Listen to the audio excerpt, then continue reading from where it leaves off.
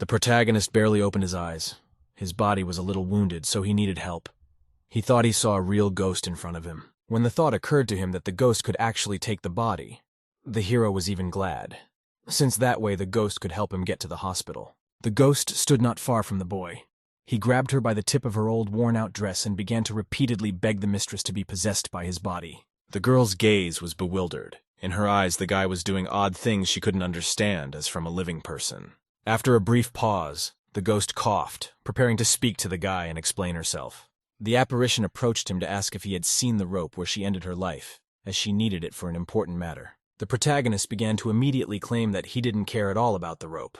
Right now, all he cared about was her possessing his body. After his words, the guy threw himself into the ghost's embrace, which was incredibly calming to the protagonist's state of mind, as her body wafted a pleasant coolness. The girl immediately tried to shove the guy away from her. His gesture really pissed off the heroine, as it seemed impudent and very strange behavior. Just then, she noticed that the man appeared to be without pants and was only in his underwear, which further perplexed the girl. She immediately rushed to run away from this strange acquaintance, but he began to run after her to convince her to be possessed by the body. No sooner had the ghost fled than she saw this young man above her head, from whom she heard the words that she would not run away. The protagonist was almost beside the ghost. He reached forward, trying to reach out and stop her. Suddenly, the ghost felt an unpleasant sensation that pierced her entire body. The young man managed to slip his hand through the ghost's body as if into a portal. But in the next instant, the guy found himself in an unknown space that was filled with water. His gaze was as if tired because of being in an unknown and strange place. He was very cold and wet here, and without trying to resist the strange sensations. Soon he opened his eyes, though it was hard to do so. He saw a long, unfamiliar corridor in front of him, and it was still night outside the windows. As he looked at his hands, he saw that for some reason, he was in a woman's body wearing the same old and shabby dress that the girl's ghost had been wearing. It was as if the young man felt out of place in his body, and apparently it was for good reason. Looking in the mirror, in the reflection he saw himself in the body of a ghost of a girl, which misled the protagonist. The young man opened his eyes wide to scream, but it was as if something inside him was preventing him from doing so. Just then, a loud scream echoed throughout the hallway as the guy suddenly realized that he had moved into the body of a ghost and had become one himself. The protagonist could not believe that in the mirror he was seeing not his previous body, but the ghost he had become. Soon, having calmed down, the young man began to scrutinize his reflection in the mirror, as if trying to find there the answer to his many questions. As he approached the mirror, he reached out his hand toward it, trying to convince himself that it wasn't a dream, and he had really become like this. He realized that if the ghost had taken over his body, he would have stayed in his appearance, but for some reason he now looked like a ghost. The protagonist turned to the ghost he saw on the other side of the mirror with a smile and asked why she wasn't talking. Was she being modest? The young man suggested that it was because he had terrible karma and she was afraid to talk, after which he convinced her that he was a very kind man. Just like that, the guy's body literally fell out of the ghost just as it hit him. From the suddenness of such an event, he didn't have time to react and fell to the floor, hitting it lightly. He immediately felt dizzy. Suddenly he remembered that he had a cold, so his body was in a bad state, and so was his well-being. The protagonist began to pester the ghost girl again to take possession of his body and send him to the hospital. But the girl was even afraid of him. Knowing that the ghost would reject his request, the boy threw himself into her arms again to gain her consent. Already in the next instant, the guy's body was in the very same place where there was only cold water. A couple seconds later, the protagonist felt himself being in the girl's body again. Opening his eyes, his gaze seemed rather sad at the situation, as his life was now on the line and the main task at the moment was to survive. The young man thanked the ghost profusely for his help, albeit uncoordinated. He also promised that as soon as he recovered, he would find her rope so that she could cleanse her soul. After his promises, the protagonist rose a short distance above the floor to begin moving forward. When he stretched his arm forward, he managed to slip it through the glass door, which is quite characteristic of ghosts. The young man was pleasantly surprised that he too now had the ability to pass through walls, just like the ghost that possessed him. Seems like a pretty good thing when a ghost possesses a person. The young man felt great. Heading forward on the road to the hospital, it occurred to the protagonist that it might be a good idea if the ghost agreed to possess his body more often. Suddenly, his calm, easy flight was disturbed by a woman's voice coming from the direction of the bushes, a girl asking someone not to do anything to her. Coming closer, the protagonist remembered that teachers usually go to this park to catch students who are hooliganizing in the bushes. Do they even do this on vacation? But as soon as the young man reached the place from which the scream came, he was incredibly startled by what he saw. As it turned out, everything went to intimacy without the girl's agreement, which is already considered a crime. Seeing the girl, The protagonist immediately recognized that this is the same beauty who was the owner of a small cafe in their school. That man, who was clearly much older than the girl, did not react in any way to requests to get behind her. The stranger didn't even respond to the girl's pleas to not do what he was up to. Seeing the man's face, the boy recognized that it was the school principal. But how could such a decent-looking man do such things in the park? Suddenly, the guy had a brilliant idea to record everything on his phone, because such a chance falls every day. When he picked up the phone, the ghost of the girl made the same move. Suddenly, the protagonist felt someone's touch on his body from the back. The young man was incredibly frightened, as he didn't think there was anyone else here who could touch him. He heard a man's voice in his direction. From the place where the young man stood, only leaves scattered in different directions from so abruptly disappearing from the spot. Making a sharp turn, the ghost turned around and stood in a pose ready to strike. The young man immediately asked a lot of questions like who the stranger was. In front of him stood an unfamiliar man who was also a ghost. It was a stranger with a wide knife blade stabbed into the head of a ghost who looked rather calm. After calming down a bit, the protagonist noticed the stranger's calmness, which even surprised him. As he came closer, the young man tried to touch him to see who was standing in front of him. But a moment later, there was a loud scream from the protagonist, who was incredibly frightened by the presence of an unfamiliar ghost. Out of fear, he punched the ghost in the face with his fist, which he did quite well. Suddenly, the ghost even flew off into the bushes, unable to resist such a strong blow. The young man froze in place in an attempt to accept that his blow had actually made the ghost fly that far away. It seemed to have immense strength if that was the case. The principal suddenly heard strange rustling in the bushes not far from him. He immediately started shouting to the stranger to come out and not hide. But despite his boldness, there was still clearly anxiety and fear in his voice. Just then, the ghost of a girl looked out from behind the bushes. The young man with a smile warned the principal that it was already okay, because he just needed to get rid of the ghost. Seeing the ghost, the girl suddenly screamed and pointed her hand at it. A wild fear was visible in her gaze. From such unexpected adrenaline and fear in the body, the girl instantly lost consciousness. The director literally froze at this time. He couldn't even move aside, because the man recognized the ghost's appearance at once. It was a girl named Chao Xiaoming whom he knew when she was still alive. The man felt the cold gaze of the ghost of the girl, who silently did not take her eyes off him. From what he saw, the man lost control of his body and collapsed to his knees due to the insane fear that overcame his body. He started begging Xiaoming Ghost to let him go, and also claimed that he had realized his mistake long ago, and now this feeling was eating him up from the inside. The girl with the crazed look accused the principal of leaving her life because of him. The protagonist suddenly realized that these are not his words, but the words of a ghost. It seems that she is now controlling the guy's body. The principal reminded her that he was not the one who had hurt her, so she had to come after the guilty parties. That day, he hid the crime of 2 children from rich families so that it would not damage the school's reputation. The protagonist could not believe that such a seemingly decent man could be so mean. Instead of helping to punish the criminals, he threatened the victim of the crime. Although the girl left the world of the living, but her name is tainted. Everyone believed that she put her hands on herself because she had many men, all because of the principal. The man began to lament that he had parents and children, and was too young to pass away. The protagonist realized that the director deserved the worst punishment, but the girl from the cafe would get in trouble because of it. The young man told Xiaoming that there was no point in taking the principal's life right now. It would be better if she sent him to the police to confess everything and clear her name. Xiaoming put the principal in front of a choice, and he must go to the police, confess everything, and clear her name, but the man began to wave his head in fear in rejection of this task. After he said that, Xiaoming's gaze became insanely aggressive, as if she would finish with him right now. This principal is only worried about his reputation. It seems like the only option is to teach him a lesson to make him understand something. As soon as he thought of options to punish him, and then it occurred to him to tie a rope around him, suddenly Xiaoming's body began to act according to his thoughts. Controlling her strength, Xiaoming sent the rope towards the principal, wrapping it around his throat as tightly as possible. The man began to gradually suffocate from the increasingly less air in his lungs. The rope hung over him, lifting the principal's body higher, thus making him gasp.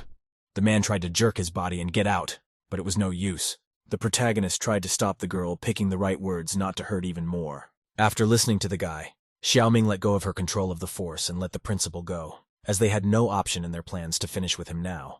The principal tried to push the shirt further and further away from his throat, greedily inhaling air. The girl warned him that this was his last chance to reveal the truth, or else he would simply pass away. The girl would have done it even now, but the master told her to stop. At this time, the main character was slightly surprised that Xiaoming called him a master and listened to his words. The principal jumped up and ran toward town, screaming for her not to do anything to him, and he would tell her the whole truth right now.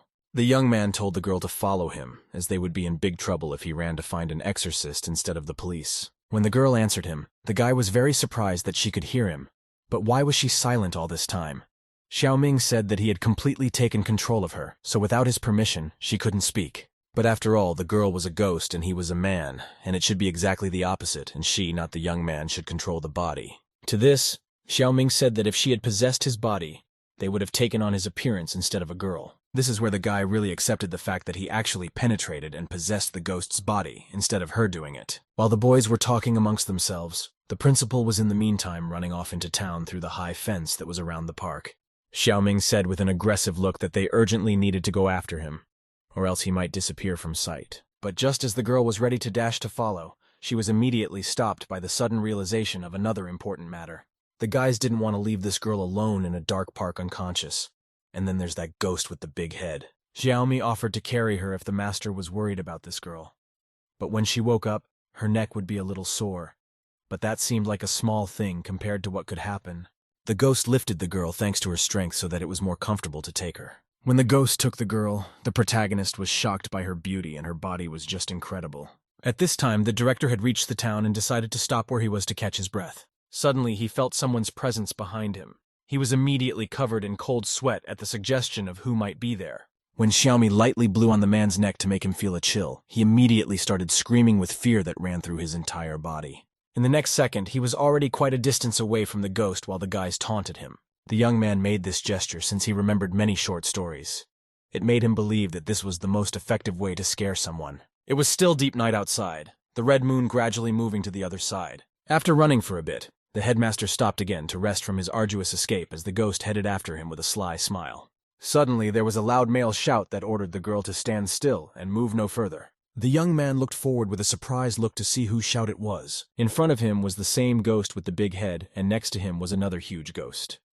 They had a beef with her about the fact that she had already managed to cross the line and beat up the huge ghost's subordinate. He immediately started waving his hands, aiming at Xiaoming. The ghost was sure that if he didn't teach him a lesson today, she would never realize who the boss was. But the young man wasn't going to just let himself get beaten up. He was intent on a fair fight on both sides. Once the ghost that was several times larger than Xiaoming herself was quite close, she let go of the girl's body and stood in front of the monster with her head proudly raised. He had already gathered all his strength in his fist and swung at her, thus ready to strike her. The protagonist continued to stand still despite a large fist moving straight into his face. The girl's hair spread out in different directions, as if so activating some part of the ghost's abilities. After taking a blow from the huge ghost, the monster smelled burning, and at the same moment, black smoke rushed towards it. But as soon as he clearly saw the picture of Xiaoming standing there, it scared him madly. Xiaoming simply stood at the very same spot and looked at the place of the blow with a slightly surprised look. The young man was prepared to feel pain, but considering the huge ghost and its strength, these blows wouldn't be felt at all. While the ghost was trying to figure out how this was even possible, the protagonist sprang into action and struck him back in the face. She managed to flip such a strong monster a very long distance away while his subordinate was asking to get out of here. At his shouts, the girl turned to look at him, flashing him a warning smile. Because of which the man immediately smiled back, making himself look cultured and kind. The girl hit the large ghost once more, throwing it far into the sky, while the protagonist resented the ghost's ugly smile. Xiaomi called her master very even talented, to which the protagonist embarrassingly replied that those guys were just very weak. Suddenly the young man heard the girl's thoughts that that bandit was a ghoul with the power of a ghostly monarch. He could destroy the soul of a wandering ghost with a single blow. The ghost of the girl still hasn't left the human world, and apparently after a certain period someone appears who selects several ghosts for assignments. The young man realized with horror that there were many ghosts wandering in the human world, but he could not see them before. And when a ghost has a lot of resentment, it can contact people. But most ghosts don't. Perhaps it could mean that all her resentments will pass after the principal reveals the whole truth at the police station. This is what Xiaomi has always dreamed of. Without any grudges holding her back, the girl will be able to leave the dormitory and gain the freedom her ghost craves most. The protagonist, with great enthusiasm, rushes to catch up with the director to do what they ask, so that the girl can leave the human world and find freedom. At this time of the dark, deep night, the police officers at the station were thinking of spending the night peacefully, but this event disrupted their quiet shift. Suddenly a man crawls into the ward and won't stop asking them for help. The boys immediately recognized Principal Liu in front of them, and were greatly perplexed by his behavior. The man grabbed the officer's leg and began to explain that he was being followed by a ghost and needed help immediately. The officer inquired of the principal where he had seen the ghost, the latter at this time hugging the policeman's legs with wild fear and glancing back anxiously. Suddenly he saw Xiaoming in the window, looking behind the building behind him, causing the man to feel a sense of hopelessness. The girl at this time was watching the station, with lights burning in the windows, a girl still unconscious sitting beside her. The main character didn't know what they should do next, as it was a man who asked the police for help, so they need somewhere to hide. Here, Xiaoming reminded the master that he didn't need to hide, as other people could only see the ghost if she herself allowed them to. Director Liu at this time was practically in tears begging the officers to help him remove the ghost, which he said was right outside the door. The officers peered out the window as best they could, but other than the deep night and the brightly lit city, they saw no ghost. The guys checked with the director to see if he had taken any medication or anything else today, as they couldn't locate the person the man was talking about. The officer asked the director to get off his knees and tried to reassure him that the police station was fighting for justice, and there was plenty of yang energy. Xiaoming, in turn, also sensed that there was an energy in the precinct that prevented her from going inside. Usually they couldn't even get close to entering. But it seems that from the moment the master entered her body, she's no longer afraid of this place. After her words, the young man sincerely asked her not to say that he had penetrated her body, as that expression sounded somehow wrong, and he was still an innocent man. When asked by the young man that based on everything the girl knows, are they human or ghost, Xiaoming replied that they are neither. The young man asked to forget all the things he had said to her so that he wouldn't feel the feelings of shame and embarrassment. And if the girl is no longer afraid of this place, it's time to get down to business. Xiaoming immediately prepared to enter the station. Within a couple seconds, she was already inside the building, right in front of a man who assured the police that the ghost was right in front of him. But the officer asked Principal Liu to let him go and calm down as he does not see any ghost. Suddenly, the man felt the cold grip of a thick rope around his neck, which, once again, gradually cut off his breathing. As the man gasped for air, the officers accused him of lying. Xiaoming, on the other hand, warned one last time that if he didn't want to do the right thing, she would strangle him and take revenge. When the girl finally loosened her grip, the principal coughed and kneeled down to tell her that he had behaved inhumanely earlier, and Xiaoming had actually been framed that day. The officer took his words seriously and decided that such a serious matter should be reported to the captain. The girl was walking away from the station with the happy realization that soon everyone would know about it, and her name would be cleared. Even the policeman said that if the law could not punish the director, but his life would still be over. The protagonist felt a great sense of rush of positive emotions and energy as good deeds fill him up incredibly. Soon they carried the beauty from the cafe to her house so that when she woke up she would be fine, and therefore all business was done for the day. The young man had an incredible time today, because not only did he manage to catch a ghost, but he also fought ghosts, slapped the principal, and uncovered his dirty deeds. Looking at the beautiful body of the girl from the cafe, the guy had one sneaky idea. When he leaves this ghost girl's body, he's going to paw a little bit of the hottie in the cafe, since she's still unconscious, which will be the perfect ending to his night. The very next instant, the young man left the ghost's body to carry out his devious plan. But as soon as his body was free again, the guy grabbed the wall to keep from falling. He was so engrossed in the new events that he completely forgot about his illness, which made him feel insanely ill. Suddenly, he heard Xiaoming's voice. She thanked him heartily for his help and promised to never forget what he had done for her. The girl also swore that she would fulfill his every wish. The protagonist waved his hand slightly with words that it was a good oath, causing him to conclude that the girl must be good at languages, which was not the case with his grades. But suddenly his attention has shifted elsewhere, and the study advice doesn't seem to matter as much anymore. When he saw Xiaoming, her appearance was drastically changed, which simply amazed the guy. The girl no longer looked like a negative ghost that seemed to be drowned in negative emotions. Now it was a pure soul with only kindness and positivity left in it. Such changes in the girl's appearance occurred because all her resentments had disappeared, and now she was herself again. Xiaoming grabbed the guy's hand and brought it to her chest. She thanked the master once again, because if it wasn't for him, she had to stay in that ugly form. The young man looked away embarrassed and asked her to forget about this dormitory. Even though she looked cute now, it looked like that rogue ghost wasn't going to leave her alone. So the young man volunteered to keep her safe always. He put his arm around the girl, aroused by his action. Despite the fact that the girl was a ghost, she was very sweet, and according to most novels, it was at times like this that things took a more romantic turn. The young man had already imagined how they would spend sweet time together in the future, savoring the moments. And already later there would be something more romantic and close. The guy believed that they, like all romances, would reach a relationship. But when he had already had time to think of their life together, Xiaoming said a phrase that instantly shattered all the guy's dreams. She warned him that she couldn't be around for long. The girl was already feeling the call, and soon she would have to leave the human world and go on her journey. The protagonist remembered the girl's words, that she had to be taken from the human world by someone to leave it. And if that wasn't true, then she was lying to him. The girl, however, explained that she was saying what she had heard from others, but now she was feeling the call. When asked by Xiaoming if it could be because of the guy's help, he replied that he didn't care since he was just an ordinary high school student and didn't know anything about it. Suddenly, the girl felt a body all over her body that sharply enveloped her. As they looked back, they saw a bright light coming from the sky, and Xiaoming realized immediately that this was exactly what she was waiting for. Her body began to slowly rise above the ground and fly upwards towards the heavens where she belonged. The light was so bright and blinding that the young man had to cover his face with his hands. This sight was almost like the stage of ascension to a deity in the novels the young man read.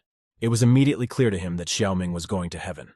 At the end, the girl shouted to the master that they would definitely meet again, and promised to never forget what he had done for her. The girl waved him goodbye and thanked him again for his act, smoothly heading for the heavens. The young man even cried a little. He realized that it was better for her to leave this human world, which had brought her so much suffering. Wiping away his tears, the guy waved goodbye to the girl in return, wishing her nothing but the best. He sincerely wished her a better life in the new world, not like her previous life. The girl closed her eyes to prepare to pass through the heavens and finally find peace. The words about heaven, the world of men, and accomplishing some kind of mission never ceased to echo in her head. The young man sadly continued to wave his hand in the girl's wake, escorting her to the other world. But suddenly, Xiaoming stopped in place and stopped moving forward. The surroundings became silent. The main character was disturbed that for some reason she was no longer moving. He turned to the girl asking if she had any problems, as it was very strange that she was floating in the air for so long. But the girl didn't answer anything. She heard everything, but she didn't seem to care. Suddenly, a current of air began to fan her hair, and a new force continued to work on her. But when she wanted to get into the pose she wanted, and straighten her arms and legs, she had one foot practically in the guy's face. Accidentally, but with a good kick, she still kicked the guy in the face. The protagonist wasn't prepared until such a hard blow knocked him off his feet. When he cried out in pain, the girl realized she had injured him by accident, but it was bad enough. Suddenly, Xiaomi realized that not only had she hit him, but she had fallen with her whole body on top of the poor guy, from whom only painful moans could be heard. Xiaomi quickly got up off the guy since he was clearly in a lot of pain and distress. She immediately reached out asking if he was okay. The young man took her hand, trying to come to his senses. But he also wondered why she hadn't gone to heaven and why she had fallen down so sharply. The girl apologized and explained that someone wanted her to pay the fare, and she didn't have any money since she was just a ghost, so she was sent back. The boy was furious at what he heard. He couldn't believe that she needed money to go to heaven because it seemed completely crazy. The protagonist asked who they were paying, if there was a transportation ministry in heaven too. According to Xiaomi, there is nothing like that there, but all the tolls go to a clever company. A cunning company was called a huge organization that spanned the human world, the underworld, and the heavens. They also have a monopoly on the way to heaven, and if they don't pay their fare, they will leave them to continue to wander the human world. This company will not let anyone into heaven, even if that soul is already destroyed. The boy asked to stop as there was too much information. Also, the young man's illness never went anywhere. Suddenly, Xiaomi remembered the guy's words about volunteering to take care of her from now on, and with a look full of hope, she asked if he would keep his promise. The girl waited impatiently for a positive answer, as if she hadn't even considered the other option. The young man saw her sweet and hopeful look, so he simply could not answer her otherwise. So he had to lie and say what she wanted him to say. He was embarrassed to say the wrong thing, but he didn't understand why she was asking now. The heroine thanked the guy with all sincerity for taking her under his responsibility, which meant he would take care of finding the money to pay for her trip to heaven. The young man was shocked by this information. He was most interested in the amount of this trip. Xiaomi said with a smile that the cost wasn't very much. In the human world, it would cost around $50,000. The guy was speechless at the amount he heard. He had no idea where to get so much money. The guy spread his arms out to show the volume of such a pile of money. The young man couldn't understand what Xiaomi was even thinking when he asked him to find such a sum of money. After all, he was just a high school student and had never seen such money in his life. The girl asked him to calm down as this was the amount in the human world, and if you took the currency of the underworld, it would be a completely different figure. The girl handed the young man her weapon. It was her rope. The boy looked at the weapon with incomprehension and asked why he needed it. Xiaomi explained that for ordinary people, ghost weapons are like magic weapons. A person wouldn't be able to see them, and the chance of hitting them is 100%. But the protagonist for some reason felt that the girl was no longer the same as before. Chai Xiaomi was a sweet and simple girl right after the transformation, but now she is acting strange. The girl sighed heavily at the realization that she had regained some of her physical form in the beam of light, but it only lasted a few minutes. Returning back into the guise of a ghost, the girl was once again able to fly through the air. She brought this to the guy's attention, proving that she hadn't changed and was still the same ghost, but it still seemed to the guy that she had changed after that beam of light. After the conversation, Xiaomi dissolved into smoke and penetrated the rope to rest in it and gain energy, and she wished the young man good luck in finding money. The young man started to shout for the girl as he was not ready to go through all these trials, but it was too late. The girl was completely immersed in rest, and wished him luck once again. The protagonist was furious at her behavior. He had no idea where to get so much money. Suddenly, he felt a sharp pain in the chest area as he forgot about his illness again. This Xiaomi was a sneaky girl. She could have at least sent him to the hospital. Out of desperation, the guy started to crawl to the beauty from the cafe who was still lying unconscious. He needed help, and she was the only option for help. When the young man got close to her and called out to the girl a few more times, she began to open her eyes and come to her senses. When Miss Yue could already perceive the situation, she looked in the direction from where the male voice that woke her up came from. But as soon as she saw the guy in front of her, she immediately jumped up screaming that she was being haunted, as that was the last thing she saw while she was still conscious. The young man tried to calm her down, and immediately explained that he was not a ghost, but a high school student numero uno named Yelan. Miss Yue calmed down and asked what she was doing in this place, and asked the guy if he had seen the principal here. The young man knew she was looking for Principal Liu, but he was at the police station right now, so he decided to lie so as not to give away the information. He said he came here and saw the girl lying on the floor. The girl pretended that nothing happened, and she just went out to catch the night breeze and sleep. Yelan was very much surprised by her deception, but she could have come up with something more plausible. The girl threw a suspicious look at him. She remembered what had happened, but she couldn't tell it. But when she saw the guy without pants, the girl started calling for help as she thought he wanted to do something very unpleasant to her. Yelan slightly lifted up his tank top to show that he was in his underwear and not naked. He explained his appearance by saying that he had a fever and was trying to get to the hospital. The girl pondered his words suspiciously and was in no hurry to believe him, the young man meanwhile laughing awkwardly in the hope that no one had heard her scream. But suddenly his look changed, and there was a look of shock on his face. I think he saw something not very comforting. His hopes that there were no intruders here crumbled as he could clearly see the silhouette of a man behind the house watching them. As it turned out, it was the big-headed ghost he beat up, and then his boss. That head with the cleaver is still roaming beside the guy, but right now he has no way to defeat him because Chao Xiaomi isn't around. The young man began begging Miss Yu to walk him to the nearest hospital because he was making such a weakened man of himself that he couldn't even move his leg. The girl looked at his pitying look, and though she didn't really want to lead him on, she couldn't leave the weak guy behind either. Soon the girl brought him to the hospital, where the guy was put in a room and put on an IV. Miss Yu was next to him all the time, watching the boy. Looking at the girl, it was noticeable that she was still worried about the principal. But even aside from how he disgusted Qiao Xiaoming, he's only a balding 50-year-old man. How could she possibly like him? The girl said she needed to go home and check on her son while the young man would be here waiting for the IV to run out. Yelan shouted after her that the girl should never go through the park, as it was rumored to be haunted. The girl shouted angrily that there were no ghosts. After that, Miss Yue closed the door behind her with a clatter, never heeding the guy's warning. The young man collapsed back onto the pillow. He knew there was a head with a cleaver waiting for him outside. Was he really hunting him? But the guy was too exhausted and in a bad state to do anything, so the best solution for the moment was to go to sleep and forget about everything for a while. When the protagonist finally fell into a deep sleep, he was suddenly called by a voice that tried to wake the guy up. And yet the voice managed to do so. The young man opened his eyes slightly and wondered if someone had called him. He saw Xiaomi's appearance in front of him and jumped up from the bed in surprise. The girl said with a worried look that the girl from the coffee shop was in trouble. The young man calmly began to wipe his eyes and asked what happened to Miss Yu. The girl said that a ghost with a cleaver in her head went looking for her, and ghosts don't usually haunt people, and apparently that girl was in trouble. When asked how the girl knew all this, she said that she was just worried about him following the young man. So even before dawn, she sneaked out to look around, eventually finding out all this. Before this, Yelan didn't even realize that she could be so useful anyway. He asked the girl to let him take possession of her body again. But the girl said with an awkward smile that she couldn't go out in the daytime, so the young man must be on his own now.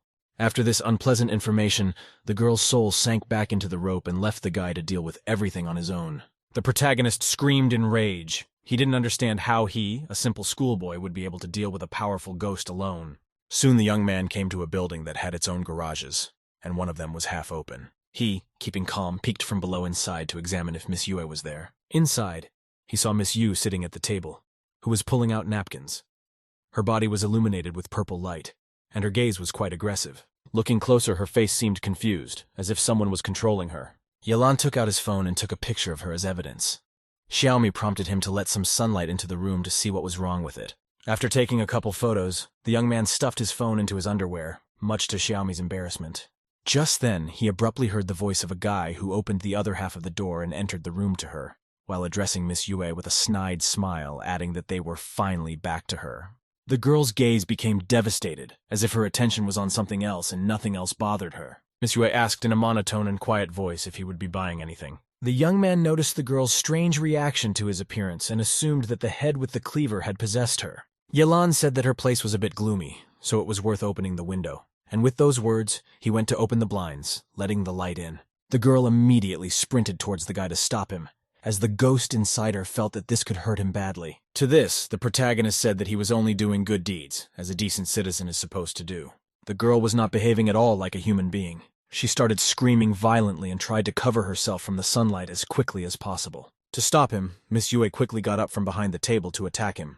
She started growling and acting exactly like a possessed person. The girl clenched her teeth from the rage that coursed through her entire body. She wanted to destroy the guy who had disturbed her peace. She instantly ran at the protagonist and started waving her arms around in an attempt to hit him. The young man did not know how to act in this situation and only tried to somehow evade the blows. Suddenly, he managed to grab the girl's hands and lift them up to prevent the blows. Miss Yue wouldn't stop screaming and trying to break free, but the young man held on as best he could. It was always said that a possessed person had abnormal strength, but for some reason, Miss Yue's punches were too weak for a possessed person. Xiaomi praised the guy for his perseverance and courage. She asked him to take a chance while he held the girl's hands and push her into the sun.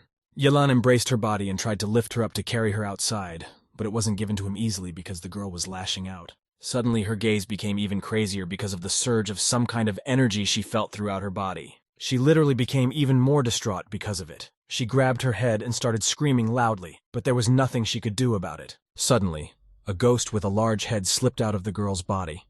He decided to retreat as his condition was already at its limit. He gritted his teeth in anger and promised to come back, and then he would definitely take revenge on them. After which, he turned into energy and flew away. The young man only mauled as he watched him leave. But as soon as he lowered his gaze to the girl, he was immediately overcome with a feeling of admiration. It was dark last night, and he couldn't get a good look. But he had no idea that Miss Yue had such a hot body. The girl woke up. I could tell from her condition that she was not feeling well. But Yelan, in turn, enjoyed touching her body, and didn't even see that the girl had already woken up. She immediately pushed the guy away so he would finally get off her back and not paw at her. The main character, with a shocked look, asked her to calm down as she had just been possessed by a ghost, and she suddenly started running at him and scratched his arm.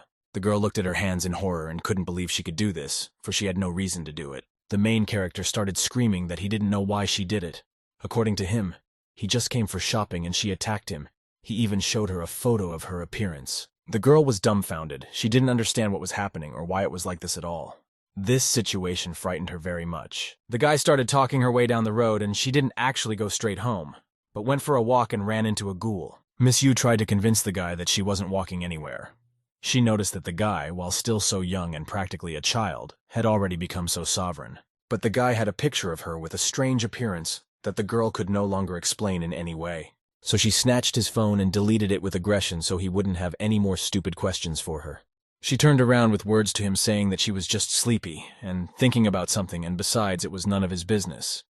She accused him of taking a picture without Millet, but the guy wasn't going to put up with the tantrum she threw and didn't even thank him for saving her life. The guy snatched his phone from her and warned her that the ghoul clearly wouldn't leave her alone and would be back, so she needed to be more careful. But the girl was ready to hit him if he said one more word about it and chased the guy away. The protagonist was angry at this behavior, because he was trying to help her, and she apparently doesn't even understand when they want to help her and when they want to hurt her. Stepping away from the girl a bit, the young man exhaled heavily, calming himself down. He took the rope that Xiaomi was in and blamed her for everything, because it was because of her that he got into all these problems, and now he was also told off. To which the girl replied that she was just trying to help. But her words made the guy even angrier, since she wasn't helping, only looking for more problems.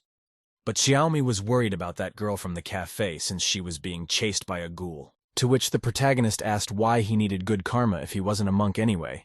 The girl explained that if he had good karma, he would get a reward. The guy didn't like the fact that the girl was talking about these things as if he was going to put them in his pocket, when in fact they were talking about her moving, for which a huge amount of money was needed.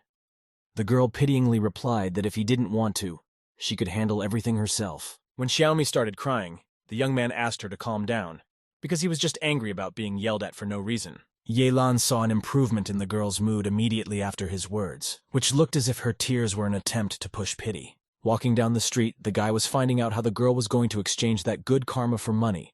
But Xiaomi didn't know exactly how yet, but helping the cafe hottie definitely needed to be done. The main character was also ready to help her, but it's about a ghoul, and he's just a schoolboy, so also Xiaomi doesn't show up in daylight, so he didn't even have an idea how to help her. The young man decided it was time to stop Xiaomi calling him master, and just call him by his first name. Suddenly the young man realized that it was not that the beauty from the cafe was too weak, but that he had become much stronger than before. He couldn't understand how this could even happen, after all. He used to do barely 10 push-ups. The girl suggested that it might be because of his illness. Looking around, the young man saw the right place for his next plan. He had a great idea about how it could be improved. He put on his gym uniform and came to the stadium to work out. The girl was dumbfounded by his decision to play sports. At this time, there is no one at school, and there are no cameras around the track, so he has the perfect place to test his abilities. And he decided to start out in the 100-meter dash, even though he was in the top 10 in the high school competition. Even though there were only 10 members on this team, the guy still considered himself in the top 10. When he started the timer, the young man got to the start line and got ready to run. As soon as he uttered the word march, the guy immediately tore off, devoting maximum strength. At the end, he glanced at the stopwatch and saw a number that simply amazed him. He had run the distance in a little over 5 seconds, while Usain Bolt set a world record of 9 seconds or more. Now Yelan had become a simply amazing person, but he decided to check again. After a while, he ran another lap and was eager to look at the phone screen and see the result. This time he ran in just 2 and 1 seconds, and that's taking into account the time when he presses the button. In other words, he may well run 100 meters in 1 second. In addition, he didn't feel the slightest bit tired from running. It even seemed to him that he could run for an hour without stopping, and there would be no problems. Xiaomi admired the guy's strength, so she suggested that he also practice on the power bag, which she said was in the basketball gym. The girl has flown the corridors of the school almost every day and knows a lot about it. An ordinary person's punching force could reach 150 kilograms, but Mr. Zhao, who was a gym teacher in this school, could punch with a force of 300 kilograms. Yelan couldn't wait to see his results in this fight, for he wanted to try hitting with a force of 500 kilograms. The young man made a deep exit, brought his senses to rest, and geared up for the hardest blow of his life, after which he swung as hard as he could at the punching bag. With all his might, his hard fist collided with the hard surface, and while he was measuring his strength in the hall, the weather outside was quiet and warm, the sun enveloping everything around him in warm rays. Suddenly, the silence and tranquility was interrupted by an unexpectedly arriving object that crashed into the school building at a tremendous speed. Because of this, a huge hole in the wall was formed in the hall where the protagonist was. The young man along with Xiaomi looked at the place where the large object had arrived and couldn't say anything out of shock. Just like that, the guy started to panic a lot about what had happened. He couldn't even guess what it was, and thought it was some kind of devilish thing. This unexpected incident really scared the guy, which caused him stress. The young man kept wondering how it happened and who did it in the first place. The young man realized that there was a stranger nearby, and started to run away as fast as he could with his abilities. A few minutes later, the young man was in a safe place. He and Xiaomi exhaled a sigh of relief as they had managed to escape, or else he might have been suspected. Suddenly, his attention was drawn to a loud squabble in the middle of the street. Someone was calling for the girl and asking her to talk and let the child go. The young man peeked out from around the corner and looked questioningly to see what was going on, maybe someone in need of help. At the front of the street, he saw a young girl holding a crying infant in her arms. As she was running away with the baby, a crowd of different people ran after her and asked her to stop and let the baby go. Seeing in front of him such a crowd of people who were chasing one girl with a baby, the guy was simply shocked by this picture. But when he looked more closely, he saw something that really surprised him, and even made him a little angry. He saw the ghost of a large head hovering around Miss Yue and the child. Seeing the familiar face of the girl there, the young man was simply shocked that Miss Yue was possessed by that ghoul again. The girl didn't stop running away from the people. Her body was illuminated with a violet light that signified the presence of a ghost in her body. The girl's gaze was utterly devastated and uncharacteristically real. It was as if she were in a dream, doing whatever he wanted her to do. The girl's hair was flying back from the speed of her escape, who just wanted to get their baby. The ghost's gaze was aggressive, controlling the girl's body as it wished. Yelan immediately rushed to Miss Yu's aid. Not only was this ghoul stalking adults, but now this rascal was targeting a child as well. Xiaomi supported his words. The young man rushed towards the girl with all his speed to once again free her from the hands of that ghoul. He swept past the people who were also running after the girl with great speed. But they didn't even have time to see who it was, because the speed was too great. When he was finally near the girl, he took her by the shoulder to stop her and draw attention to himself. But the girl stopped very abruptly, cradling the child against her so that no one would take him away. This Yelan didn't expect this and ran further past Miss Ye, glancing back with a worried look. But he didn't have time to stop, because by accident he hit a fence that was in his way. At this time, as his movement was paused, the girl jumped the fence, flying over the guy's head. The girl easily slipped away from such a huge crowd of people. Landing on the other side, she ran onward. The young man looked at the fleeing girl with aggression, wondering who this ghoul was in his past life. If he was some kind of athlete. Miss Yue didn't even stop for a second and rushed to run further away. Following her, Yelan jumped the fence and ran the same way so as not to lose sight of her in any way. The guy realized that he absolutely had to free her from the hands of the evil ghoul, so also free the child. But before he could even think about it, the girl was already running toward the apartment building in an attempt to hide behind it. She ran quickly near the entrance to it. It seemed the young man could easily lose sight of her due to the tangled paths. He didn't have time to see where she was going. Miss Yue, with a dejected expression, continued to run away, clutching the baby closer to her chest. Yelan chased after her with all his legs, in an attempt to catch up with the possessed girl despite his fatigue. Soon he found himself on the roof of the tall house where Miss Yue had run to. Opening the door to the roof, he immediately started looking around for the girl. Noticing her almost at the door, the guy yelled for her to stop, but his words had no effect. The guy reached out with his hand to grab her and stop her somehow, which was hard to do. Grabbing her by the shirt still didn't stop, causing the guy to rip off a large piece of fabric. He was furious as he still hadn't caught her and this attempt was futile. It seems the girl was still a little confused about the road ending ahead. Without thinking about the decision, she lifted herself off the ground, taking a leap as high as she could. Yelan shouted for her not to jump, but it was too late. The girl jumped off the building, trying to leap to a neighboring one, while an excited guy shouted after her. The young man stood still in bewilderment, holding only the torn-off part of her t-shirt. This is when he realized he had to take action and pulled a rope out of his pocket to harness its power. Unraveling it, he began to swing it around him to get a good aim on the girl. After a brief attempt at a good swing of the rope, he threw it toward the girl, and apparently the attempt was successful. He managed to straddle her leg while she could have fallen down with the baby. When the rope went around her leg, the guy pulled it toward him to tighten it on Miss Yu's body so he wouldn't let go. The girl was already halfway to the other house when she was pulled down. Seeing her practically falling down, the guy froze in place and didn't know what to do next. In front of him was the frightened expression of a girl who was flying straight at him and he could no longer stop her. A couple seconds later, she fell right on top of the guy, dropping him to the floor and crushing him with all her weight. But luckily, the guy had time to stretch his arms up and catch the toddler, who was falling right behind the girl. When the baby fell right into his hands, the protagonist exhaled a big sigh of relief. At this time, Miss Yue was lying right on the guy's stomach and was unable to realize what was happening. But the guy even liked it.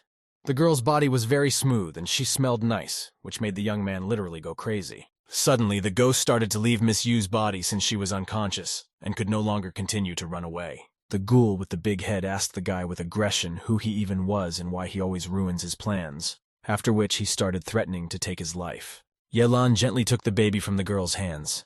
The baby was no longer crying. Seeing the kind face of a nice man in front of him, he smiled and reached out to him. But these words of the ghoul pissed the guy off completely. Turning to him, he threw a furious glance in the direction of the ghost, after which he struck the ghoul, causing its ghostly body to lose its former appearance at the point of impact. At that, the young man shouted that a whole day would not be enough for him to teach the ghoul a lesson for hurting women and children. The ghost with a pitiful face took his hand at the point of impact. He clearly hadn't expected this. As Yelan's gaze fell down to where the huge knife in the ghoul's head was, he suddenly had a plan to quickly hurt him back. He quickly took hold of the knife and pulled it sharply out of the ghost's head, causing it to scream in horrible pain. Once the knife was in his hand, it was as if it began to heal and the gaps in it began to take on their former appearance. Already after a couple seconds, it was no longer a ghost knife, but a whole and sharp weapon, which was quite good to use. The young man told the ghost to shut his mouth, as he might frighten the child with his voice. When the protagonist wanted to threaten him, he immediately realized that this guy was already a ghost, and theoretically, he couldn't take his life a second time. After that thought, he threatened to destroy his soul if he kept yelling. And as far as he knew, all ghosts were afraid of that. After these words, the ghost stopped yelling so loudly and pitiful moans of pain could be heard. Yelan stepped on the ghost and asked what was wrong with it and the reason why it wanted to take the lives of Miss Yue and the child. Though the young man had seen several evil ghouls before, this was the first time he had met one as cruel as him. Suddenly the ghost said that he just wants to take revenge on someone since he can't get rid of his grudges, and Yelan is standing in his way and obstructing justice. But the protagonist didn't consider his boss a strong opponent. He was sure that if he were here, he would fall on his knees and kiss his feet. Based on the ghost's words, it was her fault that he passed away because she cheated on him. He blamed her for leaving this world in a horrible way, and all because of her. The main character heard somewhere that her husband died because of a heart attack, but you can't tell that from the look of this ghost, and apparently she and her lover literally stuck a knife in him. The young man remembered that Miss Ye was having an affair with the principal right now, so he assumed that he was the one that this all happened to. But the ghost screamed that he would take her life himself if she even thought of ending it with her own hands. Here the guy wondered how that cleaver had ended up in his head, if he had then fallen into depression and decided to commit suicide. But as it turned out, when the guy found out about the lover, took this cleaver to pounce on them right during the affair, but by accident he tripped on the steps and fell headfirst into the cleaver. The guy was flabbergasted by such a story, and in some ways it was a ridiculous situation that he left his life. The young man stood silent after hearing the story, while the ghost grieved over it. Yelan tried with all his might to hold back his laughter, as the cause of his demise was indeed due to his sloppiness. But suddenly there was a loud laugh from the guy, which only infuriated the ghost even more. At the guy's words that the ghost was just the king of losers, the guy with the disgruntled face just silently watched the young man pouring with laughter. But he wasn't going to hold back his anger. He wasn't at all comfortable with this reaction to the story of how he'd died.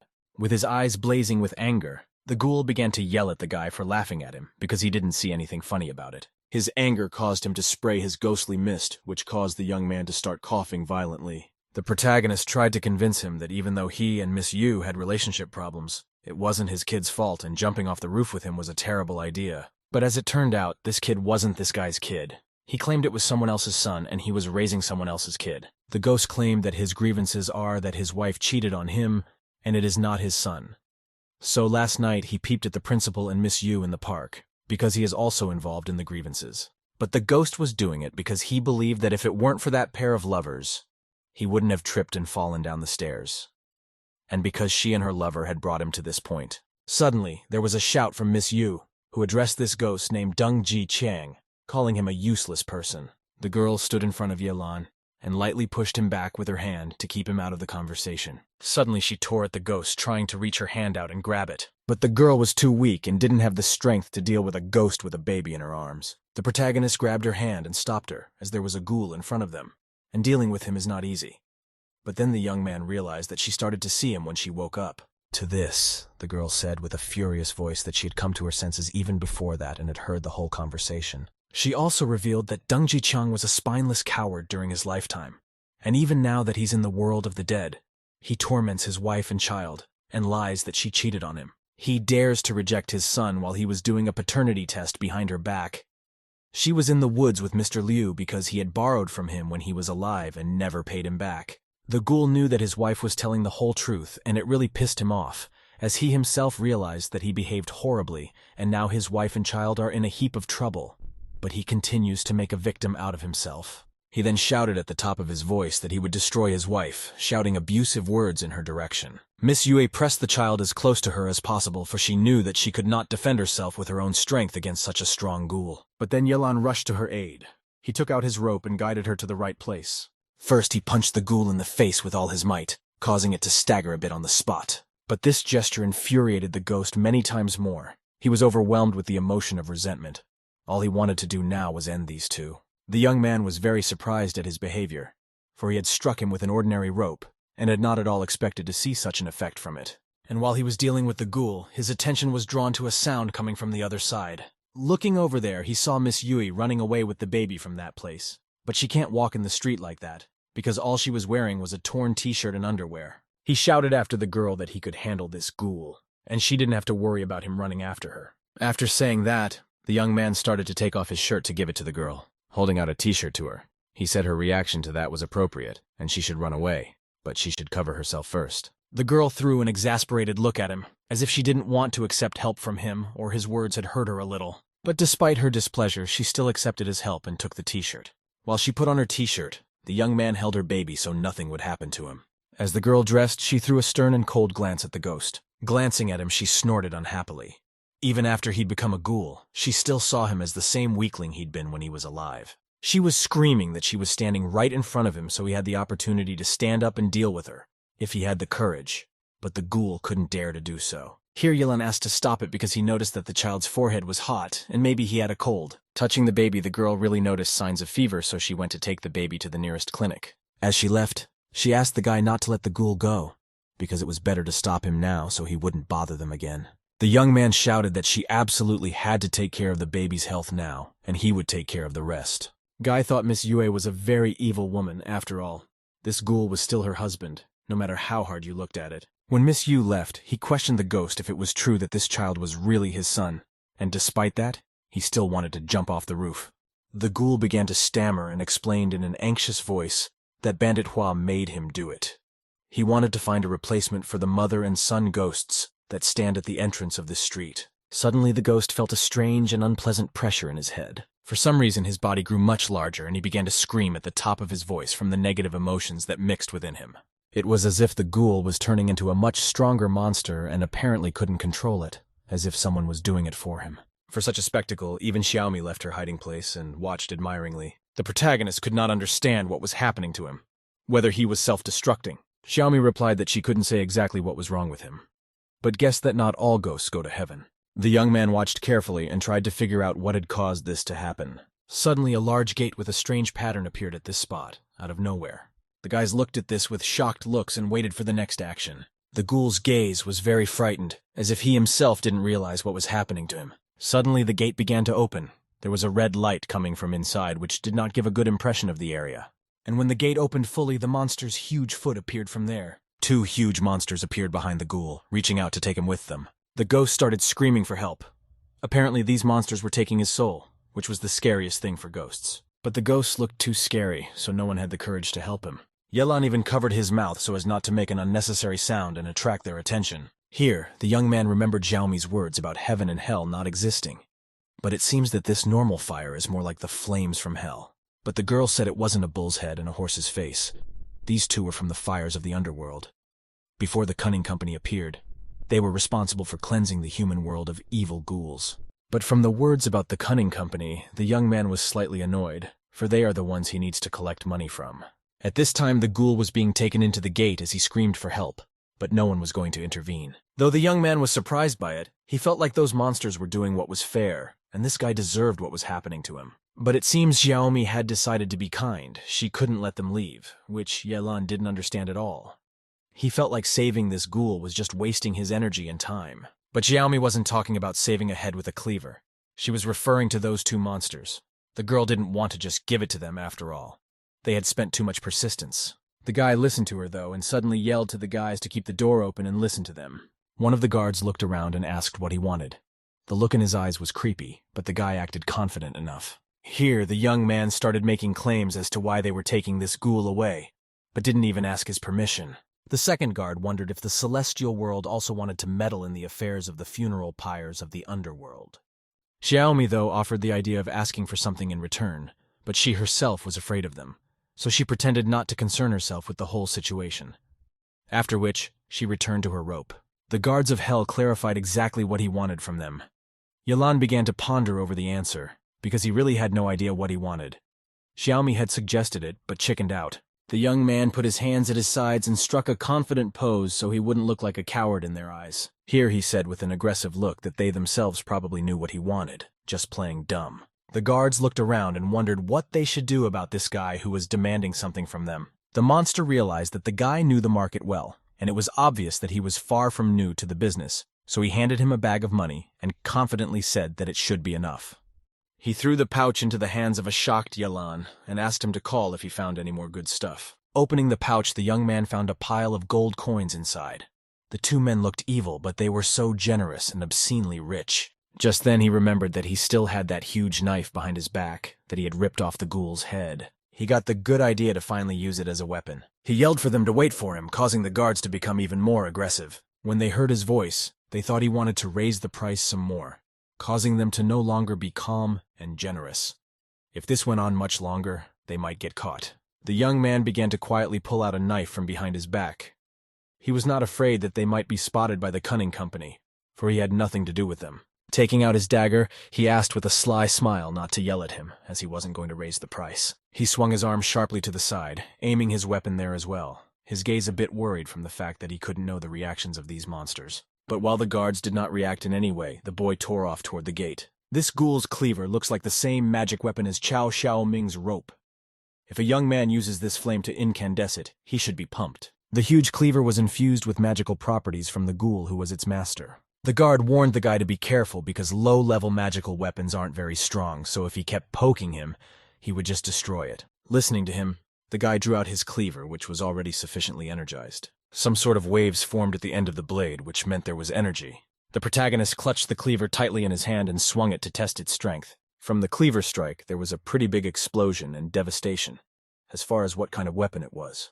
The young man was very happy about this kind of power, and it was all due to the fact that he had combined the power of fire with the cleaver. At this time, the sky over the house they were on was mixed with a dark blue and red hue, which portended bad weather. When the guards saw this, they were very frightened, for it was clearly the one who had come for them. His shouts were also noticed by the second guard, who was in agreement that they urgently needed to escape.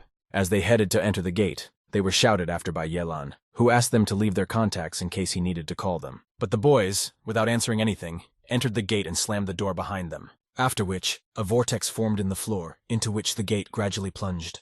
The protagonist stood as if devastated in one place. He was maximally disappointed that he hadn't gotten their contacts.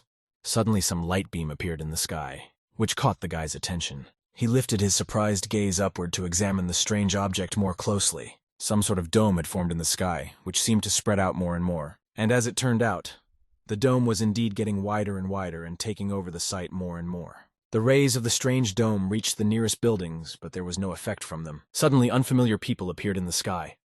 It was a man and a woman, who were dressed in business attire. The man was looking at his phone and following the navigator, which showed him the way to the location. But the trail of the ghoul they had come for had disappeared.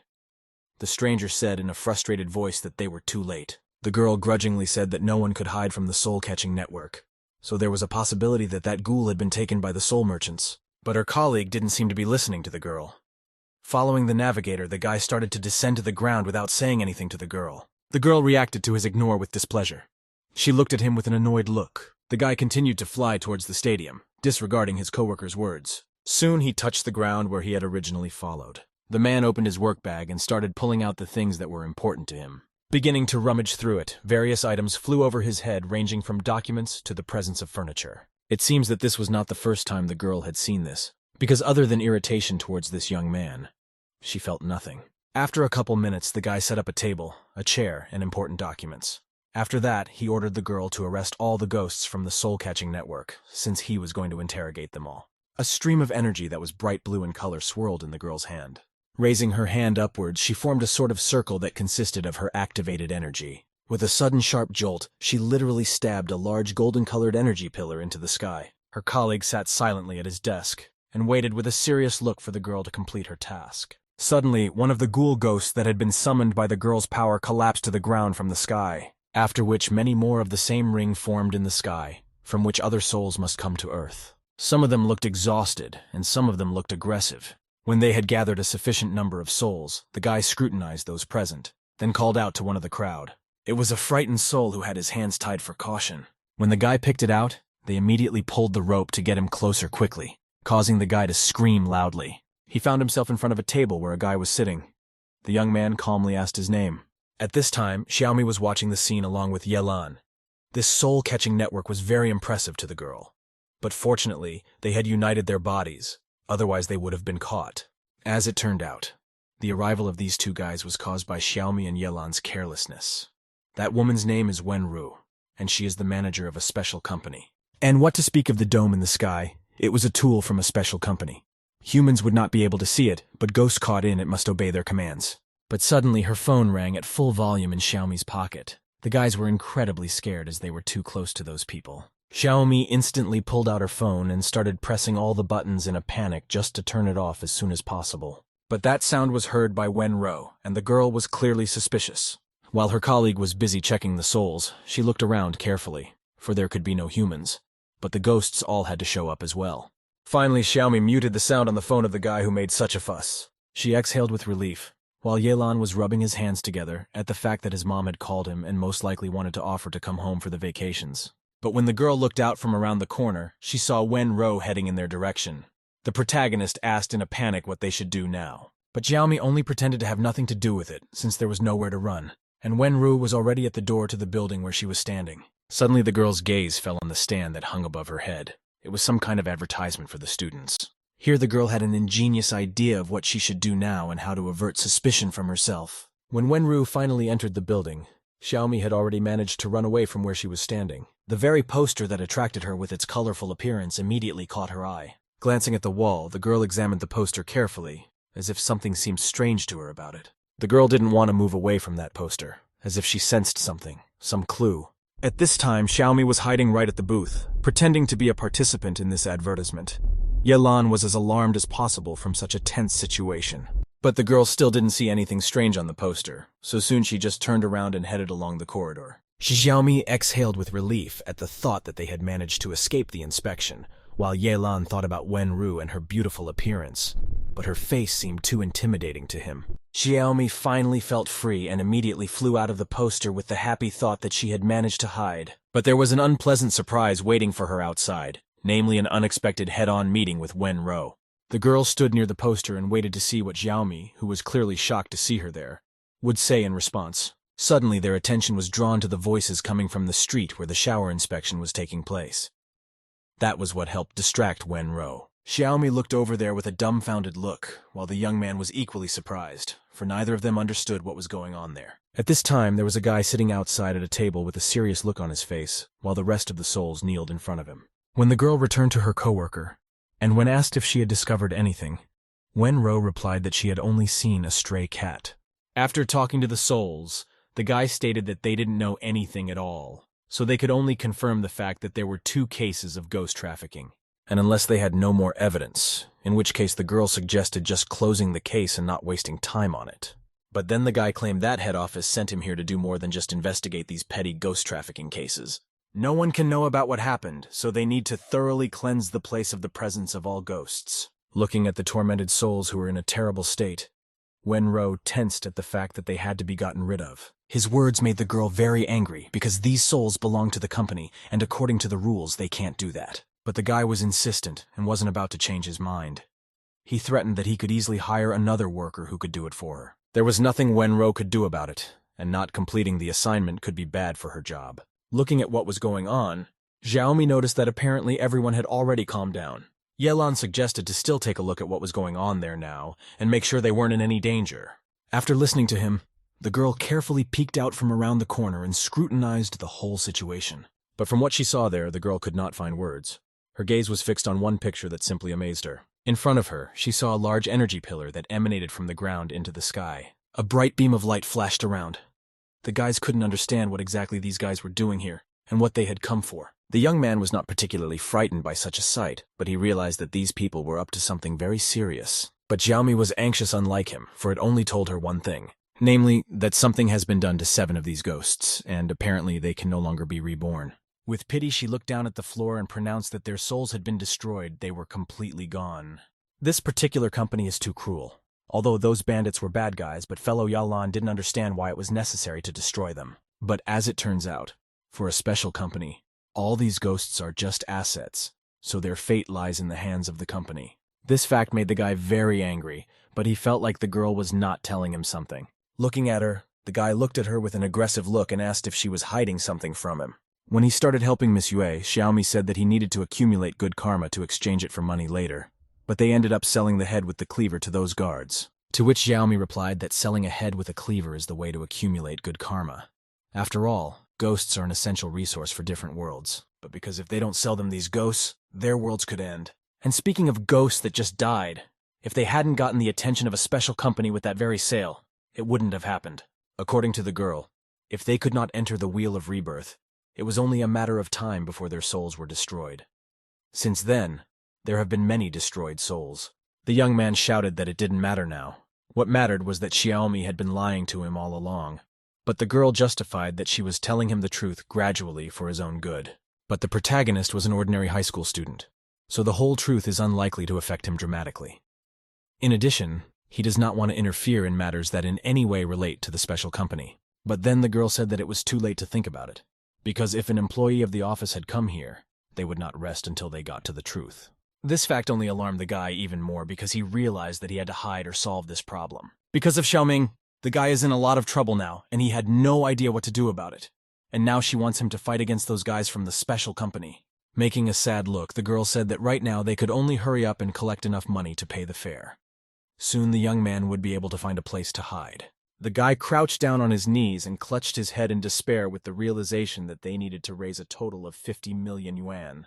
Remembering about the gold coins he received for selling the cleaver head, he wondered how much they would be worth, so he asked Zhao Xiaoming if she knew where to sell them. But then the girl said that under this network of catching souls, she spent too much energy, so she needed to rest for a couple of days. But this information did not please the guy in any way. Xiaoming began to fade from view, and her last words were that she wouldn't be able to talk to him for a while she rested. Then the rest lay with him. The young man tried to stop her and persuade her not to leave, because he needed information about where to exchange the gold coins.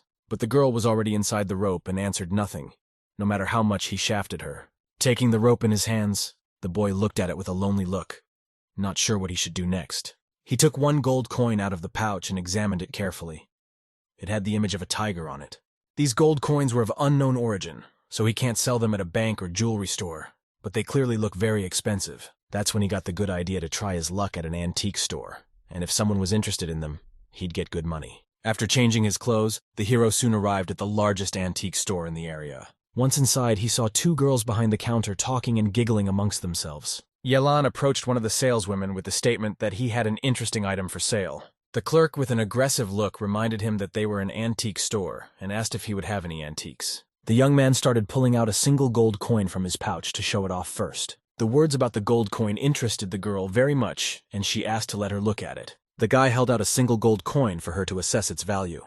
Flipping the coin, it fell onto the glass table with a loud sound, making several rotations. The girls leaned closer in great surprise to get a better look at the unfamiliar thing. The saleswoman took a magnifying glass and looked at the coin through it to assess its condition and see if it was really as valuable as the guy says. But after examining it, she told the guy with a slight smirk that if he could call anything that looked old and antique, it didn't mean the thing was valuable at all. But she did appreciate the engraving on this coin, which looked exquisite, and the engraving of the tiger looks even more realistic. It even looked like the eyes were actually moving. But putting it back on the table, she said that it is clearly not an antique, but she liked it very much, so the girl offered to buy it from the young man at the market price of gold. This coin weighs about 11 grams, so the total comes out to 3,058 yuan. But the girl decided to round up the amount, so she will pay him 3,100 yuan. But Yelan doesn't agree with this lady, and if he wanted to sell the coin at the price of gold, he would go to a jewelry store. He wasn't going to sell anything, so he demanded the coin back. But suddenly the saleswoman covered the coin with her hands because she didn't want to give him anything. She could tell with certainty that the coin had a dubious history, and the jewelry store would pay him no more than 700. The girl started pulling money out of her wallet just to put the guy on the spot. She kept saying that she was a good person, and understood that it was not easy for every young guy like him to live, so she added another 100 yuan. But the young man only got more angry with her because this woman is literally forcing him to sell the coin, which he didn't want to do for so little money. Her partner said with an arrogant smile that if she called the police now, he would not even get a penny. He would go to jail, so it was best to take the money and leave. There was no way Yelan would be able to explain to the police where he got this coin, so if they did come here, he would obviously be in serious trouble. He grabbed the money off the table with a sudden movement, leaving the coin with them, and decided to leave so as not to make things worse until the police arrived. His last phrase before he left was that he promised they would meet again. As he left the store, he tried to convince himself that he was a man. Therefore, there was nothing wrong with giving in to someone. He just needed to wait until nightfall, possess the ghost's body, and scare her. After a couple of hours, the young man protagonist has already lost hope that at least someone will buy a coin from him, because he has already bypassed several jewelry stores, and all of them offer too little. It seems that the offer of that girl of their antique store was the highest, maybe the young man was wrong about her. Suddenly, he noticed a snake on the sign of a store that was clearly a ghost. The young man was very surprised to see a snake here, for there was not even a suggestion as to where it could have come from. There was a small horn in the center of the snake's head, which made it even stranger. The young man noticed that it was transparent. Was it a ghost of a snake? But when the snake climbed out into the sun, the guy remembered that after all, ghosts are afraid of sunlight, and this snake is at ease as it wriggles around the sign in the sunshine. The snake looked incredibly cute. The young man reached out a hand to pet the beastie. But as soon as he approached it and was about to touch it, the snake immediately started hissing aggressively at him and displayed its sharp teeth. Yelan instantly grabbed her neck so that she wouldn't bite him and couldn't reach him with her teeth. Just as the young man pulled the snake toward him to pull it out completely, there was a sudden loud rumbling sound. The sign that had a snake coiled on it the whole time began to fall downward with a creak. The hero, with the snake in his hand and with a frightened look, began to back away quickly. Luckily, the guy jumped back very quickly. Otherwise, that sign would have fallen on his head. After examining the snake, he noticed that the reaping sign had something to do with this ghost, as it wouldn't detach from the snake. Suddenly, an unfamiliar old man came out of the store and in a worried voice begged the guy to spare the snake. The young man, holding the snake by the side of his head, claimed that it wanted to bite him. That's why he grabbed it like that. The old man got as close to the snake's face as he could and asked with a shout how it could have bitten this young man. The stranger asked the guy to let the snake go since it couldn't say anything anyway. Yelan was surprised and asked if it could speak. He decided that a snake that could talk was clearly a demon. But now that he knew that ghosts existed, demons wouldn't scare him anymore. Suddenly, the snake flew aggressively over his head, nearly hitting the guy with the sign, causing him to have to crouch down slightly. She turned back to the sign and glared fiercely at the guy who had disturbed her and snorted to show her anger. The old man immediately ordered her to stop showing her temper. After all, this fellow was definitely no ordinary master, since he managed to grab her with one hand. He started asking the snake a lot of questions. A lot of questions came from the old man's mouth, which really annoyed the young man, so he decided to explain everything. With a smile, the boy turned to the man and said he could talk to him instead of the snake. The young man explained that he didn't know anything of what he had just said. The old man said that no man has ever seen this ghost helper, but it seems that fate itself has brought them together, so he can't miss the chance not to go in and talk to him. At first glance, Yelan sincerely thanked the old man for the offer, but he actually understood that the old man was not just a mere human, and he now needed to learn as much as he could about the strangeness of this world. After opening the door, Liu Daozi gestured for the boy to come inside. He entered at his invitation and looked around the building. After walking around the room for a bit, Liu Daozi sat down at the table together with the young man. The boys sat down at a table to socialize in a comfortable setting. The old man swept up his modest apartments and apologized for his humble abode for propriety's sake. But Yelan found it hard to understand some of the man's words, so he asked for an explanation. Liu Daozi told him to be a little patient. After all, he has a small house. After he explained everything, the young man was very surprised that he had managed to understand him after all. Without modesty, Yelan said that the man has a very small house, and it is also very dusty. His mother often said that a house is the face of a person. The old man awkwardly coughed and asked if the guy was from Qinxian, for his face seemed unfamiliar to him, and he had clearly never seen him before. From this question, the young man realized that this old man wanted to understand where he came from. Based on the novels, all these meetings are like negotiations.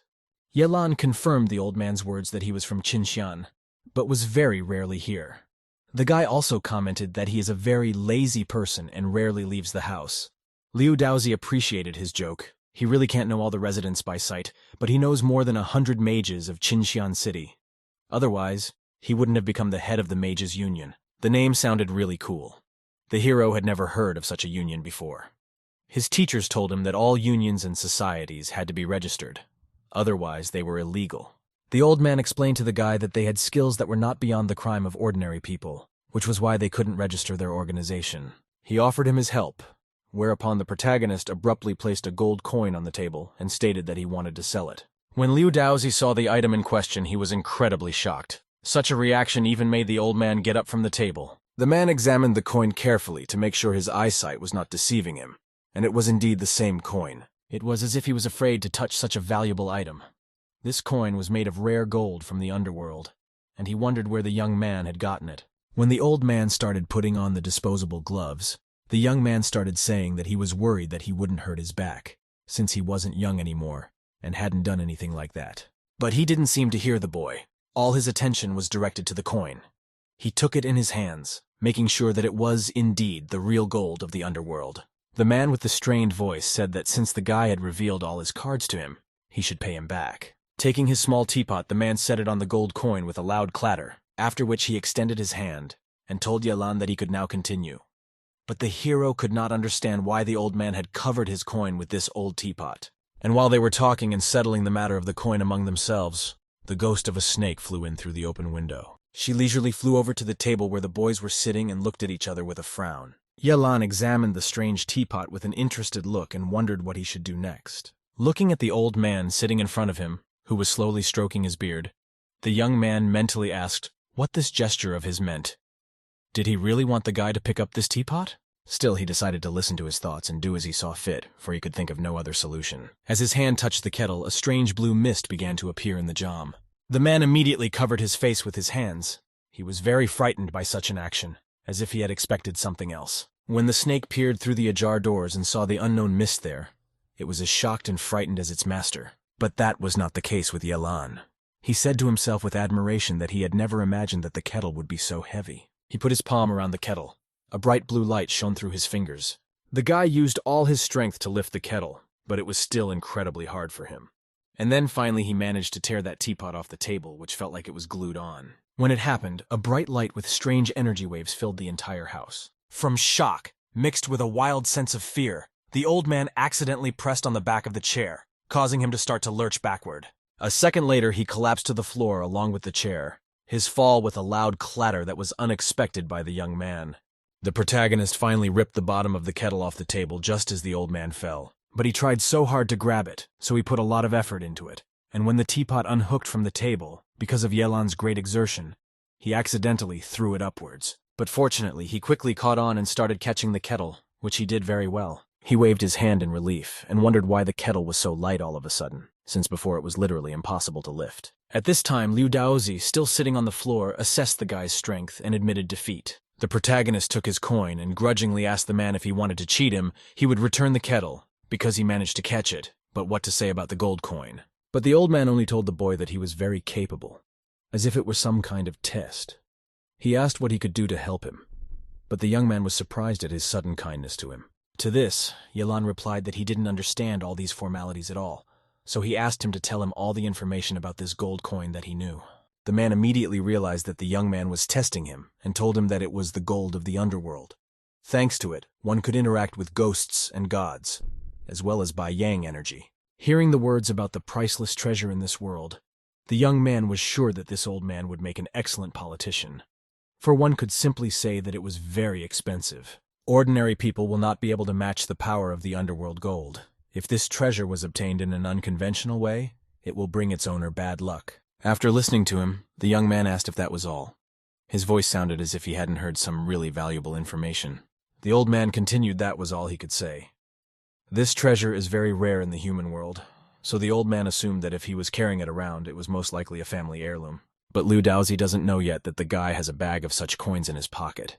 He asks the man if he's implying that this coin is worth a lot of money. Some time ago, a millionaire from the city of seas, Zhou Shendong, wanted to buy a piece of underworld gold for $10 million. But this offer only made the Magicians' Alliance of that city laugh. When the guy heard the amount, out of shock, he again questioned the man if he had heard it correctly, to which the old man with calmness simply repeated the very same amount. $1 million equals about 60-70 yuan. Now the young man can just one coin to pay Cao Xiaoming's fare. And after all, he has many more of those coins in his pocket, and if he sells them, he could become a billionaire. The old man offered his help to find Mr. Zhou if there was any desire to sell the coin in question. After these words, the guy shouted out with confidence that he would sell it, but the old man must have expected a different answer, for he was shocked at the guy's answer. The man advised him to contact Zhou Shengdong directly and sell the coin to him. It was rumored that he now needed the underworld gold to prolong his daughter's life. The guy was also surprised by the fact that life could be prolonged with this gold. He asked the old man to contact Mr. Zhou if possible. The man took his phone to call his acquaintance to help the guy in this case. He also asked to leave his number and add it to the chat room for communication, to get in touch when everything was ready. But if he left his number or added it to a chat room, he could be easily traced. The thought crossed his mind that they might want to steal from him, so the young man decided to give the old man his mail, for it would be safer that way. He asked him to send a letter to it when everything was ready. With a smile, the guy headed for the exit, and lastly said he'd look forward to hearing good news from him. Liu Daozi led the guest to the door and wished him a good day with a kind smile on his face. But when the hero had already left the house and passed the signboard, a snake looked at him with a hard stare. The old man extended his hand to the spirit, and the spirit circled him, feeling comfortable nearby. Suddenly the old man spoke to the boy about how his spirit liked him, to offer to take him with him. He said the spirit was smarter than most animals. But the young man waved his hand grudgingly with the words that he didn't want a pet that would bite him. Turning away and quickening his step, he added that he had other plans that were clearly more important than keeping a pet. Yalan started running with all his legs with the thought that that store girl had cheated him of as much as 10 million while the underworld gold was so valuable. But when the protagonist ran to the very store with the sale of antiques, it turned out that the building is now rented out, and no store there is no longer. The young man felt an eerie desolation within himself and resentment. Suddenly, his cry for his $10 million was heard throughout the neighborhood. Walking down the street with a disgruntled face, the young man felt angry about the situation that had happened. This girl has clearly crossed the line. She ran off with his coin, and if he catches her, she'll show him he's not to be trifled with.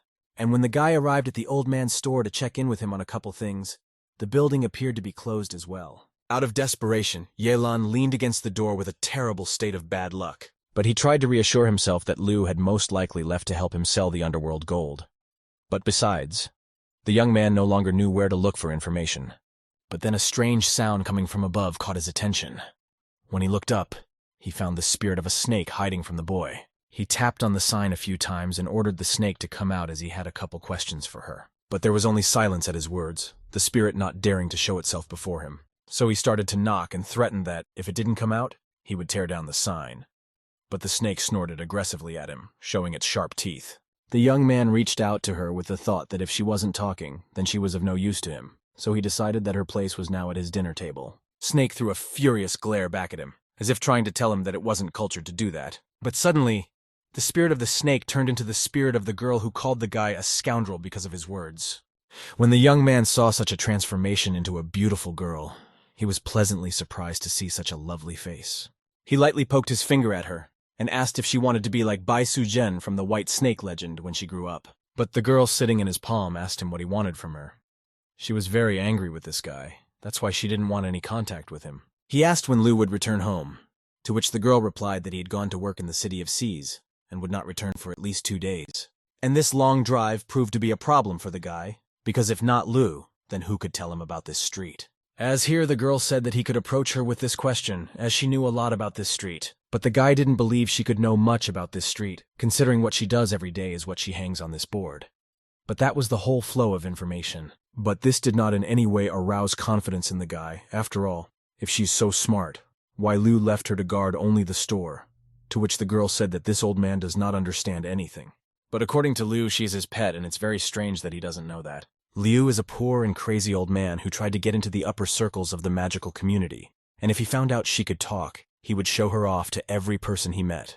But that could lead to spirit theft, and the old man is too weak to protect her from others. It was only a matter of time before evil mages would steal her and do whatever they wanted to her. From what he heard, the boy wondered why she spoke to him. Isn't she afraid that he might eat her to increase his power? But the girl has seen a lot of people in her life and can confidently say that people like him do whatever they want, but they don't fall as low as evil mages. This girl's name is Wang Xuan, 32 years old, no children and divorced last year. She was a hot girl and known to many. The girl also said that Wang likes to wear thongs. A courier who works in the area saw this twice. But when she wanted to say something else, the young man immediately interrupted and asked her to stop. Yelan called her too noisy for a snake. And as it turns out, Van lives in new mansions on the west side of town. Her godbrother bought her a mansion. Much to the girl's surprise, she was in possession of too much information. The guy asked if listening to it every day was bad for her health. But he asked for the information himself and got it, but now he's annoyed by the amount of it. After her words, the girl once again turned into a silent and cute snake. And just as she was about to turn back to her sign, the guy immediately pulled her tail, bringing her back to him. He forcibly twisted it to a minimum to fit in his pocket and take it with him. Her help would come in handy for the guy looking for that hot girl. He also asked her not to say anything until he asked for it himself. But the girl called him names again, hesitating in his pocket. Soon the boys reached the very huge mansion in which Wang Xuan resided. Looking into the yard through the high fence, the guy saw the presence of guards. He went back to the bushes and began to think about how he could get into her house without being seen, because it would be quite difficult to do so, given such a rich mansion. But then the guy realized that he didn't necessarily need Qiao Xiaoming. After all, he could master the body of other ghosts as well. Taking a bug out of his pocket, he asked where he could find ghosts here to use his body. The girl at that time complained about the horrible smell that came from his worn pants. But Yelan claimed that guys shouldn't be clean, so he ordered them to stop this chatter and tell them where to find the ghost here. But the doozy told them about destroying the priest packs. The young man was very surprised that this snake knew about the special company. He told her that he had nothing to do with the special company, but had no one been able to escape? Since the special company uses strong magic weapons, no ghost can resist it, so there is no chance to find ghosts in the city. Here, Yelan wondered if he really had to wait for Qiao Xiaoming to wake up. But while she woke up, Wang Shuwen could leave the city. As here the spirit has an interesting idea that will help him find the ghost. But there is one condition for that. The protagonist asked with an annoyed look why it was that she was the one who started getting cocky and making her terms. And if it continued, the guy threatened to tell Liu that she was a talker. Duh tried to reassure the young man that it wouldn't cause him any inconvenience. Guy ordered her to tell him how to find the ghost first, and then he would listen to her condition and consider whether to fulfill it. When the young man once again asked not to procrastinate, the spirit asked with a sly smile if he had ever heard of a Bloody Mary. At her question about the Bloody Mary, the guy immediately remembered the alcoholic cocktail and looked at her in bewilderment. The girl immediately realized what he meant because she said it was too early for him to drink alcohol, as he could get alcohol poisoning. The protagonist remembered that he had heard about it somewhere, and to summon a ghost, you have to do the ritual at midnight. It was strange for the guy, because it was possible to summon a foreign ghost. What matters most to a person is what ghostly world they are from, where all spiritual beings live. Ever since a special company came along, ghosts can't leave the human world. The girl exhaled with some heaviness, saying that she had told him quite a bit already, but he still hadn't agreed to her condition. The guy inquired about her condition and promised to think about agreeing to it. She asked admiringly and hopefully for his agreement if he would take her away from Liu when it was over. But the young man truly understood her. He would have wanted to run away himself, as hanging all day long on the same board was a terrible feeling. He also offered to give the old man a good lesson. But the girl asked him to stop, for the old man was quite good to her. He was just too ambitious for a not very capable man. He continues to hope for an increase in status among mages. Normally, only the largest city in a province could form an alliance of mages. But Liu had created an alliance of magicians in a small town. And not only was Liu the only member, but he also appointed himself the leader, which was considered a disgrace. The protagonist asked to stop telling rumors about Liu. Pinching the spirit's chubby cheeks, he asked what she specifically wanted. The girl explained that she could continue to live with Liu, but because of Yelan's help, he might become famous, so she might be noticed by the mages. It wasn't clear to the guy why he could become famous by selling underworld gold, but all because there are a huge number of people around who want to get this gold. Yelan was surprised that the underworld gold appeared to be so difficult to obtain. After all, he had no problems with it. The girl said it was up to him, but if she wasn't taken and someone stole her, this suffering she would feel would be worse than annihilation. But the hero did not realize what N could do, since he is an ordinary schoolboy who needs to study, and the spirit cannot constantly hang on him and do nothing. She tried to talk the young man down, pressing her pity with tears, and the fact that she was just a lonely little snake with no arms and legs, so all she could do now was guard the doors. Yelan didn't fall for her insincere tears, telling her to stop pretending, and if she didn't have any more abilities, then she wouldn't be of any use. The spirit began to say that she was useful in that she could draw, play musical instruments, and sing, but these were all useless qualities to the young man. And then she realized that he just so not to persuade, because she told him that she can detect treasures, feel ghosts, and when she grows up, will be able to control the rain, which is very interested in the guy. She started waving her arms aggressively to the sides with words that she could also fly, though only when she grew up. This information impressed the guy very much. He liked the fact that she would be able to ride him on her own most of all, and the girl herself confirmed it. After that, he put the spirit on his head and dragged it behind him. The girl showed that she clearly had some use for her, so he would not leave her, but he set the condition that she would feed herself, not to interfere and do whatever he said. The girl embraced a couple locks of hair with a cute smile, thus showing that she was very grateful to him for such a decision. And so Yelan started looking for the mirror he needed for the ritual in the Bloody Mary game. A couple hours later, it was already dark night outside, the stars lighting up the sky, and the young man was still looking for a mirror. As here he decided to enter the common restroom, which was outside. Walking over to the mirror, he looked at his reflection in it while the girl's spirit sat nearby. He asked in puzzlement if she was sure it was right to look for the bathroom in the middle of the night, as it felt kind of weird and uncomfortable. But since it's not easy to find a mirror near the mansion, the girl suggested they think about what they could do now to do the ritual.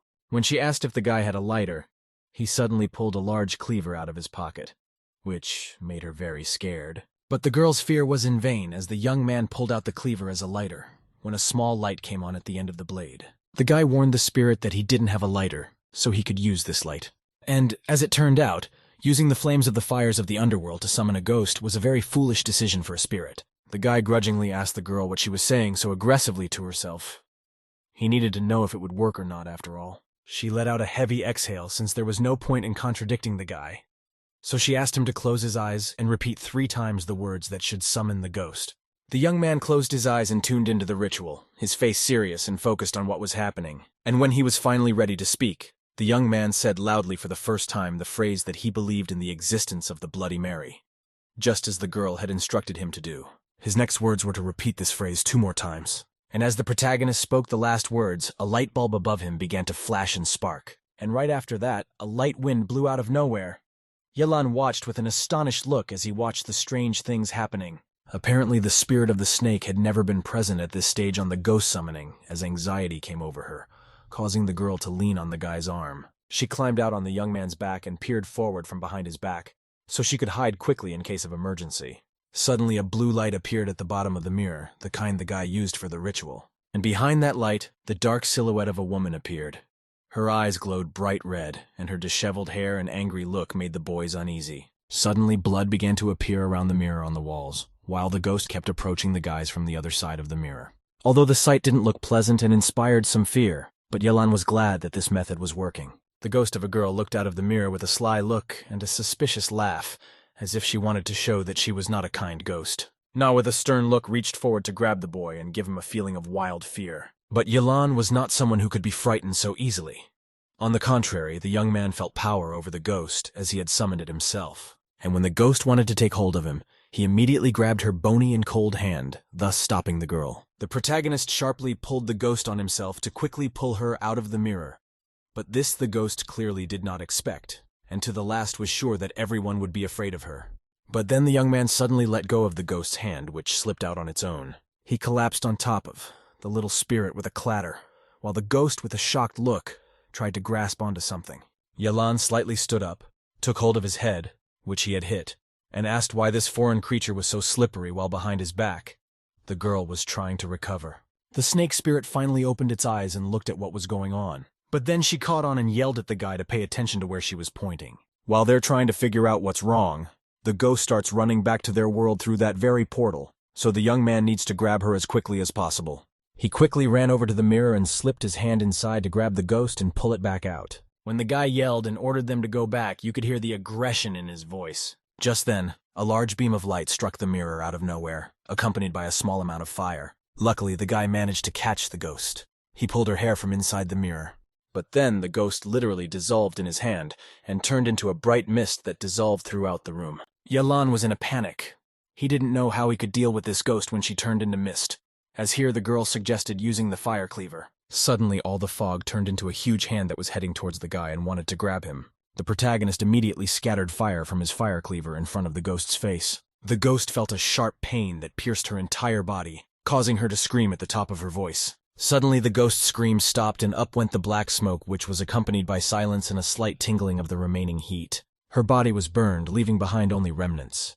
Yelan silently looked at this picture. Suddenly the awkward silence was interrupted by the screaming of a spirit that was sitting on the guy's shoulder, berating him for burning her when he should have just caught her. The spirit glanced at the mirror and suggested she try the ritual again. She was sure there would be many more of these ghosts to be found. This fire cleaver was too powerful for use with ghosts, so the hero decided to use a calmer weapon, namely Qiao Xiaoming's rope.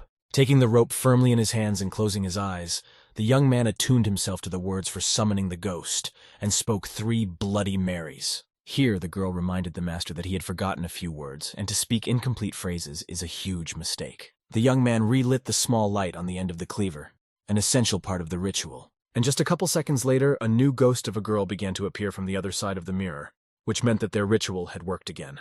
And when the ghost began to reach forward like the former to grab, the boy closed his eyes tightly and tuned into the right feelings. Suddenly the young man opened his eyes, a look of confidence in his gaze, and with that he pierced the ghost with a burning gaze that made her startled. When she was frightened, she immediately turned around and started running back to her world.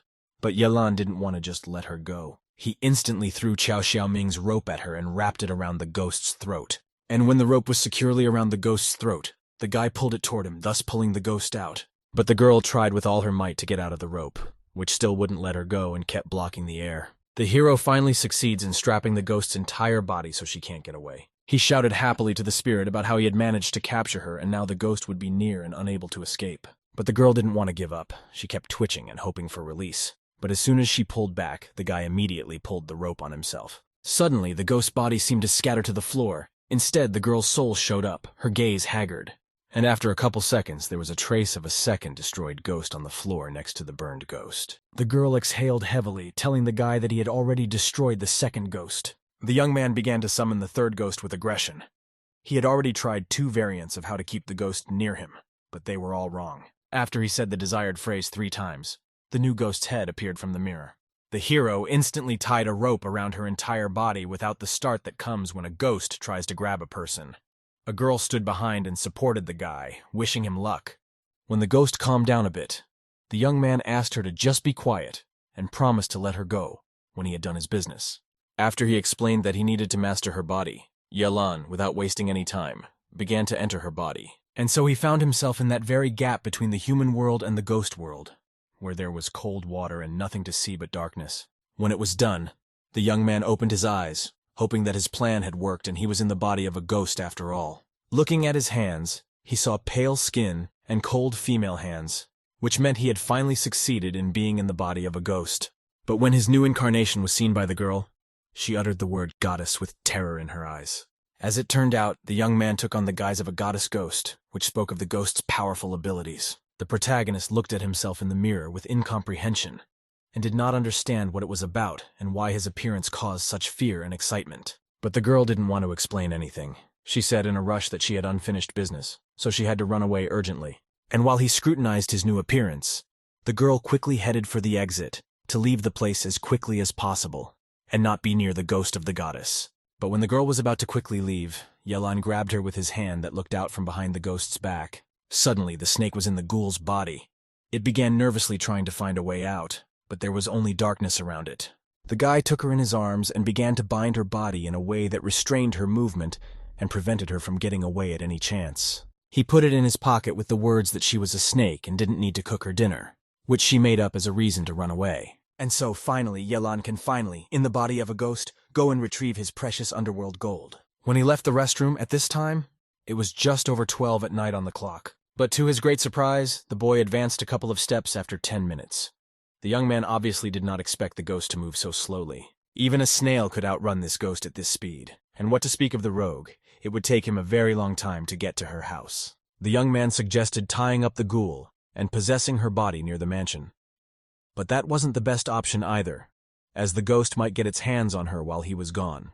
He decided to ask the ghost how he was able to bind her so quickly if she appeared so slow, but she didn't understand his language, so slurred this reply. And then the boy realized that this ghost was foreign, and they could not understand each other. But their countries were too far away from each other. Had she moved so quickly because of the mirror? Therefore, to understand how this could happen, the guy passed through the mirror to the other side, but in the moment of transition, he did not feel anything special and suspicious. It looked like he had been transported to the same restroom he had entered. He decided to look around and see how things worked here.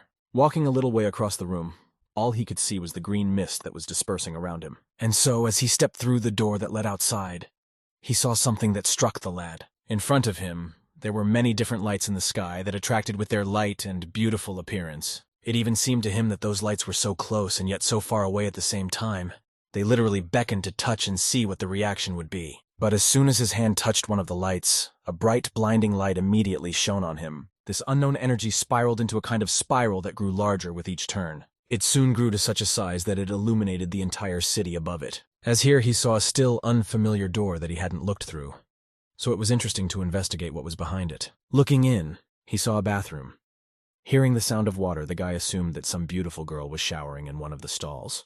Moving closer to the mirror, he decided to peek in and see who was now in the shower. But on the other side, the guy saw some man taking a shower humming songs. This was not the sight Yelan expected to see. He instantly grabbed his eyes with a desire to forget what he saw.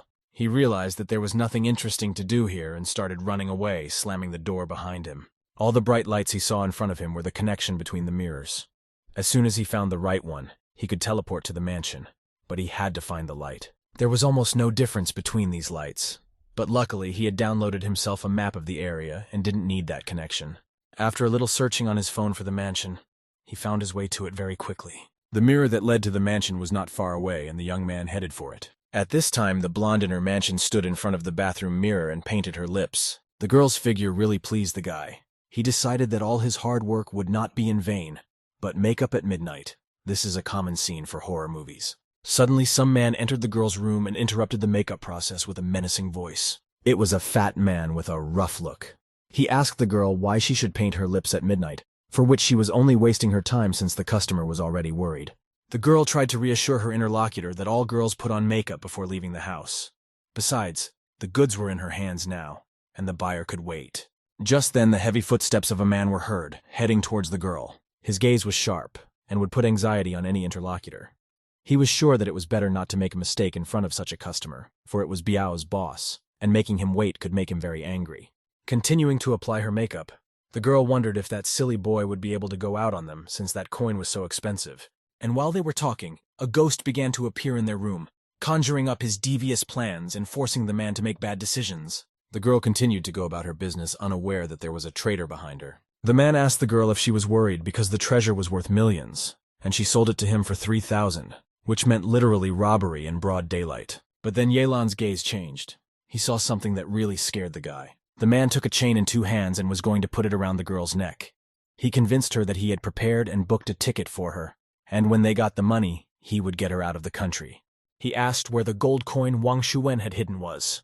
He was going to take it to the car because the girl was taking too long to pack. According to Wang Shuwen, the coin is next to the bed. She wrapped it in a yellow cloth, put a bronze coin on top, and stuck it in a wooden box. And when she told him where the gold coin was, the man immediately hit her with a spiked knuckle. Seeing the bloody stains on the other side of the mirror, Yelan even flinched in surprise. This guy had destroyed it and didn't even blink an eye. While Wang Shuan's body was lying on the floor in a bloody puddle, the guy started looking for the gold coin where the girl had left it. Looking into the wooden box, the lad made sure the gold coin was there, and while he was looking at the presence of his goods, a spirit flew over his head and fed the energy from his dirty deeds. After making sure the item was in place, the guy slammed the box shut and took it with him. He lifted the girl's lifeless body so no one would find her and put her away in a safer place. Taking the gold coin box with him and putting the girl's body on him, the guy headed down the hallway. And as soon as the door slammed shut, Yelan immediately flew into the room through the mirror and looked on with a devastated look as he found it increasingly difficult to pick up his coin. At that time, the man took the girl's body outside and put it in the trunk of his car to dispose of it. The protagonist watched as he slammed the trunk shut, then headed for the driver's seat. Closing the door behind him, he threw the coin box on the seat next to him. The protagonist got into his car in the back seat and made the decision to get his coin first and then call the police from the guy's phone. The guy's black car was speeding away, avoiding every car in its path. Yelan tried to reach the wooden box on the front seat and he almost succeeded. But suddenly his hand was grabbed by someone, thus stopping the guy and preventing him from taking the valuable coin. Yelan's unexpected appearance in the car interior was seen by the man's personal ghost. He asked the foreign ghost with a sly smile if he wanted to steal Boss Biao's item. But the young man did not want to part with his valuable coin. He claimed that the coin belonged to him. The ghost grew to a large size compared to the young man. He growled aggressively, attempting to invoke a sense of fear and drive the ghost away. Yelan immediately thrust his hand into the ghost's face, causing his appearance to slightly sputter. Suddenly the man heard a strange sound that was accompanied by a growl, which frightened him very much. He looked at the back seats with a panicked look and asked with a worried voice who it was that was talking. But there was only silence in response. He thought it was just his imagination and followed the road. At this time, there was a battle between 2 ghosts in his car that he couldn't see with human eyes. Yelan bravely fought the ghost without moving away from the battle. When he finally got a firm grip on the ghost, he immediately threw it out the car door. But as soon as the ghoul left the car, the horrible odor that came from the ghost was immediately heard. The protagonist pokes his head out through the roof to breathe clean air. But while he was breathing the air, the odor reached the front seats where the man was sitting and smelled a foul odor. This guy destroying Yelan wasn't difficult at all.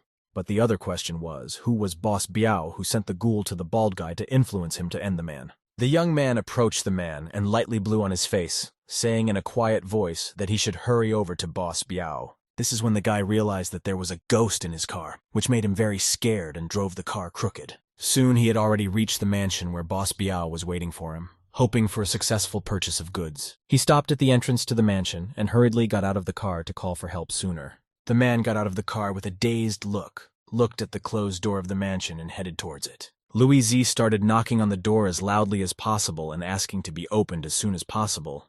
He also introduced himself as the person who came to give the goods to Boss Biao. And yet his voice was answered by the people who opened the doors. Two strange creatures that didn't look like humans looked out. Their gazes were as if they were frightened. The protagonist looked at them and couldn't tell if they were humans or ghosts, as their appearance was very strange. One of these guys asked where the gold coin was now. Louis Z instantly held out a wooden box and said in a worried voice that it was in it.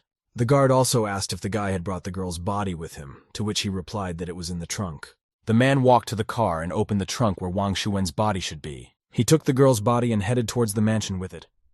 But as he passed the car, he didn't notice Yelan looking out, which meant it was people after all. Gathering all together, they entered the mansion, unsuspecting the presence of a ghost. Without a word, they only slammed the door behind them and went to a particular room. The protagonist guessed right away that they were going to Biao's boss, which means we need to track where they're going.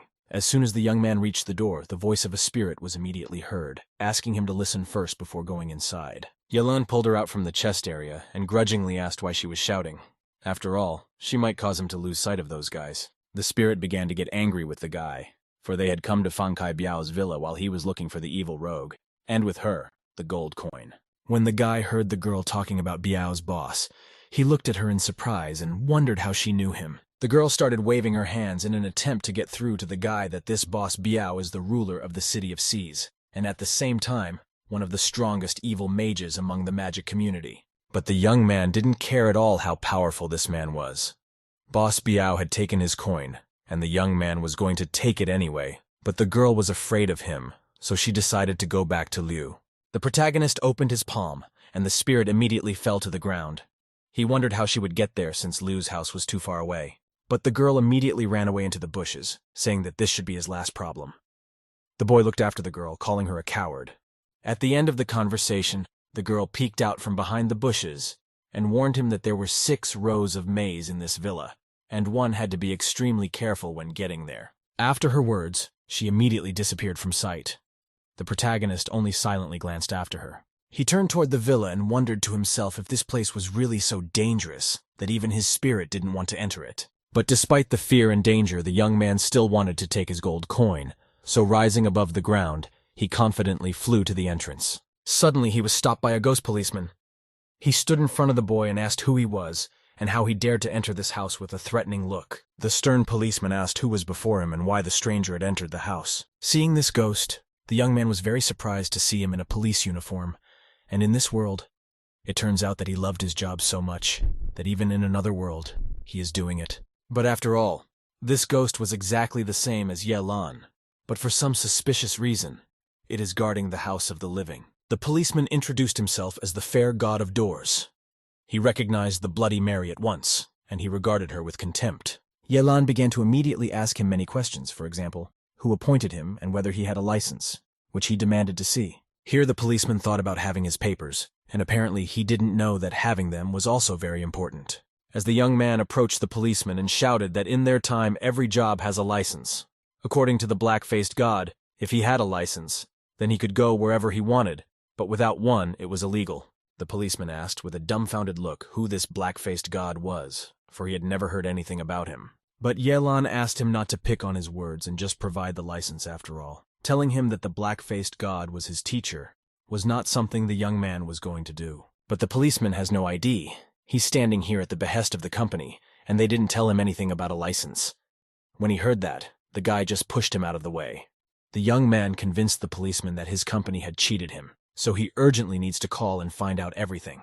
And if that's the case, he should let the young man through. Not hearing a reply, Yelan brazenly walked through the portal that worked as a door and headed to quickly hide somewhere while the policeman tried to catch up with him. The hero quickly hid behind a building to avoid being seen by the policeman. When the guy realized that this man couldn't find him even after his transformation, he realized that he had gone out of his life by his own stupidity. The fair god of doors was at this time looking around wistfully, trying to figure out where the Bloody Mary might have run to.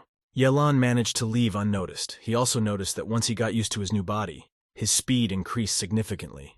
But this villa really was worse than a maze. Just then he came upon a very interesting place. It was part of a villa where there were rooms where people lived. This immediately caught the guy's attention, as there clearly had to be someone there. Suddenly, he saw Louis Z being led into one of these houses by those very strange guards. When they got inside, the guy ran to the door, but he couldn't go in next, as he didn't have time to slip through the open doors. He began to think about how to get inside unnoticed, but it didn't take him long to come up with a good idea. The young man flew up to the topmost balcony, hoping he could see something important through it. And yet he made the right decision. When he looked out the window, he saw something strange and surprising. Inside in a golden chair apparently sat Boss Biao, to whom Louis Z and Xuan's lifeless body were led. The protagonist immediately realized that on the throne sits the very Boss Biao, about whom everyone speaks so badly. But at first glance, he does not look like a bad guy. Louis Z approached him and held out a wooden box with the words that the goods were in it. Boss Biao took off his glasses and got up from his throne to walk over to the guy and examine the precious goods more closely. Boss Biao's gaze was stern. He walked with a confident gait towards the guy who provided him with the goods. Getting as close to him as he could, he asked with crazed eyes if he had met him on his way here. The guy was very agitated as he had an important person standing in front of him. He panically started to explain that he had not met anyone, but he had heard strange noises. Without answering anything, he snatched the box from the boy's hands with a sharp movement. He then grabbed his face with one hand and lifted him high in front of him. Opening his mouth, he began to absorb all of Louis's energy into himself. In this way, he was appropriating the life energy for himself. At the same time, he was taking Showen's energy even though she was no longer alive, but her power still remained in her body. The energy from the guy's bodies filled the entire room. It was like he was magnetically drawing it to him. This sight was quite vile and intimidating, making the guy uneasy to be around this person. After a couple minutes, Boss Biao finally absorbed the last of the human energy into himself, then threw Louis Z's devastated body on the floor. The guy was literally taken out of his life by sucking out all his energy. Having finished their dinner, his guards immediately dragged the boys, of whom only desiccated bodies remained, towards the exit. Just then, Boss Biao looked at the window where Yelan was looking out and said that since Bloody Mary was already here, there was no need to hide anymore. After Biao's words, the young man immediately tried to hide. He couldn't understand how the boss knew that there was someone else here. Perhaps it was because the ghoul he sent out didn't return. He was instantly seized with anxiety, so he pressed himself against the railing. But he had another question: how to get inside, through the window or the main entrance. Just then he felt a strange change in his body, and a surge of incredible energy, as if his ghost was being rebuilt into something else. Suddenly, a girl he didn't know with good looks and an athletic body burst through the window. She addressed Mr. Fan, calling him the man who controls the underworld of the City of Seas. The moment she landed, she mentioned his impressive reputation, which means that holding back will no longer hold himself back and will show his true strength. As she landed in the room, she cast a confident and stern look over those present. Upon seeing the stranger, Yelan immediately noticed her beautiful appearance in such a bold act. The girl was immediately surrounded by a crowd of guards, protecting her master from danger. But the stranger wasn't scared at all. She just looked around her and adjusted herself to be ready for anything at any moment. Seeing a crowd of guards with guns around the girl, the protagonist was very surprised that she was not afraid to take such risks when she didn't have a single weapon in her hands. In the moment, the guy felt like a superhero who must surely save the beauty and win her over. The young man was sure that if he saved her, she would immediately throw herself on his neck to thank her savior, and then he could take a photo with her and show it to his classmates. The girl slammed her fist on her palm, hinting that she was ready to use force if Mr. Fan didn't agree to give her the valuable item she was asked to take from him. Boss Biao, with a calm yet frantic look, appreciated her courage since she was able to take out his men, and asked her to introduce herself. But the girl was sure he would pass away soon, which meant her name didn't matter to him. She also said with certainty that his henchmen would not avenge him after he was gone. She threw a confident look at him.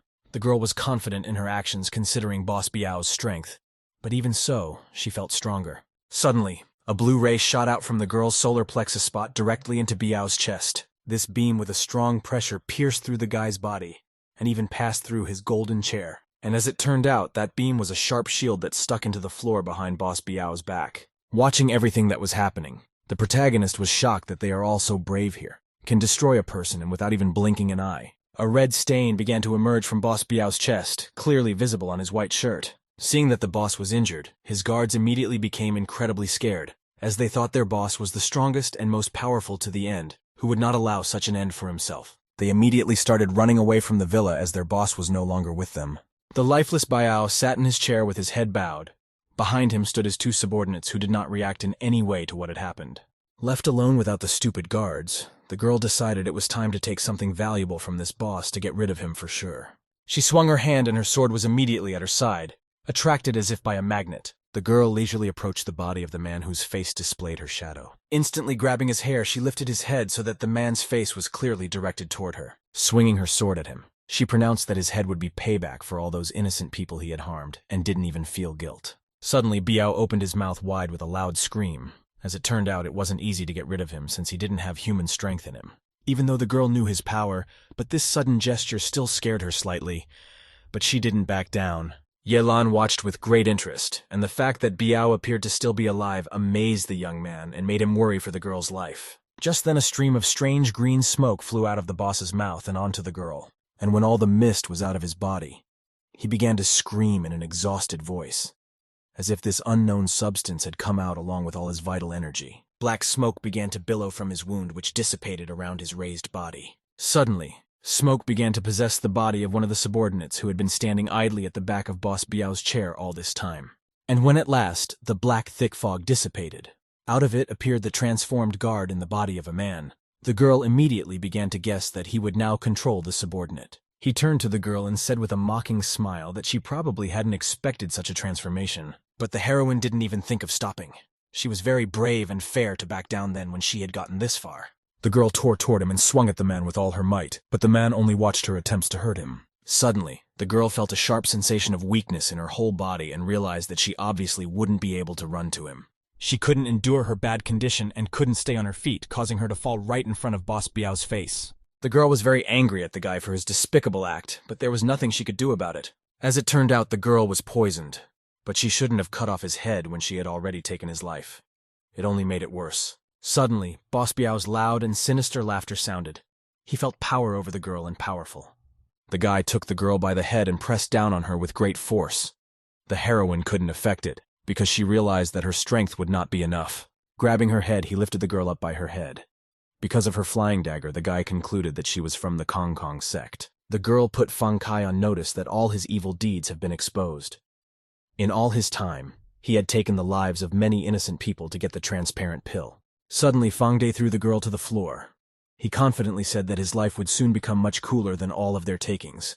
So the guy decided to show her something that would prove his words. He took out an underworld gold coin from his pocket. Seeing it, the girl was amazed that he had such a valuable treasure. Fang Kai once again started laughing loudly with the words that even the gods were on his side.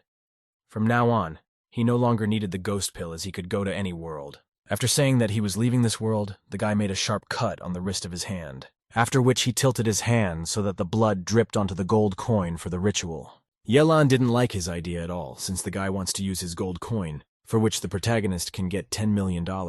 He was not going to give up his coin, so he immediately jumped down from the balcony to retrieve his jewel. Seeing the ghost flying at himself, Fang Day was startled out of surprise, as he didn't expect to see anyone else here. But for some reason, Yelan couldn't stay in the air like a normal ghost. He reacted so quickly due to the adrenaline rush that he hadn't really thought about whether he needed to show himself. For reasons unknown to him, his body was being pulled downward, and the guy was already mentally prepared for a collision. During the fall, he tried to grab onto something with his hands, but despite his attempts, his power didn't activate in any way. Just like that, he fell face down on the floor while the girl and Boss Biao looked at him in bewilderment, as this ghost was something they had not observed here before. The protagonist barely got on his knees, and being in a bad state, culturally asked Fang Day to give him the gold, claiming it belonged to him. But Fang Day mockingly asked if she had had enough of living since the ghost had gone through his entire labyrinth and now wanted to take his own thing. Ignoring his boss's words, the young man looked around the building from the inside, trying to understand why it was so difficult to fly in it, since it had never been a problem before. The protagonist held out his hand and again culturally asked for his underworld gold back. But such insolence made Fang Day even angrier. He didn't like the fact that some ghost had broken into his villa and was demanding the gold back. Suddenly, Boss Biao threw a yellow leaf towards the guy, which literally appeared from his hand. Thus he wanted to harm the guy. The paper flew with incredible speed straight at the target.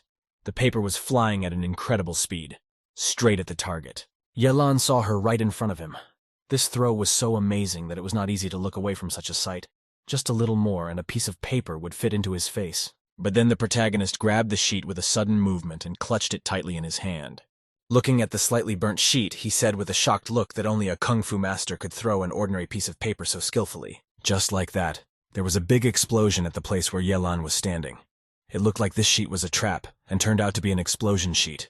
Thick smoke filled the whole place. Fang Dai threw a stern look at him and called him a stupid ghoul who didn't even think if there was danger in front of him and just did as he pleased. but there was no sign that the ghost had been destroyed, as it was suspiciously quiet. This was when Fang De realized that something was wrong. He eyed the thick smoke suspiciously, trying to see if the ghost was alive. Yet his suspicions turned out to be true. When everything finally dispersed, Yelan was standing there. He appreciated this interesting paper with an unusual effect and asked for a couple more. Boss Biao didn't expect to see a living ghost at all. It seemed to be the first time someone had survived this weapon, causing Fang De to wonder why this ghost remained intact. But the young man was not going to tell who he was, for he had come here to get his gold of the underworld, and he was not going to leave without it, for he had traveled too far. Boss Biao was scared of the ghost's attack. He shouted that she was just a lowly, pathetic ghoul that could do nothing against him. And to try and defeat her, he decided to unleash a stunning talisman on the ghost, which was powerful enough, and Boss Biao was sure that it should harm her. Many different paper talismans flew towards the young man. Their number was very large to inflict maximum injuries on the opponent. Suddenly there was a loud popping sound, as if the sheets were sticking to something. All the paper talismans covered Yelan's body completely, but even that didn't make him get swept off his feet. He just stood covered in sheets. But the protagonist only brushed them off with his hand, and mockingly said that he must have practiced launching them for a very long time since he was so good at it. But unfortunately, for Boss Biao, it was all for nothing. And then Fang De could no longer tolerate this upstart. He wanted to get rid of her as quickly and efficiently as possible. So he pulled out a golden sword from behind his back. He took one leaf of his talisman and stabbed it onto the blade of his sword to launch it at the ghost and create a stronger effect. After that, the guy aimed it at the ghost and with a strong hand guided the talisman sheet forward. Suddenly, Boss Biao ran towards the young man and started trying to thrust his sword into his body. Fortunately, in the initial stages, Yelan was able to evade a direct hit. But then Fang De started to attack him from behind. But even then, the young man managed to dodge the blow, even though it was quite difficult. Boss Biao began to wind circles around the ghost, swinging his sword at it and reciting incantations.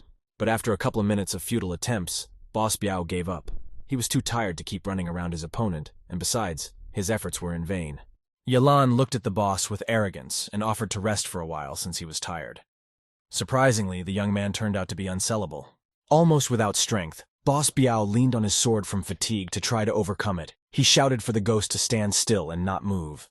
And while the protagonist took small steps backwards and said that he was only dodging because he didn't want to be cut, at this time someone behind him pointed the same sword. And while the guy was unsuspectingly walking on the tip of the sharp blade and trying to evade Boss Biao's strike, the sword was getting closer and closer to his body. Suddenly he felt someone lightly prick him from behind in the buttocks.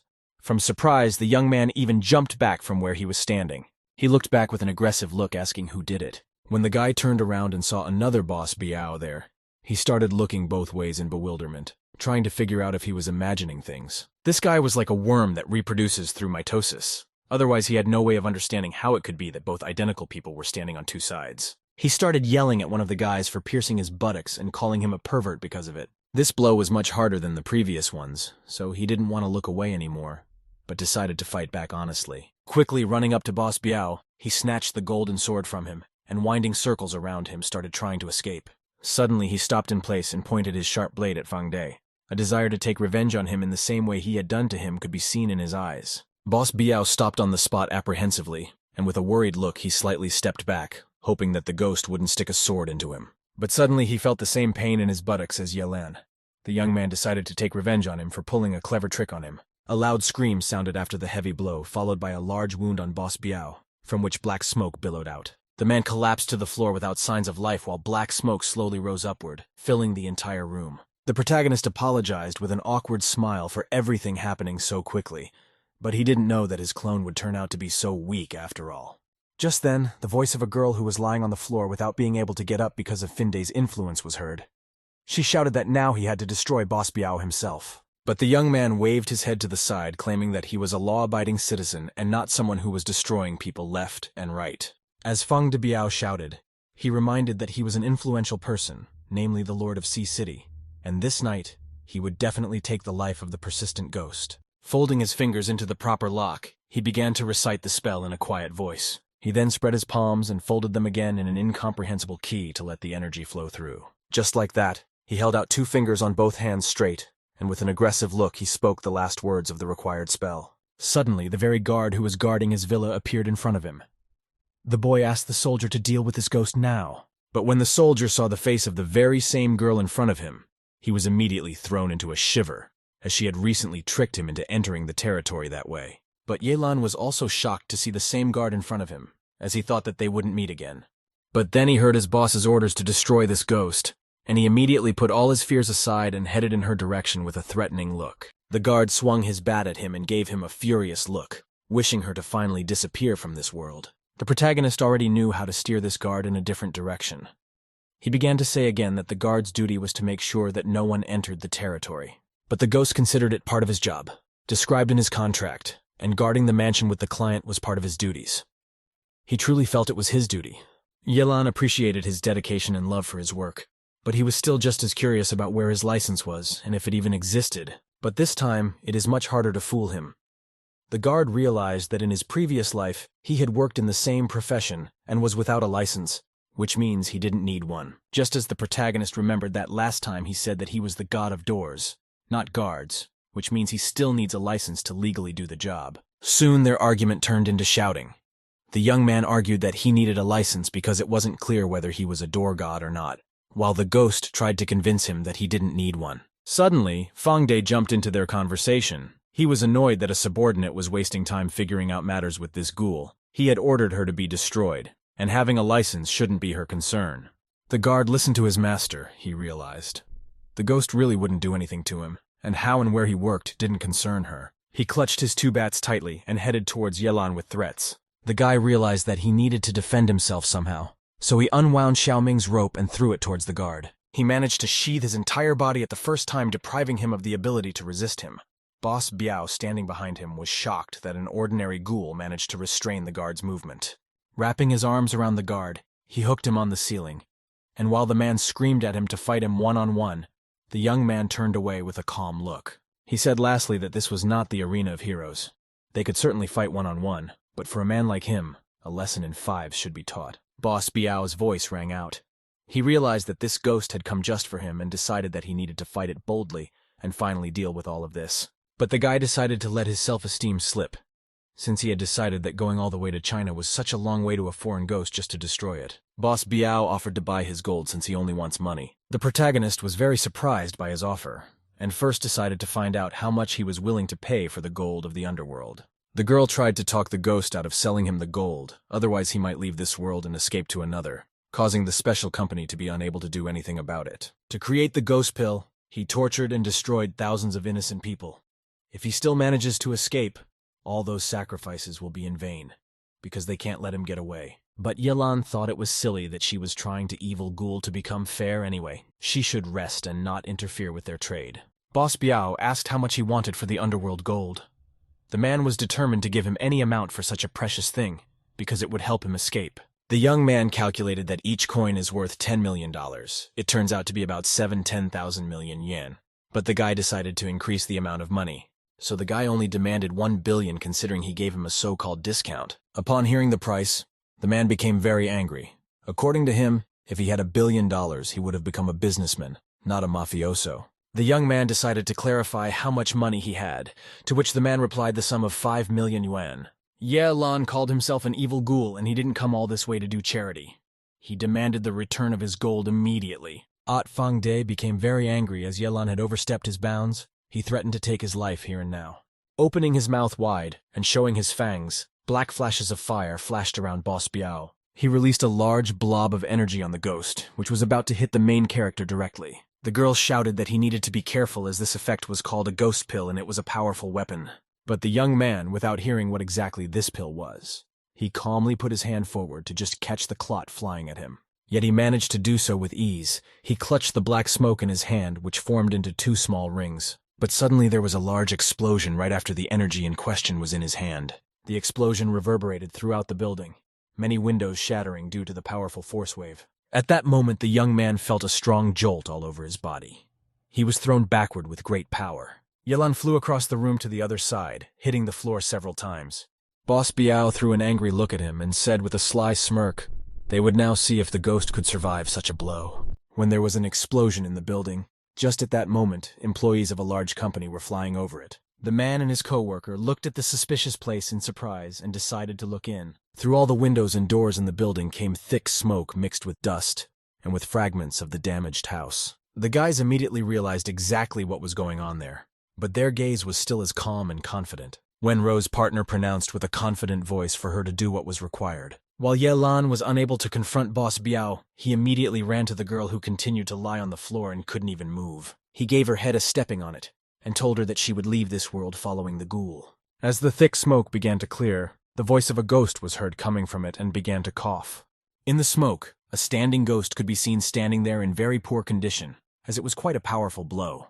Boss Biao asked, with a shocked look, how she even survived the ghost pill. The protagonist opened his palm and looked at the small ball in surprise, and asked if this was the thing Fang Day was talking about. Even though he remained alive, the pill still caused him some sort of damage in the form of a severe headache. Fang Day no longer knew how to get rid of the ghost, because even so powerful a remedy had almost no effect on it. The young man told him to stop making himself a pathetic person, and finally return the gold of the underworld that belongs to him. While the boys were standing a short distance apart and arguing, their conversation was suddenly interrupted. A very bright light began to shine on them, blinding their eyes and forcing them to cover themselves. At this time, an energy ball with a certain figure inside it formed in Wenru's hands and influenced external factors. She made a protective dome around the entire villa that the average person would not be able to see, so that everything going on would be kept secret. Because of this impact, Yelan felt a strange vibration in his entire body, and energy rings appeared around him. He was puzzled and asked what was going on. Suddenly, a strong stabbing started in his chest, and the guy started to lose his balance and become dizzy, after which his real body was thrown out of his ghost body for reasons unknown to him. Seeing him, Boss Biao asked with a dumbfounded look who he was and why he was in a ghost body. While the real ghost lost contact with this world, the guy looked at her and smiled awkwardly, not knowing what to say. Just then, a sharp, loud sound was heard from the street. Boss Biao looked over there with panic and immediately realized what it was about. He said with a panicked look and with a trembling voice that it seemed to be the gold-suppressing belt that had arrived. Boss Biao asked Yelan with a startled look if he was from a special company. The young man hesitated on the spot, looking back and forth to see if the question was addressed to him and not someone else. He shouted that he was not an employee of a special company, so he asked me not to talk down to him. But Fang Day didn't believe the guy. He accused him of lying because only people from a special company could use the golden suppressive belt. Looking out the window, the guy realized that the golden light was the golden belt that Boss Biao was talking about. It seemed to be the belt that prevented him from continuing his control. Just like that, he realized that there was someone else here, and most likely this unknown person came from a special company since they had activated the golden belt. Boss Biao fell to his knees with a devastated look. He had always known that everyone in special company was an evil that he had been preparing for an entire 30 years of hiding from punishment. His emotions of aggression and resentment were going over the top. Fang Di had known all his life that he didn't have much time. With every word, the guy seemed to be self-destructing. He was filled with feelings of desolation and that his whole life was in vain, and he kept repeating the question of why Yelan didn't give him a chance. Watching him, the protagonist realized that Boss Biao was afraid that his soul couldn't pass on since he had very little time, causing him to create ghost pills. Just like that, he realized that it was legitimate to buy a path to another world from a special company, which meant that in fact, the special company was after him and Qiao Xiaoming. Fang Di claimed with a crazed look that the special company thought they could do whatever they wanted, and he wasn't going to just give up.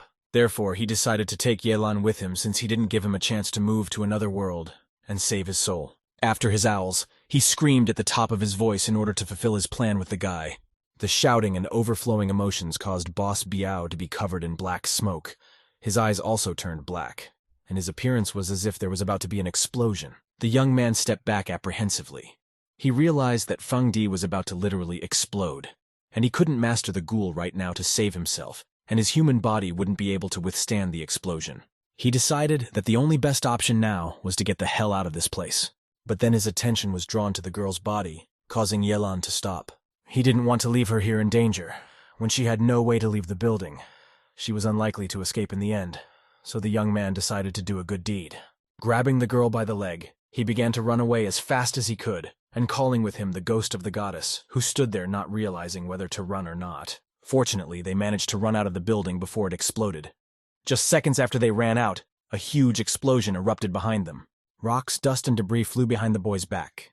The ground began to split in some places. Suddenly, large rocks began to rise up and stick together. Just then, two red circles that were very similar to the monster's eyes flashed out of the thick smoke. After which, the large and sturdy body of the monster that was slowly heading forward was clearly visible. Taking a step forward, Yelan was thrown aside due to a large stone falling in its place, forming a huge hole in the floor. As he fell to the floor, the young man hit the floor hard as his strength was not enough to stay on his feet. Raising his head, the guy looked up in horror. He had already decided that he could run outside, but then stopped by an unknown powerful force. Fear was red in his eyes as he saw something in front of him that shocked the guy greatly. He saw before him a stone monster of incredible size that was formed from the entire building and the remnants of the stones. The young man didn't know where to run to, as it was extremely difficult to escape from such a monster with ordinary strength. Just like that, a huge stone fist headed towards him, from which Boss Biao's threatening words could be heard. The guy immediately grabbed the girl in his arms to be ready to escape, but at the moment it was impossible. He was already ready to meet a powerful blow. He saw that intense gaze of the monster about to deliver the final blow to him. But after the first blow, Yelan managed to roll on the floor. The monster started trying to strike again, but from the next attempts to strike, the guy managed to get away with the girl. Picking her up, he said she could do with going on a diet, as it was hard to carry her, but he couldn't leave her either because of pity. The protagonist grabbed the girl in his arms and started running away before the huge monster noticed them. And so, the guy was already heading towards the exit of the villa, but it was already a good thing that he managed to run outside the building. It wasn't long before the monster noticed the guy was missing. He began to look out for him from all directions, hoping they weren't far away yet. Once between the two houses, Yelan put the girl on the floor to catch her breath. His voice was tired and exhausted. Revisiting all the pictures of this monster in his head, he was once again convinced that each blow of this giant weighed a ton. A glance at the girl told him that she was complicating the whole situation and slowing down his movement, but he couldn't leave her behind. Hiding behind the wall of the building, the young man peeked out slightly to see what the monster was doing there, and to understand its condition. The giant at this time was smashing everything in sight and kept looking for the guy, shouting insults in his direction. The young man realized that he didn't have enough strength to deal with him in the form of this clump. Besides, someone from the special company is nearby, so it is urgent to run away. Luckily, the speed of the super flash was still with him. Without it, his chance of escape would have been 0. Just then, the ghost of a goddess who happened to have found his place for hide and seek began to fly in his direction. Upon seeing the ghost, the boy was covered in cold sweat due to the sudden rush of excitement and the realization of what could happen if the giant spotted her. He started waving his arms and asking her not to fly in his direction.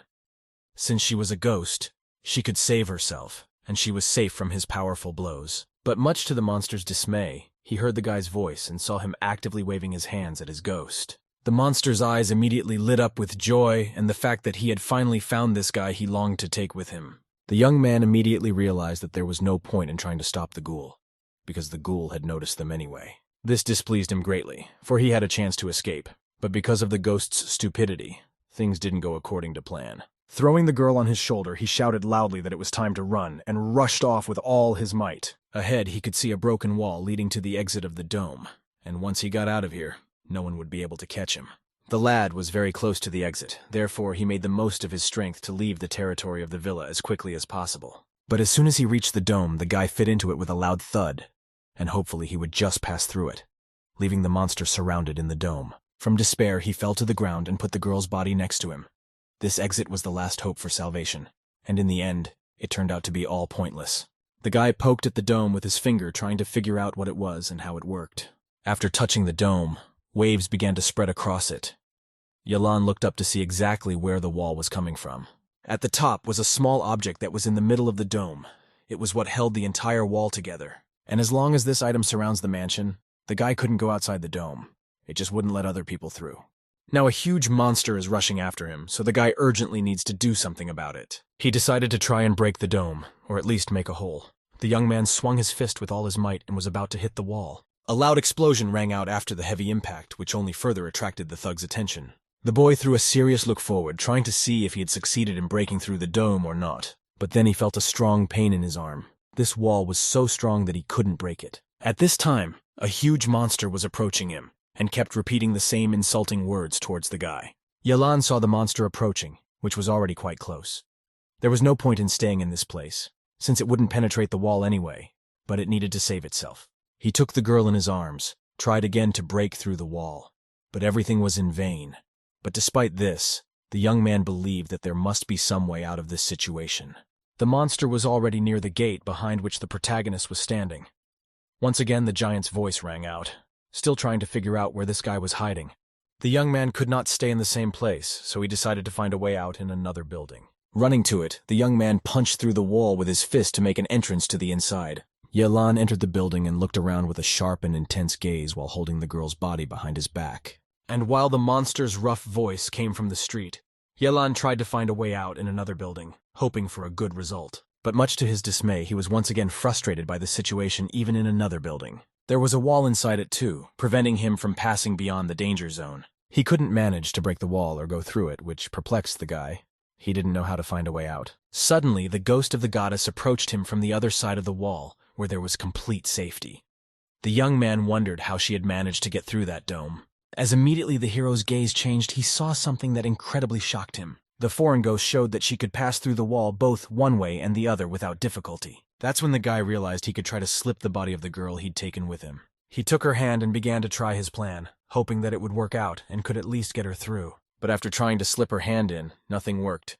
As her body, though unconscious, it was still alive. The young man realized with a tired look that none of them could overpower this wall.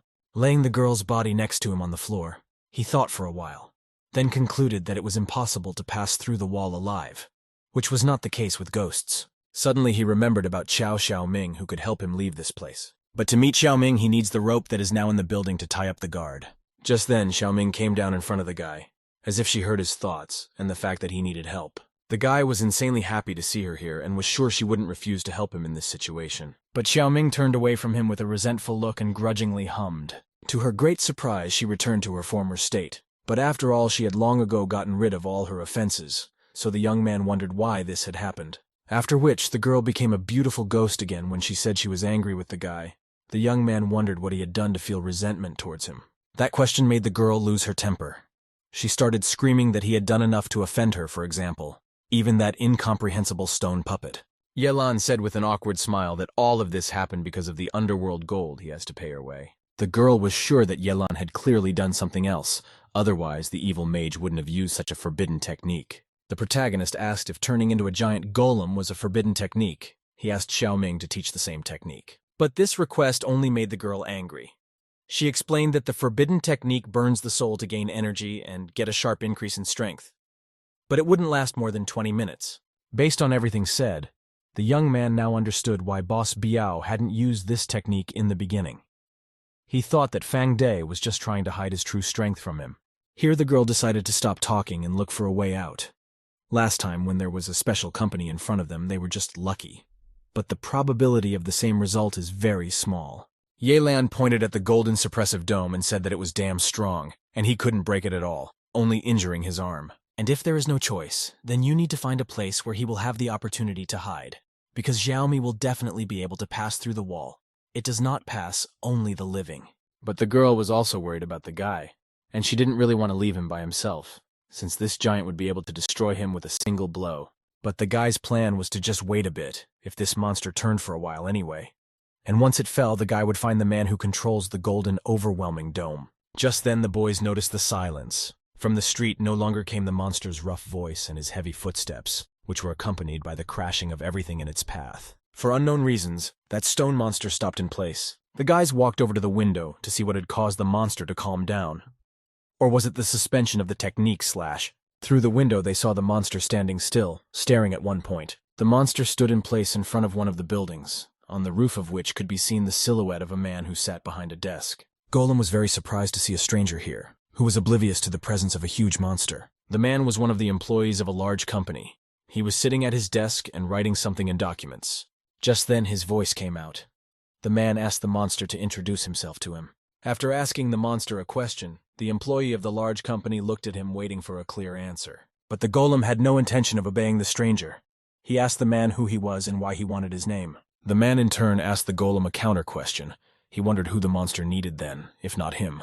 Golem asked in a rough and aggressive voice, "Was he also one of the big company like that guy?" With those words, the giant clenched his fist with hatred towards such people. He then struck his fist with great force against the building on the roof of which the man was sitting, at which time he said that he hated everyone who came from the special company. At this time, the guys watched as the giant began crashing the building again after a brief conversation. Yelan said with a smirk that this HQ guy looked much weaker than Wenro, and perhaps he was worried for nothing when he faced him at school. Huge blocks of rock flew in the street, everything was obscured in dust and remnants of buildings. But the big company employee had the advantage of a video of the protective little dome that was just above him. But that only made the monster even angrier. He couldn't bear the thought of not being able to hurt someone who was part of a large company, which caused him to start acting differently. The monster released a huge fireball from his palm. The ball was flying at an incredible speed, and it was almost impossible to stop it, especially to a living person. It all depended on how much damage it did. From the so blindingly bright light that came from the energy ball, the guys had to cover their eyes to avoid hurting themselves. After a strong blow, a man who was covered in dust showed up. He was shocked by the golem's insolent act. He obviously did not expect anyone to dare to harm him. He slowly took off his glasses, questioning the monster. Did the people of the big company really deserve to die? With the words that no one would listen to the opinion of the stone thug, the man activated some kind of lightning in his hand, which he was about to launch at his opponent. His gaze gradually became crazier and crazier, and his appearance changed to that of a powerful man with immense strength. He asked the monster if the golem itself deserved to die. After the man's transformation, the guys looked at him without taking their eyes off of him from looking so shocked. A strong man stood in front of them. His gaze was as cold as possible, and his eyes glowed with red light. He pointed his fiery weapon upwards, adding that his word decides everything. Suddenly he whirled his weapon, followed by spirals of fire which he controlled and directed. But the monster was also not going to just give up. He was intent on a fair fight. Besides, this man had insulted his opinion. Swinging his weapon, the man jumped high up to get close to the monster and strike it. Just like that, there was a large explosion on the golem's body, after which the man simply flew further away to avoid being hit by the debris. And as it turned out, it made a huge hole in the middle of the monster's body. He looked at the wreck of his stone body in bewilderment. But thanks to this explosion, the guy managed to pull out Fang Day's real body, which was deeply hidden behind the monster's appearance. He grabbed him by the throat and looked into his eyes with a crazed look. After that, he threw the guy on the floor and looked away with a smirk. He felt power and victory over such a powerful monster. Seeing all of this, Yelan was shocked. Could this goon really not be able to withstand a single blow? The girl was not very happy that a man from a large company was able to defeat an evil mage. The young man asked Xiaoming if these people from the special company would leave after the evil magician was arrested, and if they would be able to escape when they were alone. Xiaoming noticed something wrong on the employee's face, as if they didn't really need the evil mage this time, as if he only grabbed him because of the attack. Just like that, Yelan felt a noticeable movement of the walls that were gradually narrowing. He panically started to ask why this was happening. Xiaoming looked at him with a worried look and uttered that these big company guys were too serious this time. And then Yelan heard something that caused him to be shocked and made him extremely worried. Such emotions were caused by Xiaoming's words that the staff wouldn't leave without a boyfriend. The young man could not believe that these men had really come to capture him. The thought kept him in suspense. He asked Xiaoming if she was sure that they were only up to this whole thing to catch him. But after all, Yelan was just an ordinary high school student. What could they possibly need from him? According to the girl, he was the only person they were currently afraid of. But even this the lad could not understand what frightened them so much about him if he posed no danger to them. Xiaoming said that one day he would know the answer to his question. But right now, his main goal was to try to survive before that day came. The protagonist did not understand the girl's message, so he asked her to explain everything in detail. But Xiaoming turned away from the guy with a sad look and just kept silent. The silence only added to the anxiety of the unknown. He took her by the shoulders and demanded an explanation, which he never got. But Xiaoming really didn't want to make the situation worse. She pulled herself together and put on a smile for support. The girl asked for a promise that he would always be strong. She assured the guy that whether it was her or someone else, a lot of people were hoping for him. Suddenly, the guy reached out his hand towards the girl to try and see if the girl was sick. The young man could not believe that many people hoped for him, so he asked if ghosts could be sick too, as her words seemed incredibly strange to him. Suddenly, Xiaoming kissed the young man's forehead and asked him to promise her one very important thing. She pulled away slightly and whispered softly in his ear that he would always live, no matter what the circumstances. After this gesture, Yelan didn't know what to reply as he was shocked by this cute girl's kiss. Suddenly, Xiaoming was lifted into the air, wind rose around her, and her body began to transform into something else. The guy tried to call out to her, but the girl paid no attention to his words as she had more important things to do right now. After a few seconds, her former divine appearance was gone. Now she looked like an ordinary ghoul with a lot of grudges against humans. Opening her eyes, her gaze became evil, powerful, and left an unkind opinion. But it was still that good Xiaoming. She had made a reincarnation to try and break down this wall erected by the golden suppressive dome. Suddenly, A small explosion erupted from the building where Chao Xiaoming along with Ye Lan were. The girl abruptly rushed out through the ceiling upwards to get close to the dome. An employee of a large company also noticed this and looked up in surprise, trying to make out what it was. A man could be seen taking off rapidly in the sky, accompanied by a violet bright light.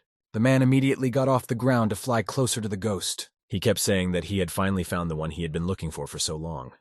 His expression showed that he had a plan in his head to destroy the ghost. At this time, his colleague Wenro stood at the top of the dome and guarded the object that made the dome. Just like that, her gaze changed. She noticed the ghost of the girl who was causing her aggression flying towards her. Even though Xiaoming knew about the big company's employee being there, she continued to fly upwards to smash that dome. The girl was trying to reach the dome before she even reached it. She didn't even think about the fact that destroying the dome could hurt her herself. At this time, Wenro was waiting for her on the backside of the dome and had already set up to deal damage to the ghost. But as soon as they collided, the girls flew in opposite directions. Because Xiaoming managed to break through, a hole was created in the dome. Because of this, the wall gradually weakened, and Yelan finally had a long-awaited chance to escape. At this time, a battle of the strongest was taking place in the sky. Xiaoming, together with Wenru, was channeling energy one-on-one. Suddenly, Wenru's partner had already flown up to them to grab the ghost. The young man remembered Xiaoming's words that he should run the second he got this opportunity and not turn around, as his main goal was to save his life. But there was one thing that was slowing him down. The guy was wondering if these big company employees would destroy Chao Xiaoming if he ran away from them. The young man made a decision that he would not let these people hurt Chao Xiaoming, and would protect her for what it was worth. Looking up, the guy saw an incredibly brutal battle of strong guys, because he didn't even know how he could help them. After not much thought, the young man finally had an idea on how exactly he could help the girl.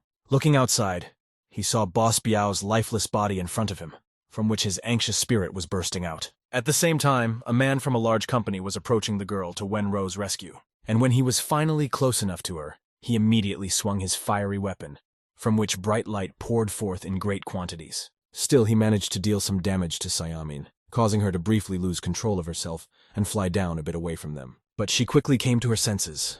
She was overwhelmed with emotions of anger at these workers who had been too cunning. Wenru started behind Xiaoming to strike her, and the girl couldn't reply as she would already be injured then. A blue light lit up in Wenru's hand. She activated a powerful energy, after which she directed that energy towards the girl. As soon as it touched Xiaoming's back, the girl's loud cry immediately sounded. Despite the girl's terrible pain, Wenru continued to channel energy into her with a ruthless gaze so that her body absorbed it well. Suddenly, there was a violent explosion after the girl channeled maximum energy into Xiaoming. The girl from a great height fell to the floor with such force that huge cracks formed under her. It was very hard for her to get up, so she decided to lie down for a few seconds to recover at least a little. As the employees of a large company flew over to her, they looked at the girl with a neutral look. Xiaoming didn't want to submit to these people or appear too weak, so that they could easily finish her off. Her gaze was filled with hatred for them and a desire for revenge. Suddenly she flew past Wenro, heading upwards to try and escape them. And when Wenro was about to throw herself after the girl, she was stopped by her partner, who had a better plan to capture her than just chasing her. He threw a thread on the ghost and wrapped it up. It is very hard to break out of this trap as it is too strong and restrains all movement. The girl started screaming, but the man asked her to calm down and asked her who she was and why she attacked them. But Xiaoming clenched her teeth with rage and tried to explain that divine monsters like them shouldn't live. Therefore, he was asking two stupid questions. Guy was surprised that she called them divine monsters, for they are officers from a special company, not what she thought they were. Since these people were using divine monster magic weapons, their words about being from a large company raised doubts about it. Wenro showed the girl the fireball, wondering if this was the magic weapon the ghost was talking about. But as it turned out, they had confiscated this weapon 10 years ago. Xiaoming flew up to the man claiming that she was an agent from the heavenly world and had orders to destroy the divine monsters. Every agent from the celestial world must get authorizations from a special company in order to enter the human world, and her mission is registered with the company. She also demonstrated the mission code. The man looked at the screen, where there was indeed the name and picture of this ghost. He scrutinized all the information about this mission. But there was a catch. This mission was already 20 years old, which made her words suspicious and untrue. Here the young man burned her mission document with the words that it was cancelled, and from now on, Xiaoming should join the investigation conducted by a special company. The girl immediately provided them with evidence indicating that Fang Kai Biao is collaborating with divine monsters.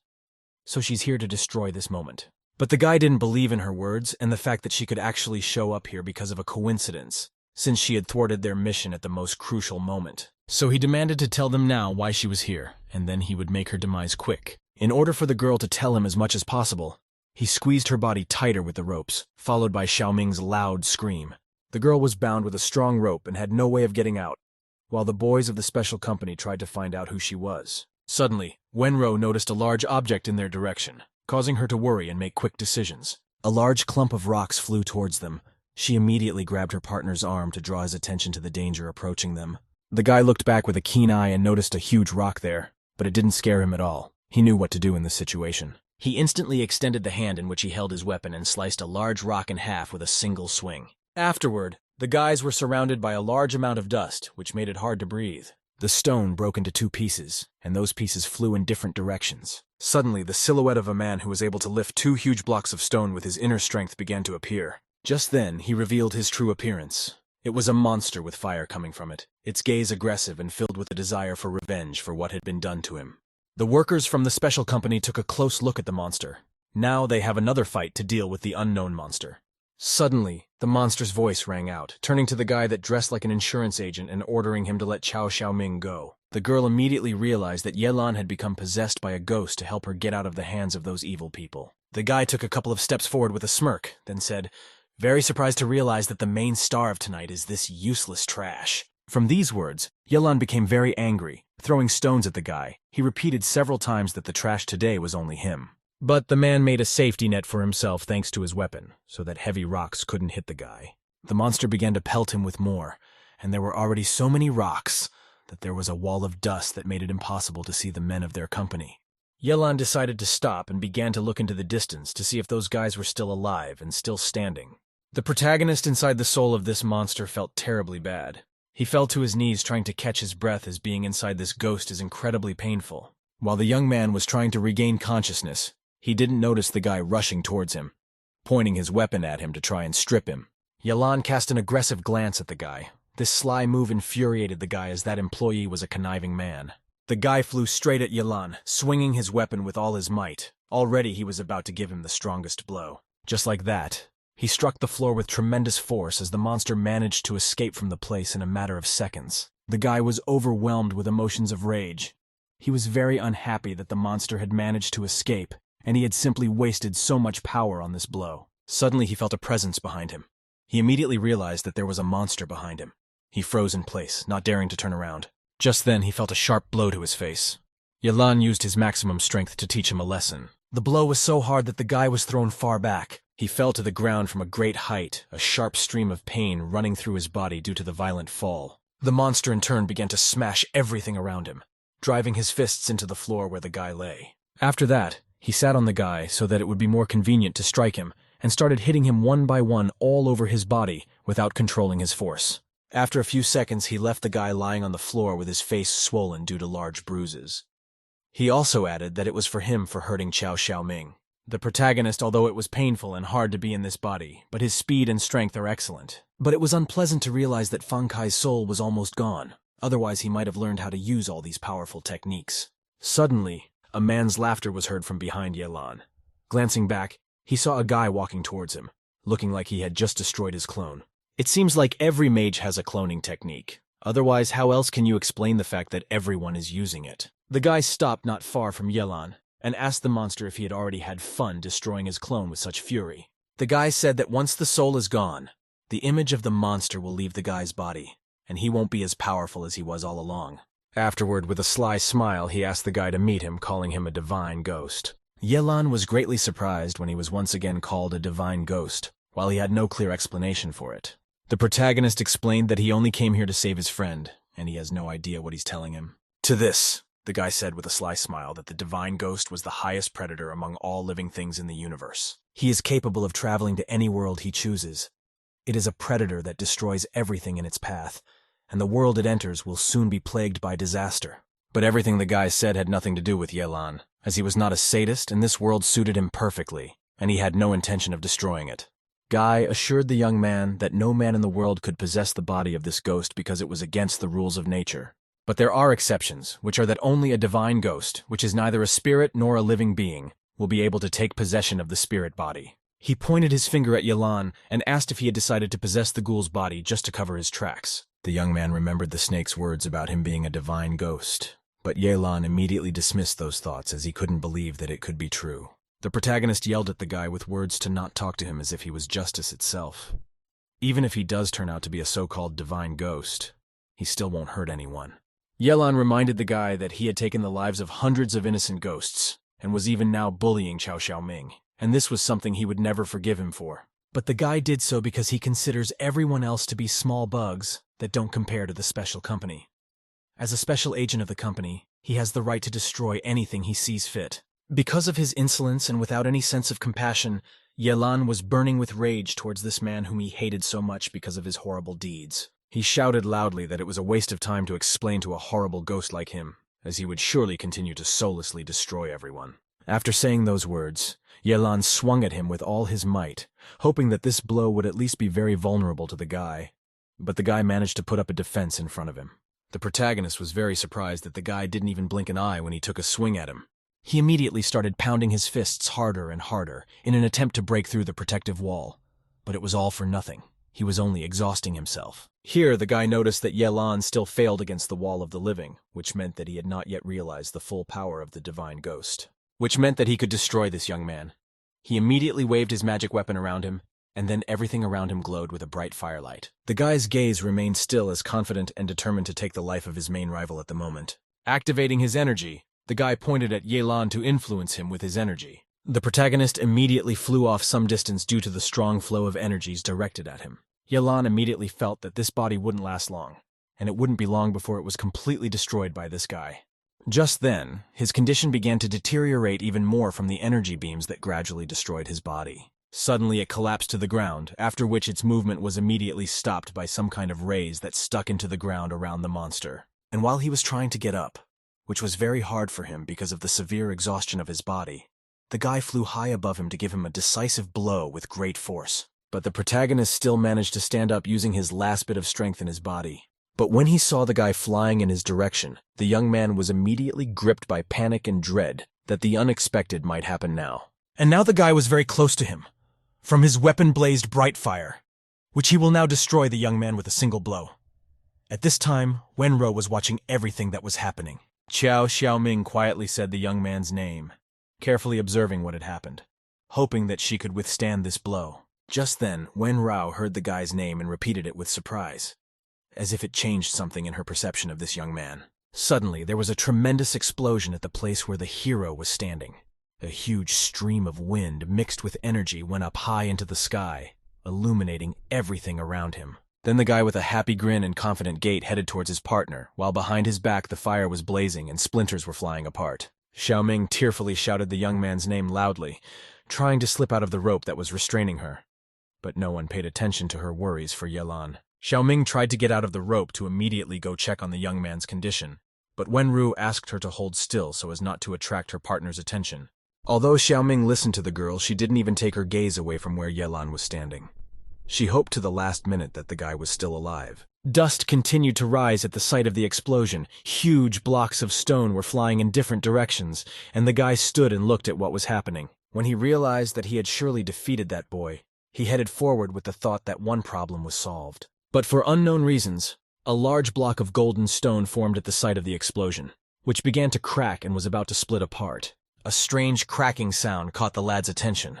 He scrutinized the stone with wonder to see what would happen next. Suddenly, strange spikes began to appear from the rest of the broken stones, and the stones themselves merged into one place, as if magnetically attracted to each other. And so in just a few seconds, a stone monster of incredible size had formed. It looked very powerful, and was obviously eager to kill this guy. When the monster rose to his feet, he turned out to be incredibly tall, because of which the guy immediately began to panic, because he did not expect that he would only provoke the creation of such a monster. Although he realized that the monster would be very strong, but he was not going to give up.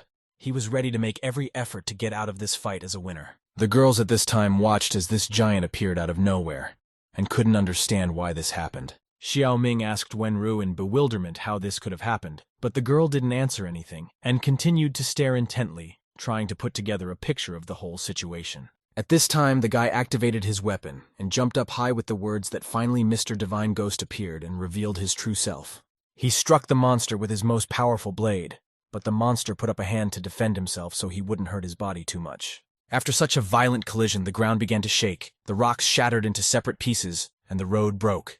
The powerful explosion affected both sides. Each of the boys felt in different ways the pain and destruction. The giant took the lad's huge weapon blade with one hand, which was given to him with ease, after which he swung and hit the guy's body with all his might, causing him to even lose concentration over himself, which happened for the first time in this fight, but he still managed to land calmly and without severe injury. He stopped on his feet in front of his suitcase, from which bright rays were emanating. He decided to go to extreme measures and use a weapon that should do some damage to the monster. The guy slipped his hand into his suitcase, after which he pulled out a large, unusual assault rifle that would be many times stronger than his own weapon. Suddenly, sharp shots were heard, one after another, not stopping. The guy was ready to fire all the bullets that are designed to destroy souls, despite the many bullets that hit different points on the golem's body. It though heavy, but it continued forward despite any obstacles. Soon, a wall of dust and smoke rose in front of the guy, because of which he could no longer develop the golem, but continued to fire bullets blindly, knowing that the monster was out there somewhere. And so he lowered his weapon as he realized that even soul-resolving bullets couldn't handle this golem. The boy turned around, giving the monster a worried look. He turned around, giving the monster a worried look, and then he thought of another way to get rid of the monster. He moved up to be closer to the monster and pointed one hand at it, from which he was about to release energy. Suddenly, a blinding light and an incredible amount began to emanate from his hand. He continued to destroy the monster with a sly smile, with the certainty that it must torture him. Ahead of him, the guy made a sort of wall, which he thought should prevent the golem from getting close to him. It should slow down his movements. But suddenly his hope was dashed. The golem managed to put a fist through his wall, which sent the guy into shock. The guy couldn't believe that a monster could pass through the wall of the living. He couldn't think of any reasonable explanation for it. Suddenly, there was a violent explosion due to the monster hitting the guy with great force, which abruptly stopped the flow of energy. Falling to the floor where everything was destroyed, the guy immediately looked at the golem with horror. The monster took a high jump to get close to the guy. And now the golem was quite close, and it seems like it was about to step on a guy who was fragile compared to him. Suddenly, the guy looked bloody, as if something had pressed down hard on his body. And while the monster landed one blow after another on the guy, the girls watched in silence. Soon the monster calmed down and everything became quiet. There was a lot of dust and devastation around. Xiaoming was worried about Yelan, whether something had happened to him while he was in the body of that crazy golem.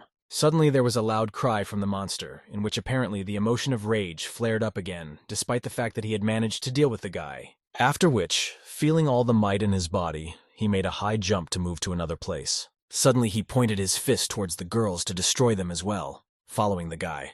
Xiaoming couldn't do anything about the impending danger. She could only hope for luck or take the hit. Just then there was a massive explosion at the place where the girls were. It already seemed that the monster had really destroyed them. But Xiaoming felt a cold wind in her face to her surprise, with which the dust particles mixed with the rest of the debris crashed into her. She was sure something irresistible was about to happen, but something went wrong. She opened her eyes abruptly to rush to see what had actually happened. Just then, she saw Wenro using her energy to keep the monster at some distance so that it couldn't get close to them. She commanded the golem with a dominating gaze to stop destroying everyone. And just because it managed to defeat a special company agent doesn't make it invincible at all. It was as if the monster didn't hear the girl. He was still standing with his fist pointed at her, but he was prevented from striking by the powerful wall the girl had activated. Wenro looked him straight in the eyes and tried to convince him of her words, to revive his real feelings rather than the stone mightiness beyond which he felt nothing. She seemed to have succeeded in getting through to the golem. After her words, he suddenly stepped back a bit. But Wenrao didn't remove the protective wall for her own safety. The monster slammed his fist into the floor with incredible power, instead of striking at the boys. It was a way to release the emotions that were overwhelming him and preventing him from thinking clearly. Xiaoming was delighted by Wenru's power. After all, she had never used her strength to its maximum when there was a battle between them earlier. Suddenly, there was a loud roar from the monster that created a sense of unease.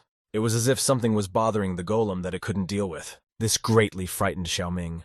But Wenrao unraveled the rope on the girl with a heavy sigh, as if she was trying to endure all the pressure from the monster. She knew that Xiaoming had a bunch of questions for her, but this guy had lost control and was now very dangerous. She promised to discuss everything as soon as she could bring him to his senses. Wenru lowered her two hands at waist level and began her transformation. Her appearance changed beyond recognition, but her gaze was still confident and cold-blooded. After that, the energy spirals around her body began to spin around her body, which she controlled.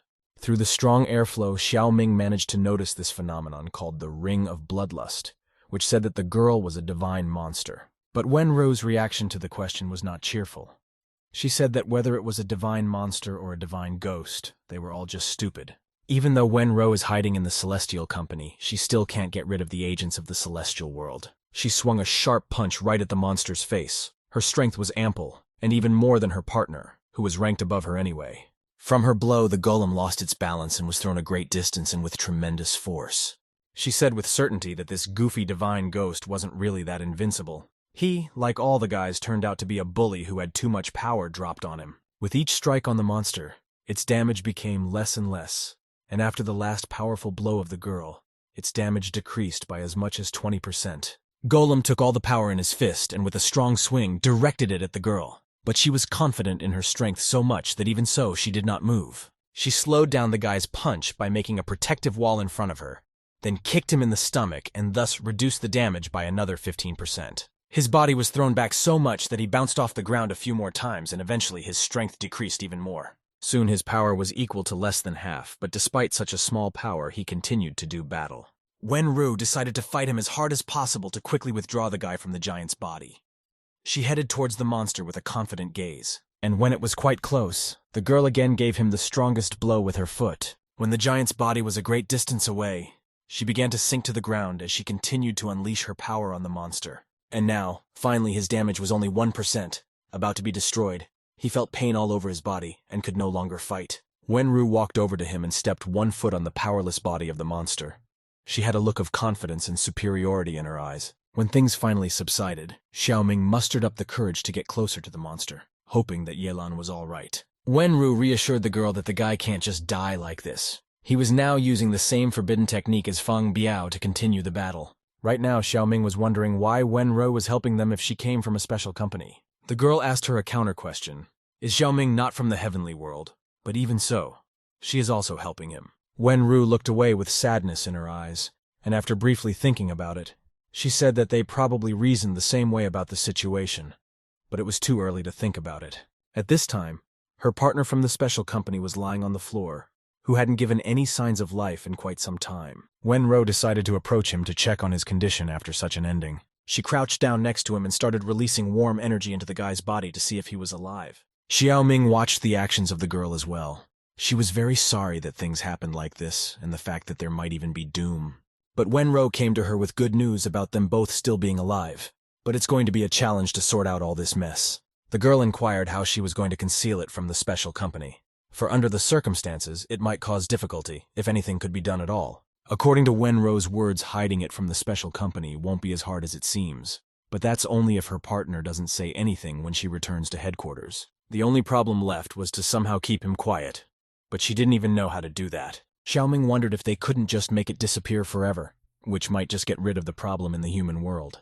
But if he disappears, the company will send a new agent to investigate, because they can't hide everything for too long. It's all going to happen sooner or later. But the girl continued to argue that one could easily cover up what happened after he passed out. She offered to tell the large company that the divine ghost had become uncontrollable, and she had no chance to handle the enemy to escape with him. This story can help disguise Wenru, and then no one will reveal her true colors. Wenru held out her hand with the words that she was right about that, but there was one nuance to it. The girl came close to Xiao Ming and threw a cold gaze at her, while Xiao Ming looked rather alarmed by the girl's gaze.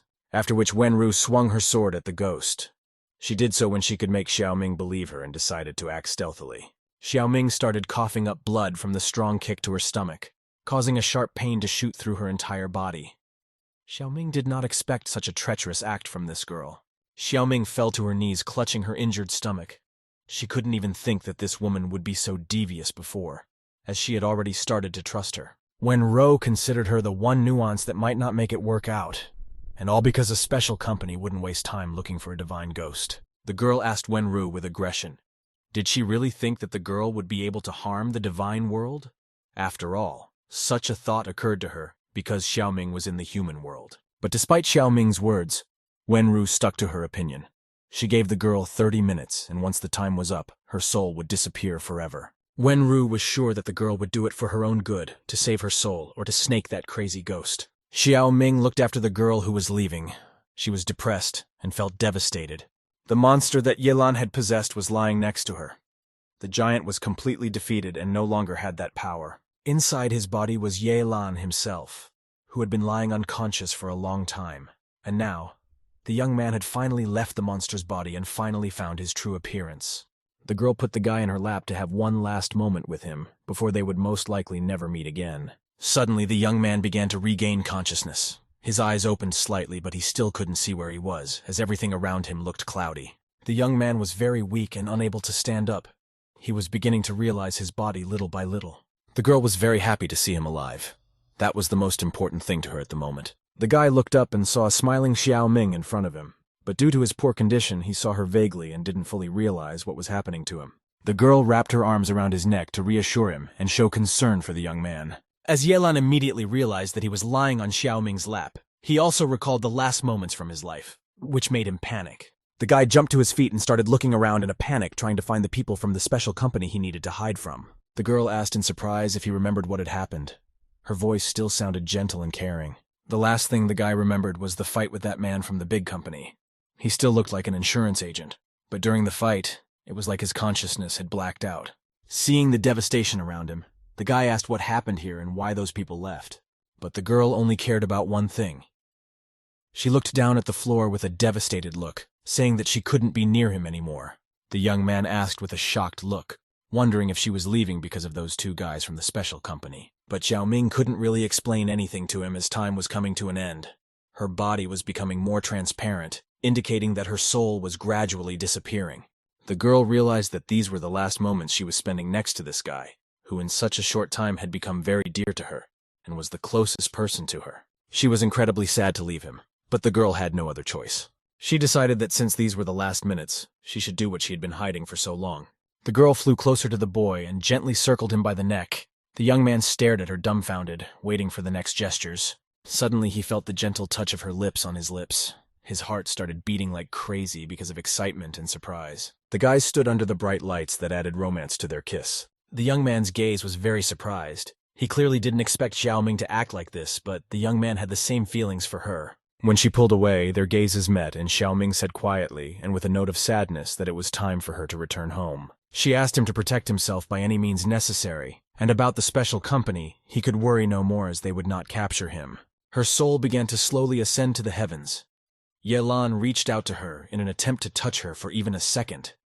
This gesture meant that he didn't want to let the girl go. He managed to touch the girl's hand, which was the last touch he had had in a while. When the girl's soul was already too far away from the guy, he screamed her name, but there was nothing more he could do. He inquired when she could come back to him. The young man hoped it would happen at all, but Xiao Ming only smiled gently back at him. She knew that it wouldn't happen again, but she didn't want to upset the young man. All the guy had to do was watch his first love slowly fade away, and there was no guarantee of their meeting. Yelan shouted one last time for her to be sure to wait for him, and never forget him. He promised to be sure to find her when he learned how to travel to the celestial world. But in the sky, it only flashed its brightest star, which took Xiao Ming with her to the other world. The young man with incredible sadness said her name for the last time. For all this time, he had become strongly attached to her, and losing the girl was morally very hard. He realized that Xiao Ming would obviously not return like back then, which brought on a great sadness. Even though Xiao Ming didn't tell him this, but the young man was sure that she was forced to return home to save his life. This was when he felt hatred towards the people from the special company. It wasn't easy for him to pick up such a beautiful girl, and now they had taken Xiao Ming away from him. Suddenly he heard strange loud noises that caused splinters to appear. The young man wondered what this was going on now. Perhaps someone was in danger there and they needed help. He headed straight for the building from which loud banging noises were coming. Running inside, he saw the same stupid guard strangling a foreign ghost while a brave girl was still lying unconscious nearby. What he saw shocked the guy. He hadn't even thought of these guys before, but it seemed that he had yet to deal with them. That's when he was spotted by a furious guard who hates Yelan for deceiving him and for daring to engage in a fight with him. He immediately headed towards the guy, swinging the bat at him while yelling that he had finally managed to find him. But before he could react, Yelan slammed his fist into his face with a sharp movement. His punch was strong, causing the guard to lose his balance for a while. The protagonist started yelling at him and asking why he was trying so hard to fight back against others when his boss had long since been destroyed. Here the guard started sobbing, explaining that this was his first job since he joined the company, and now his boss appeared to have been destroyed, and the company would likely fire him. Yelan sincerely did not understand his position. The guard was a ghost, and they shouldn't have to work or even worry about whether they would have a job or not. Suddenly, the young man felt a vibration in the floor, after which the walls immediately began to shake, as if a strong earthquake had begun. According to the guard, it wouldn't be long before the array and everything inside that array would be destroyed. All because that guy's soul had disappeared, and everything was held precisely by his energy. Yelan looked at him again with pity and asked if he was still worried that he might die since it had already happened, and now he was just a ghost. The ghost began to say that after the array was destroyed, no one could survive. Even the ghost would turn to dust, causing him to be gripped by intense panic. The protagonist looked around and saw an exit to the outside at the end of a large room. He then said that it was for nothing that the ghost was saying that no one could survive, as their exit was quite close and they just needed to speed up. The young man began to act as he had done before. He started reincarnating as a ghost to have more power and skill. Already after a couple of seconds, he was in the body of a foreign ghost, which opened more opportunities and advantages for him. The first thing he did was tie the girl and the guard together so they wouldn't go anywhere, and it would be easier for him to take them with him that way. He took hold of the other end of the rope and began to enter the mirror that would move them to safety, which was a long distance away. Pulling the guard along with the girl, they all ended up in a place that was between two sides of the world. Plopping the guys down beside him, he started to think about where it would be best to get them, but a glance at the girl made him realize that she needed help the most right now, as she was poisoned. Yelan decided to take them to the nearest hospital where she would be treated. Looking out of the looking glass slightly into the hospital restroom, he found that there was no one in the room, which meant it was safe to move the others in here. He immediately dragged the bound guard and girl behind him, throwing them to the other side of town. Yelan sent a guard to the company to tell them about the death of his boss, and here he will handle saving the girl's life by himself. And to make the ghost react faster and not slow down, he kicked it with all his might. After the impact, the ghost flew into the wall, flying through it and into the street. His soul was thrown straight into the sky, where there was a special company, where he had to go. The last words of the guy was that he promised to someday return to him and take revenge. Now that the young man was in a safe place for himself, he no longer needed to be in that scary ghost body, but he couldn't let her run around and scare everyone. To think it over well, he decided to leave the ghost's body first for more convenience. He began to ponder where he should put the Bloody Mary, who stood nearby and watched the guy without any emotion. Just then he remembered the existence of the ghost pill that was still with him. He figured that if a lot of ghosts were consumed by this pill, it wouldn't take up much room in it either. Tilting the ghost, he began to fold her body into this pill, but it took effort. Soon her body was almost inside this little ball, which she would be in for a very long time. At last, the young man managed to place it in a transparent tablet, after which he slipped it into his pocket. He approached the girl, who was in quite a bad state. She urgently needed medical attention. The poisoning even made her fever rise. Yelan picked her up in his arms to carry her to the doctors. Suddenly, there was a low moan from the girl's exhaustion. A smirk immediately appeared on the guy's face, after which he said that he hadn't noticed it before while he was fleeing, but now he had seen everything, which was very interesting to him. He left the restroom with the idea that he'd better not look at it unless he wanted himself a nosebleed, which could come from constantly tilting his head down. Suddenly he noticed a nurse walking by and was ready to call out to her, but something stopped him from doing so. Just then, the young man realized that the doctors would not be able to help him, as he would have to tell the cause of the poisoning. But they would take him for a madman, even if he told the truth. Suddenly he saw that the girl had opened her eyes and asked when she had woken up since he had missed that moment, to which the girl said she had just regained consciousness.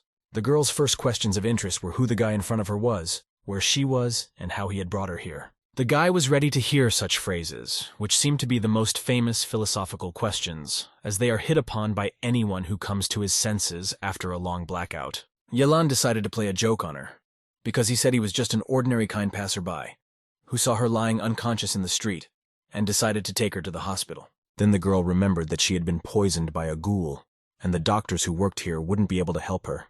She asked the boy to help her make a phone call, but the guy left his phone for his own safety, so no strangers would know his number. The girl's phone was in the back pocket of her jeans, but she couldn't move her hand, so she asked Yelan for help.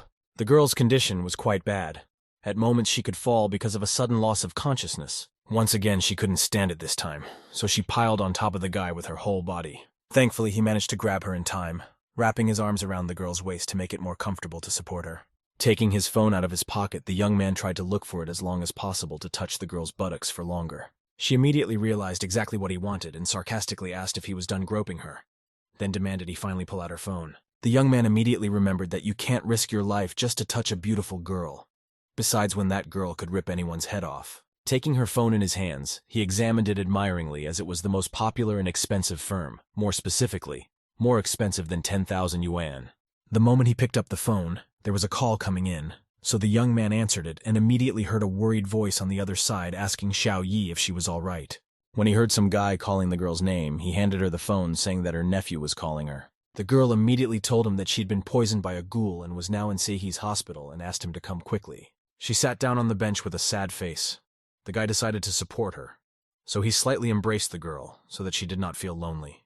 The girl explained that her name was Yang Xinyi and she was talking to her mentor, whom she called Shi Xiong. Ye Lan humorously appreciated her name, saying that she automatically became more respected than those who addressed her, as her name in China translated as auntie. The protagonist decided that since she had already called someone and they would be coming to help her soon, he could go ahead and deal with his pile of cases. But just as he stood up and was about to walk, Xinyi's voice immediately sounded, asking him to stop. The girl asked to stay with her a little longer, as her condition was very weak now, so she did not want some rascal to come and take advantage of her. But the idea of staying near this girl and disturbing her seemed very silly to the guy, because not long ago she wanted to cut off a man's head. Yelan reminded the girl that she didn't look older than him at all, and she wanted to be watched by a high school student. It was quite strange. But when the guy called her Dajie, which meant referring to her older sister, Xin Yi became very angry, as considering her for a grown woman seemed offensive and unacceptable. But she immediately smiled so as not to scare the young man off even more, and explained that she had only recently graduated from the institute, and was only 3 years fearful of Yelan, because she asked not to be called that. Yelan didn't want to address her by her name. It sounded like he was her nephew.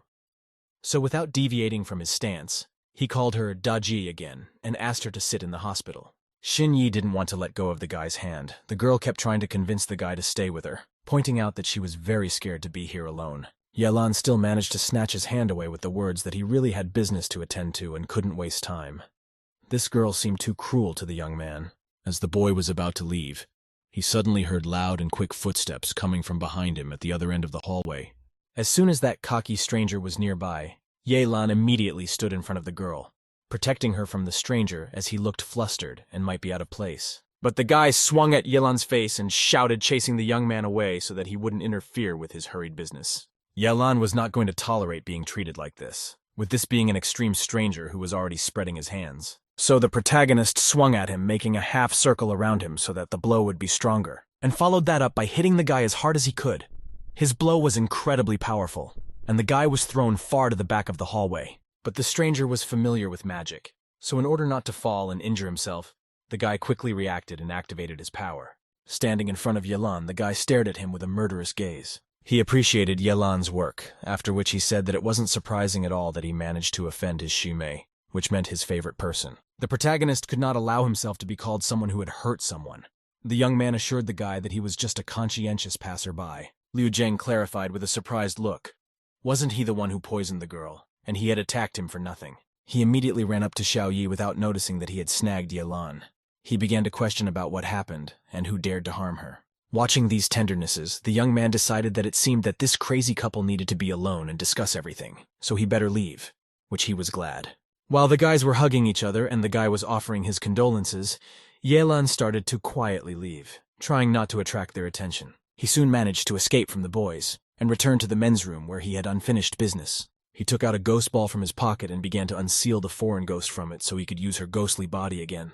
Suddenly, a thick white mist erupted in the room from which the body of a ghost appeared. Without wasting any time, the young man immediately began to become all over her, which the ghost clearly didn't expect by the surprised expression on her face. He started to walk into the mirror to get away from these guys. This way he hoped not to be seen by anyone who could catch him. But as soon as he was in the looking glass, which was the place between the two places in the world, he heard a knock on the mirror.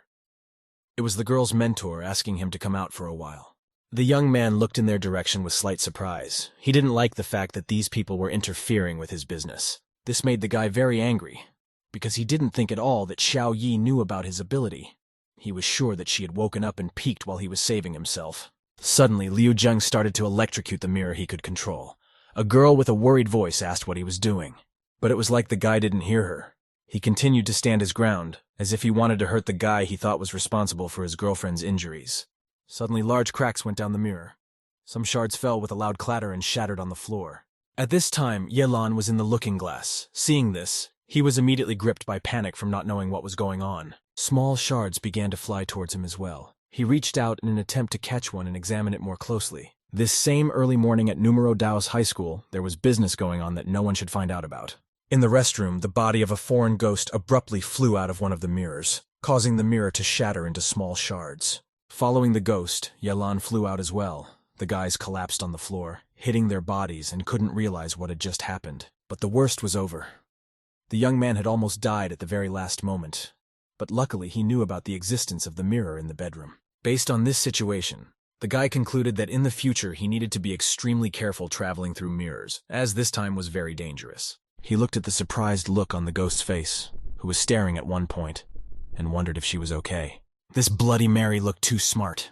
Earlier, she had said a couple phrases in a foreign language when he caught her, but now she couldn't say a word. When the guy decided to move away, the ghost immediately followed him, but Yelan ordered her to stand there and not move.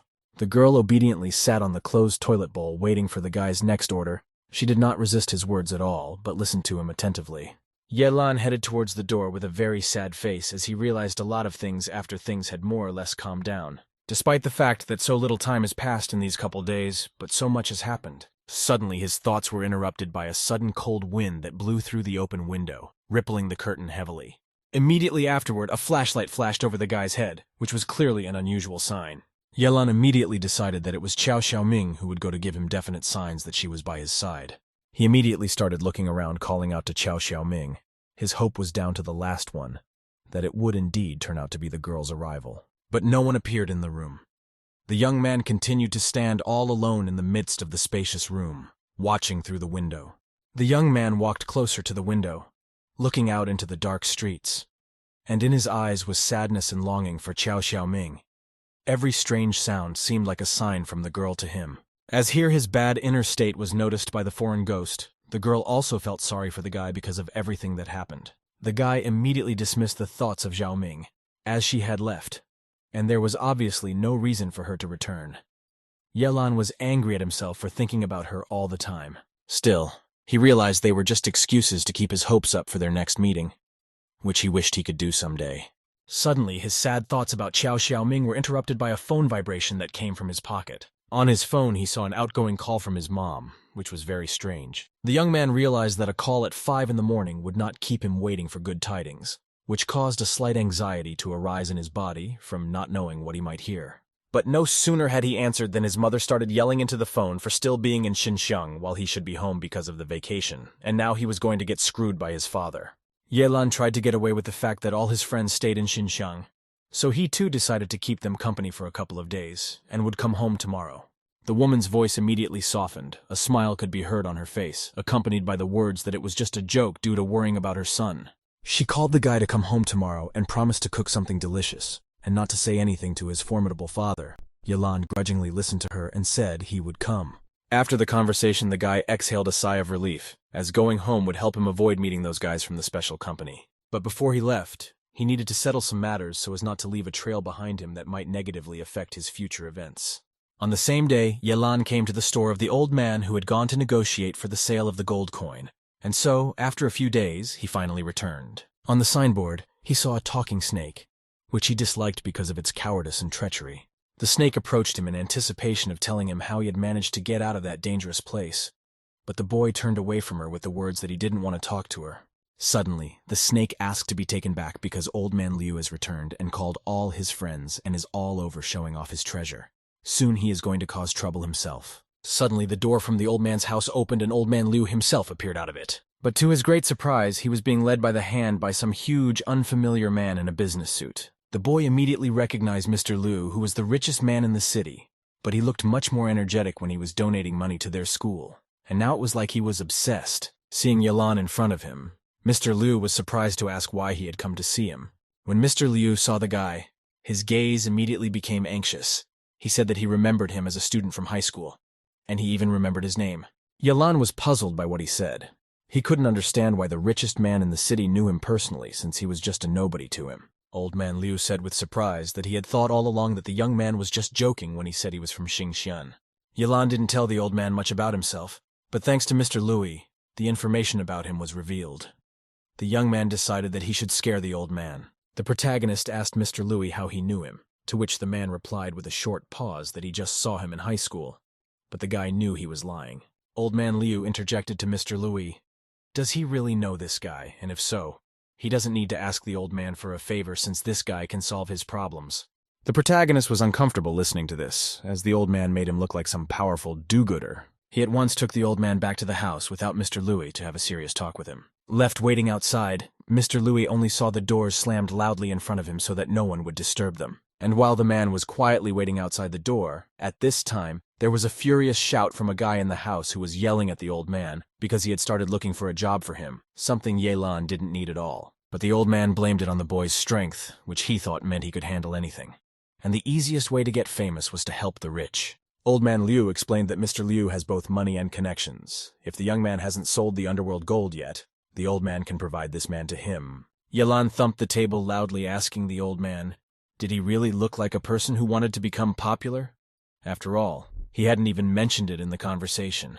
But as soon as his hand touched the table, energy waves started coming out of his palm, which got the guy interested. Suddenly, objects in the room began to rise, and the guy's blue energy swirled around, much to the old man's amazement. A small round pebble appeared in the protagonist's hand and was held in the air by his inner strength. Seeing the transparent pill in front of him, old man Liu looked away in horror, wondering if the guy had destroyed Fangkai Biao. Yelan knew that he needed to scare the old man. Therefore, with a cold look, he told the old man that he appeared to be well informed. The old man immediately asked the guy to hide the transparent pill since he wasn't strong enough to resist him. Without answering him anything, Yelan took a step forward and sat down in front of the old man.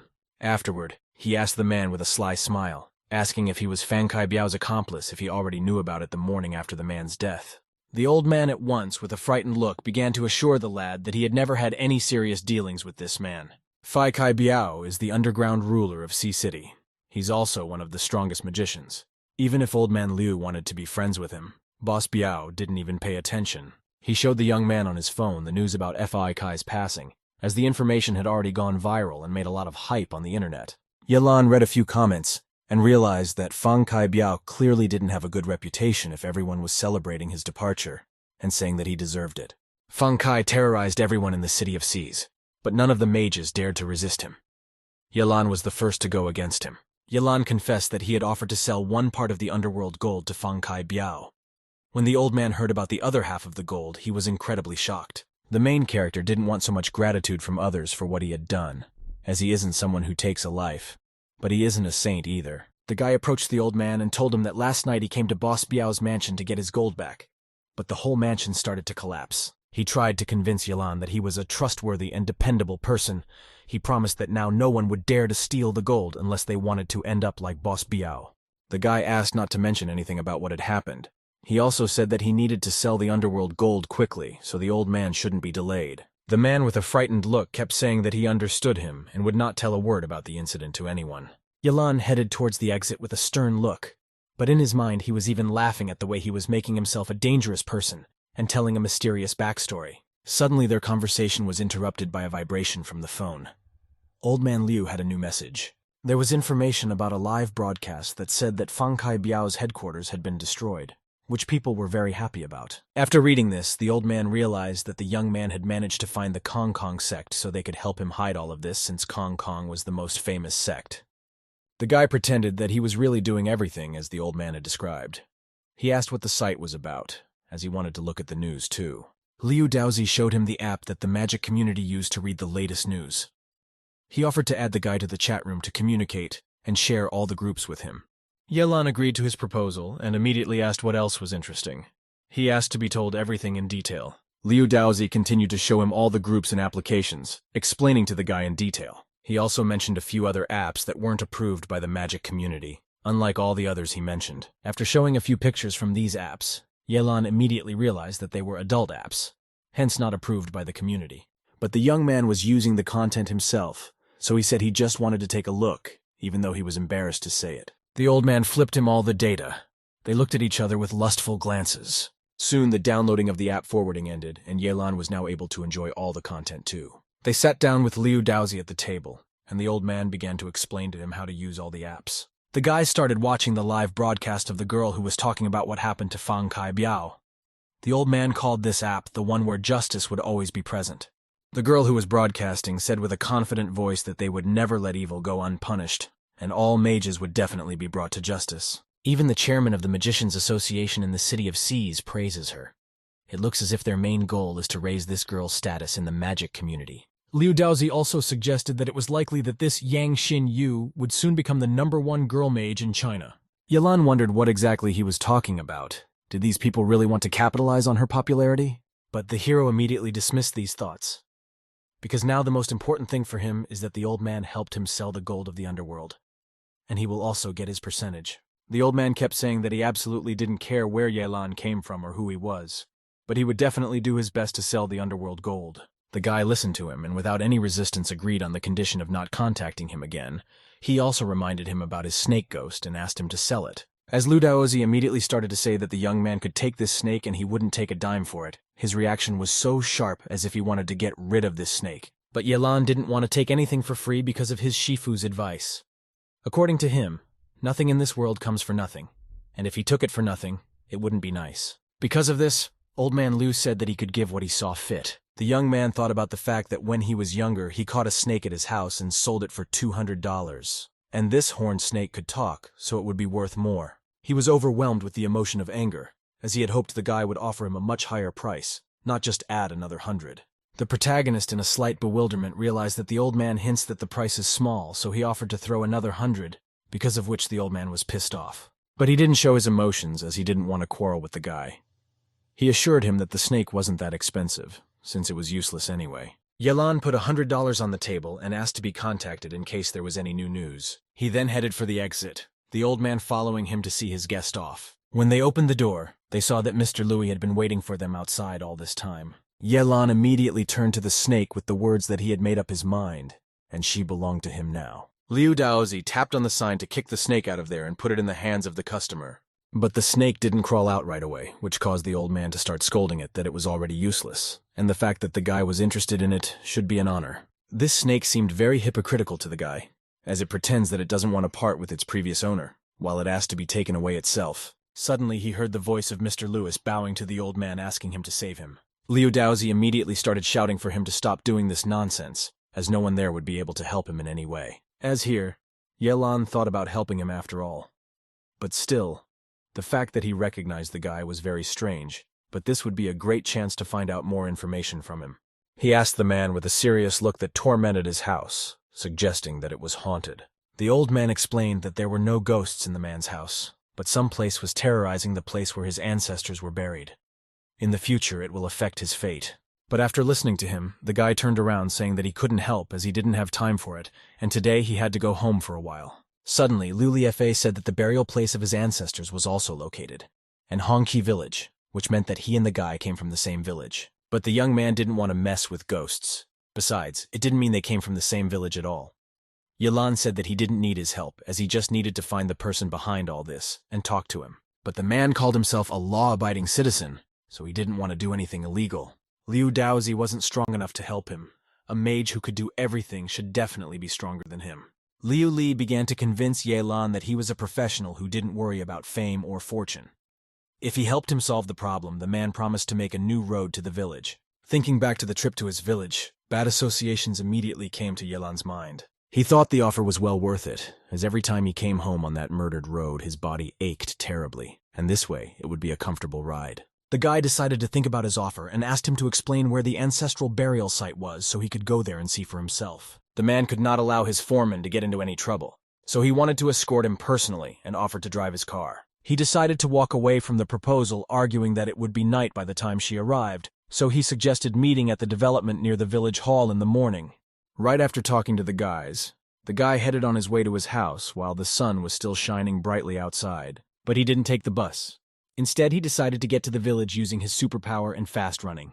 The protagonist made his way home both by road and by scraping through dense forests.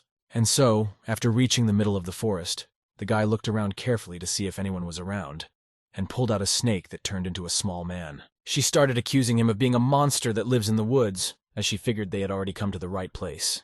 The young man couldn't stand the snake's constant tantrums that were weighing heavily on his psyche. He shouted loudly that she was the monster, not him.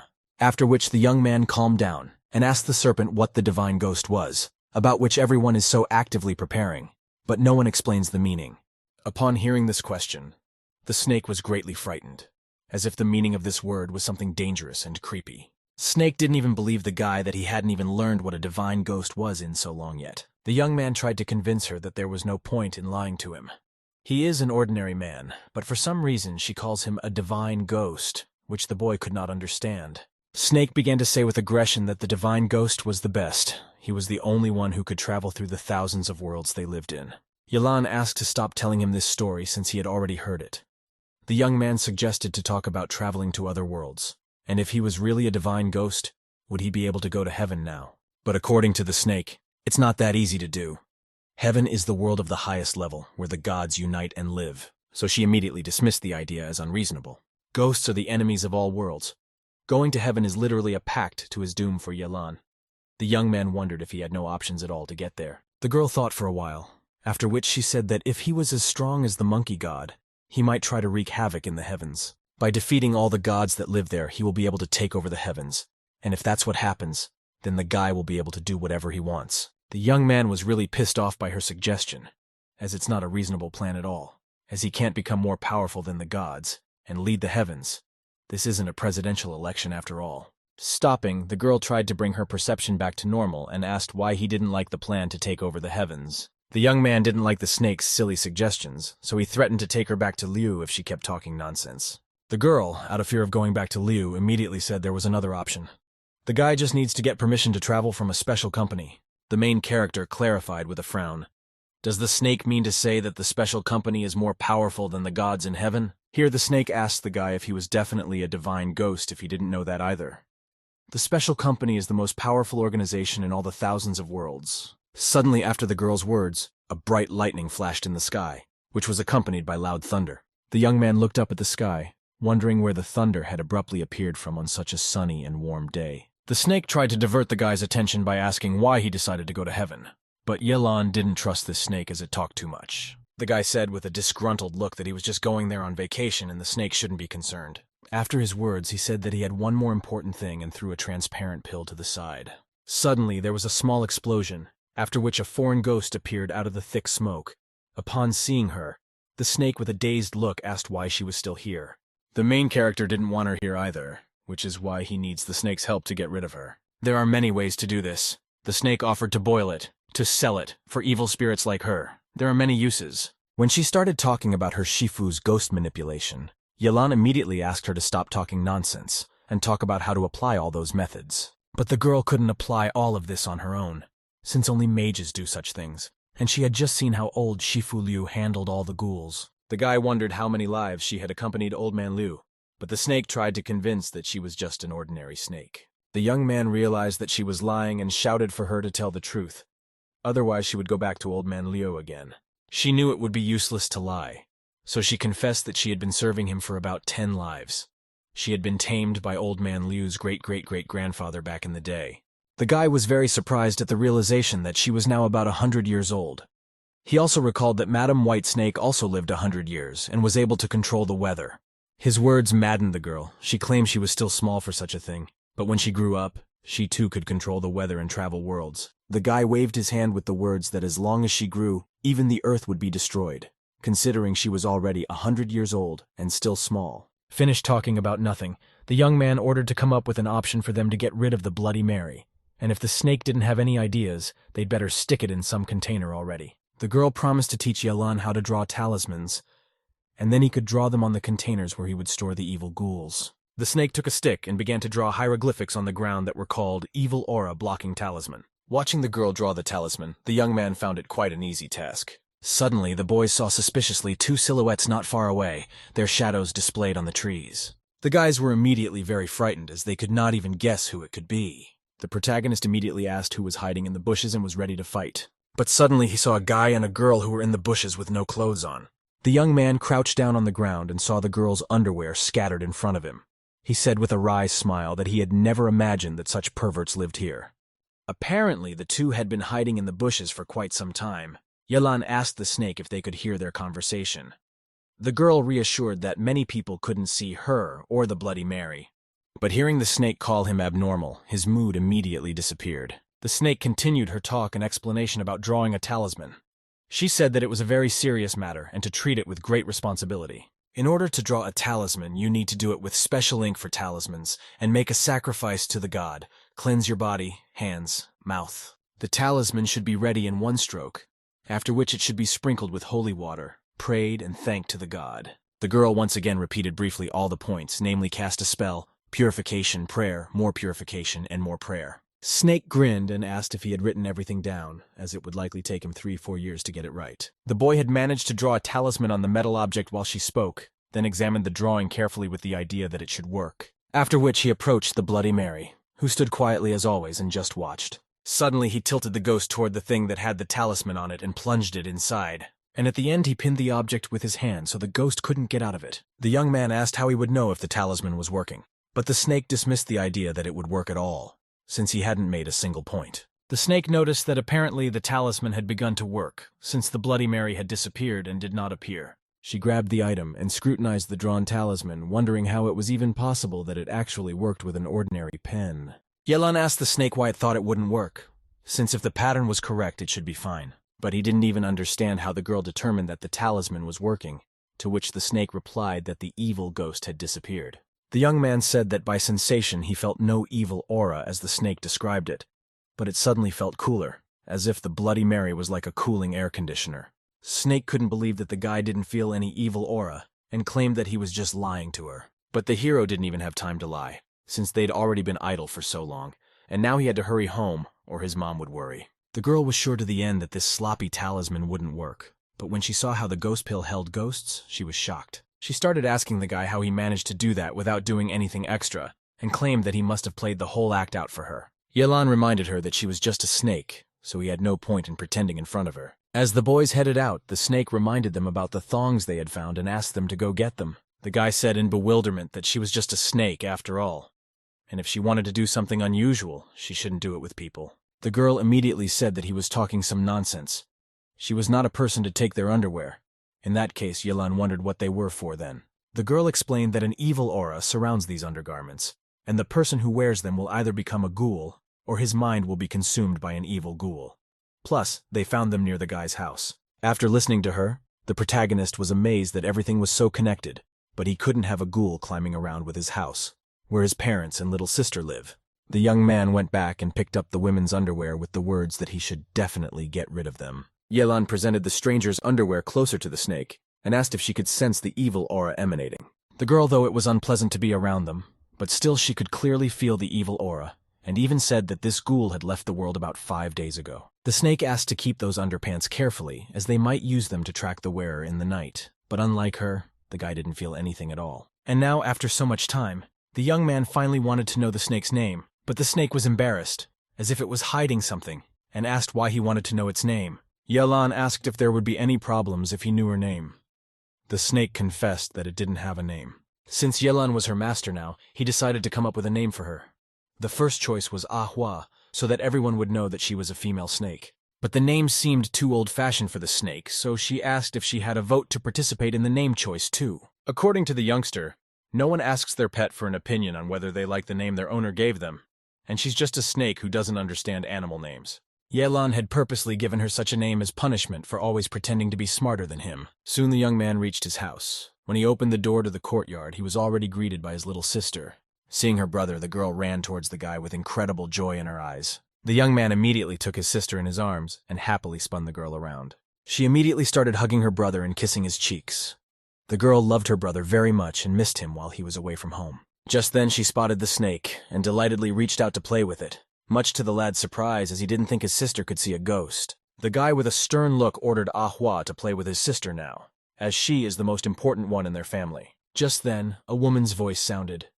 Yelan's mom heard her daughter talking to someone in the yard and went out to see if she was okay. The boy immediately turned around at the voice behind him while Kian was playing with a snake that was trying with all its might to get out of the children's tenacious hands. The main character complimented his mom on her appearance and asked if she was going out looking like that. But the woman was very angry with the guy for not coming home on time. She said with a furious look that she was going to the village square for her husband's wages. As it turned out, the head of the village called last night and said he had a great job for the guy's father, but it was urgent. So the man left early in the morning. After the woman left, the young man took his sister, and they headed into the house where the girl kept playing with the snake and throwing it on the floor. Ahua already barely tolerated being treated like this, but the young man wasn't going to take her away from her sister. Leaving the girl to play, he himself went to his room and sat down to his lessons, so that no one would disturb him for the first time in days. But as it turned out, it was also turbulent at home because of the pets in the yard that were screaming and making it hard to concentrate. Upon seeing what was going on in the yard, the guy nearly exploded with rage at the fact that these brazen ferrets were trying to steal a chicken in someone else's yard in broad daylight. Jumping out into the street, the guy immediately ran to save his household from aggressive animals who want to eat his chicken. Fortunately, the young man managed to catch the ferret without any problems. He took it by the body and started to carry it out of the yard. But suddenly he happened to see the ferret's gaze. His eyes looked possessed and were not naturally red in color. Yelan was instantly frightened. His mind seemed to be affected by that terrifying animal gaze. Then the guy started seeing everything blurry, as if in a fog, which continued by fainting, unable to stop it. Yelan froze in place and couldn't understand why he felt so dizzy so abruptly. As he stood there trying to recover, the ferret jumped out of his grasp and headed for the house. But the young man couldn't let him in for daring to hurt his sister. The animal ran into the room in an attempt to hide out of its master's sight, the young man meanwhile running after the ferret to finally catch it. Suddenly the ferret reached the room where little Kian was sitting and playing with a snake. The ferret growled loudly, hoping that the girl would be scared of him and couldn't run anywhere. But fortunately there was a skillful Ahua beside the girl, who also couldn't let this animal harm the little girl. She immediately swung her tail and hit the ferret's head with it with all her might. The animal flew off to the side and hit the wall, much to Kian's amusement, and she started clapping her hands together, laughing loudly. The girl took the snake back in her arms, who was yelling at Yelan and asking her to immediately get rid of this ferret that had turned into a demon and wanted to take Kian's soul. The boy took the ferret in his hands, this time more securely so it wouldn't slip out like last time. The young man looked at it carefully and noticed again that the animal wanted to influence him with its aggressive gaze, which was affecting the psyche of the man. But the protagonist immediately started beating him up with shouts that if he kept this up, he would soon make a stew off him for dinner. The young man saw how well Ahua had done as a nanny, so he could safely leave his sister in her care. The snake advised him to find the reason for the ferret's arrival. But Yelan could only speak Chinese and English, and it was unlikely that he would be able to talk to the ghost if they couldn't understand each other. Apparently, this ferret hadn't fully transformed into a demon yet. He could probably understand the guy. Suddenly, little Kian burst into tears, and the snake immediately turned his attention to her in contemplation of how to comfort her. The girl started clapping her hands to distract the girl from the negativity and shift her attention. And so Kian was already laughing happily when Ahua started to throw off some parts of the snake tail to amuse Kian. Looking at how well Ahua was doing with her little sister, the guy was very happy to have such an assistant who was great with children. The guy then went outside with aggression and threw the ferret under the house. The animal started to pretend as if it was not breathing, but the guy knew it was a bluff. So Yelan asked him to nod his head if he understood what he was telling him, and if not, to shake it. The ferret got to his feet and waved his head vigorously in different directions, implying that he didn't understand the boy. But this only gave away the fact that he understood the young man well. And to cut the animal's lie, Yelan said that in that case he would need to cook it for dinner since it was an ordinary ferret. After these words, the ferret got very excited and started nodding his head in response to the fact that he understood the guy. After which, the protagonist shouted all over the yard. He gave the ferret 3 minutes to explain why he had sneaked into his house. Otherwise, he would boil a stew out of him. After listening to the boy's cries, the animal went in the opposite direction to try to explain the situation to the young man. Going into a small chicken coop, the ferret took a large nail in it, which he uses as an explanation. After which brought him Yelan so that he could guess the ferret's thought that he was trying to convey to him. Yelan carefully picked up the nail that was covered in chicken droppings, making the guy squeamish about picking it up at all. The young man asked the ferret if it was his thing, to which he waved his head with an innocent face. But there was no way the hero could understand what the ferret was trying to tell him. He warned that he was a man of his word, and if he didn't understand what the ferret was up to, he would just boil him for dinner. Suddenly, the ferret saw a bright blue light shining in front of him that came out of nowhere, after which Yelan too felt someone's presence and strange sounds behind him, which made him feel suspicious and slightly panicked. The young man turned around and saw an unfamiliar bearded man behind him, who seemed to have moved from one place to this one. Upon seeing him, the ferret immediately ran towards the man, indicating that it was his master. The man looked serious and at the same time kept calm.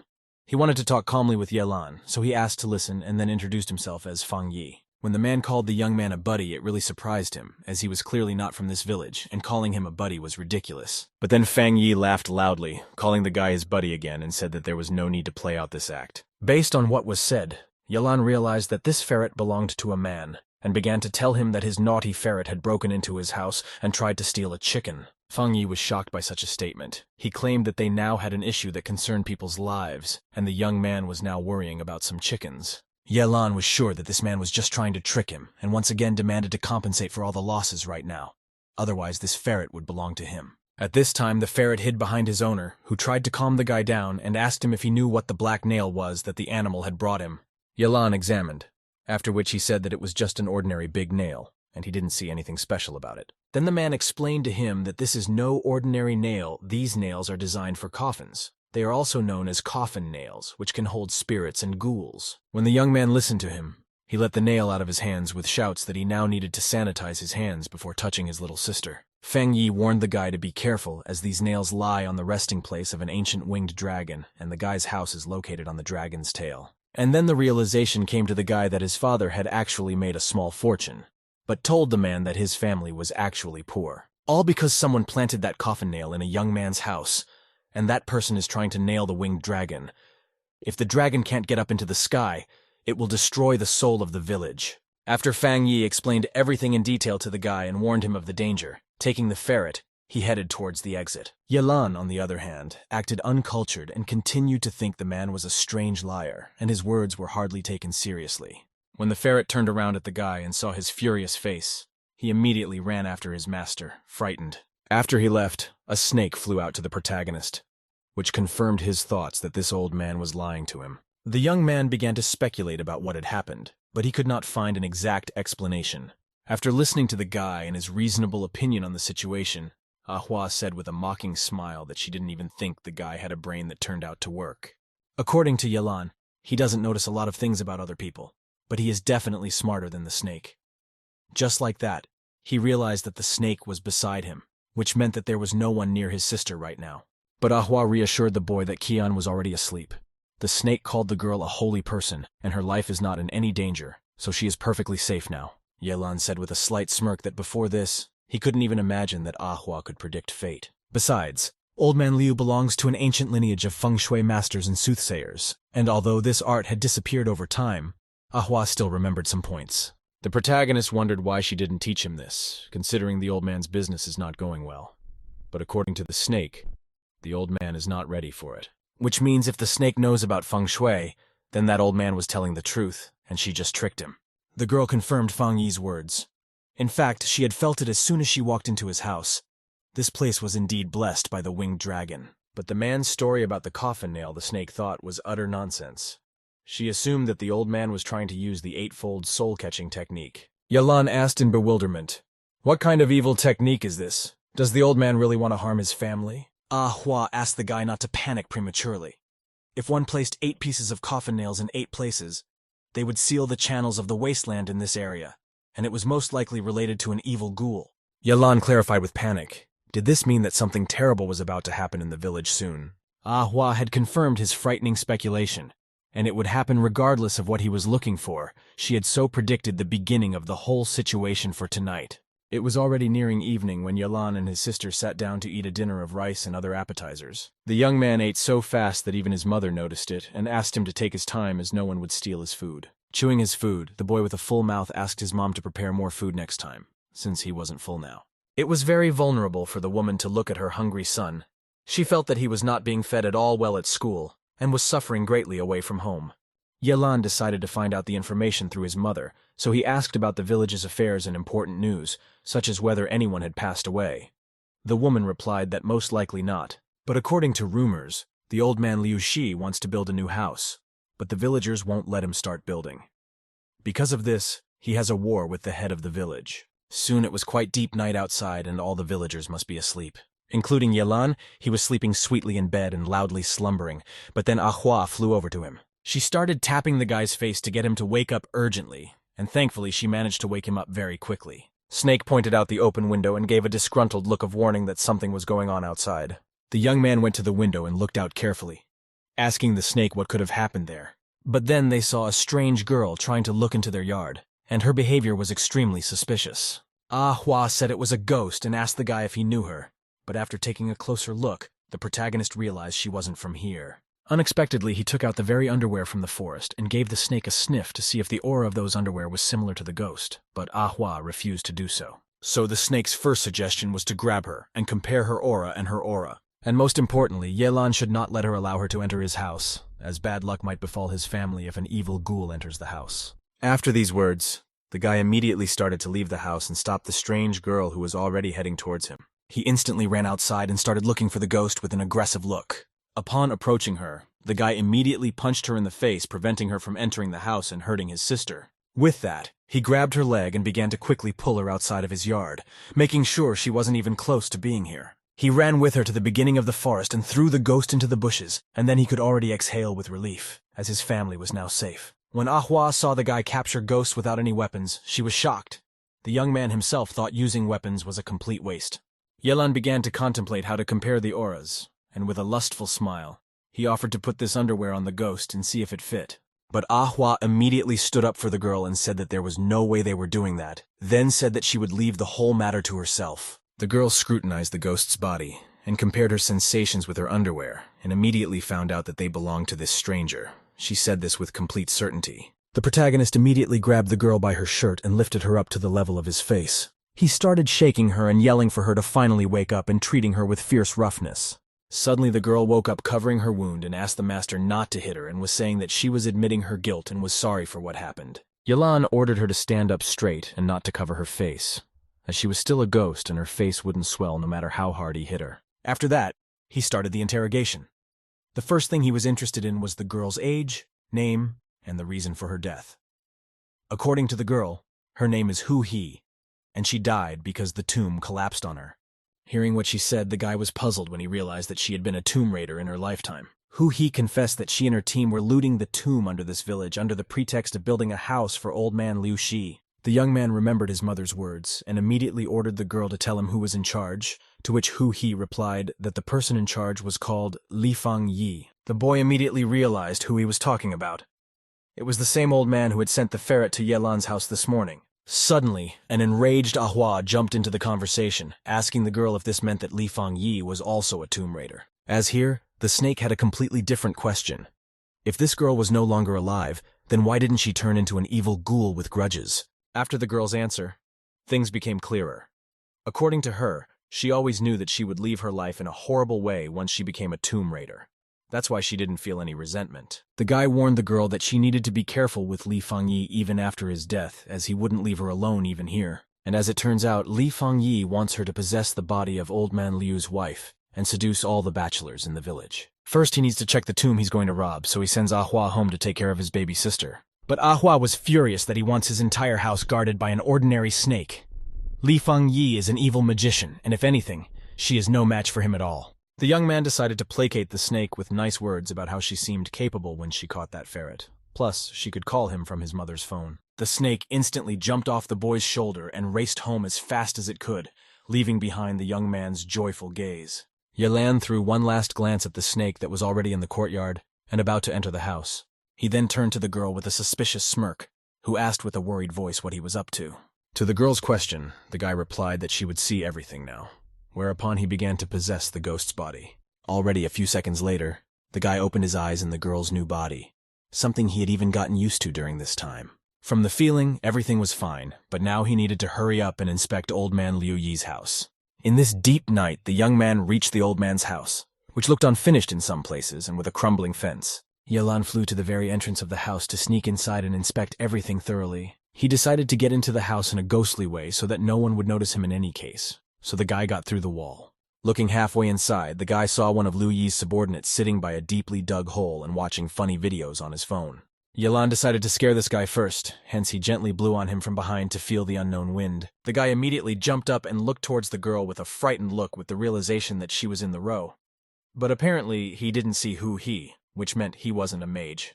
Yelan asked where their boss was now, but the guy tried to talk the ghost into telling her not to touch him since he hadn't done anything bad to her in his lifetime. The protagonist decided to squeeze out the guy's confession and said that he himself knows what he did back then.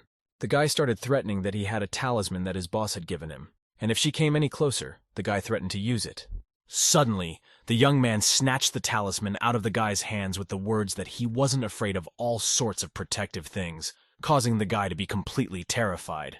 How here he fell to his knees and asked that Hu take revenge on the one who was really responsible for her death, according to the guy. He had nothing to do with it. After hearing his words, the young man immediately realized that he, Hu, had not ended her life by accident, and the whole thing was actually a setup.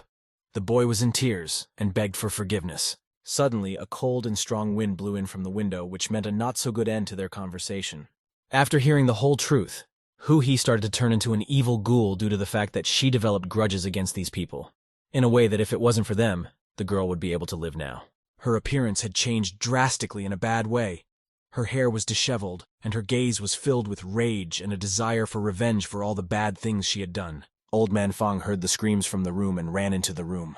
He saw his henchman begging for mercy from Hu. Lee instantly reached for his sword, realizing that there would be no more bargaining with her, after which he began to cast spells. In his hands he held a kind of bell. The protagonist in the body of a maiden immediately knocked the attribute in question out of his hands. Then with the same bell he started hitting Fan on the head, which was quite painful. The young master also remarked that this ridiculous old man clearly deserved a bigger thrashing. Meanwhile, Lee was already drenched in blood and crawling around the room, realizing that he couldn't defeat He.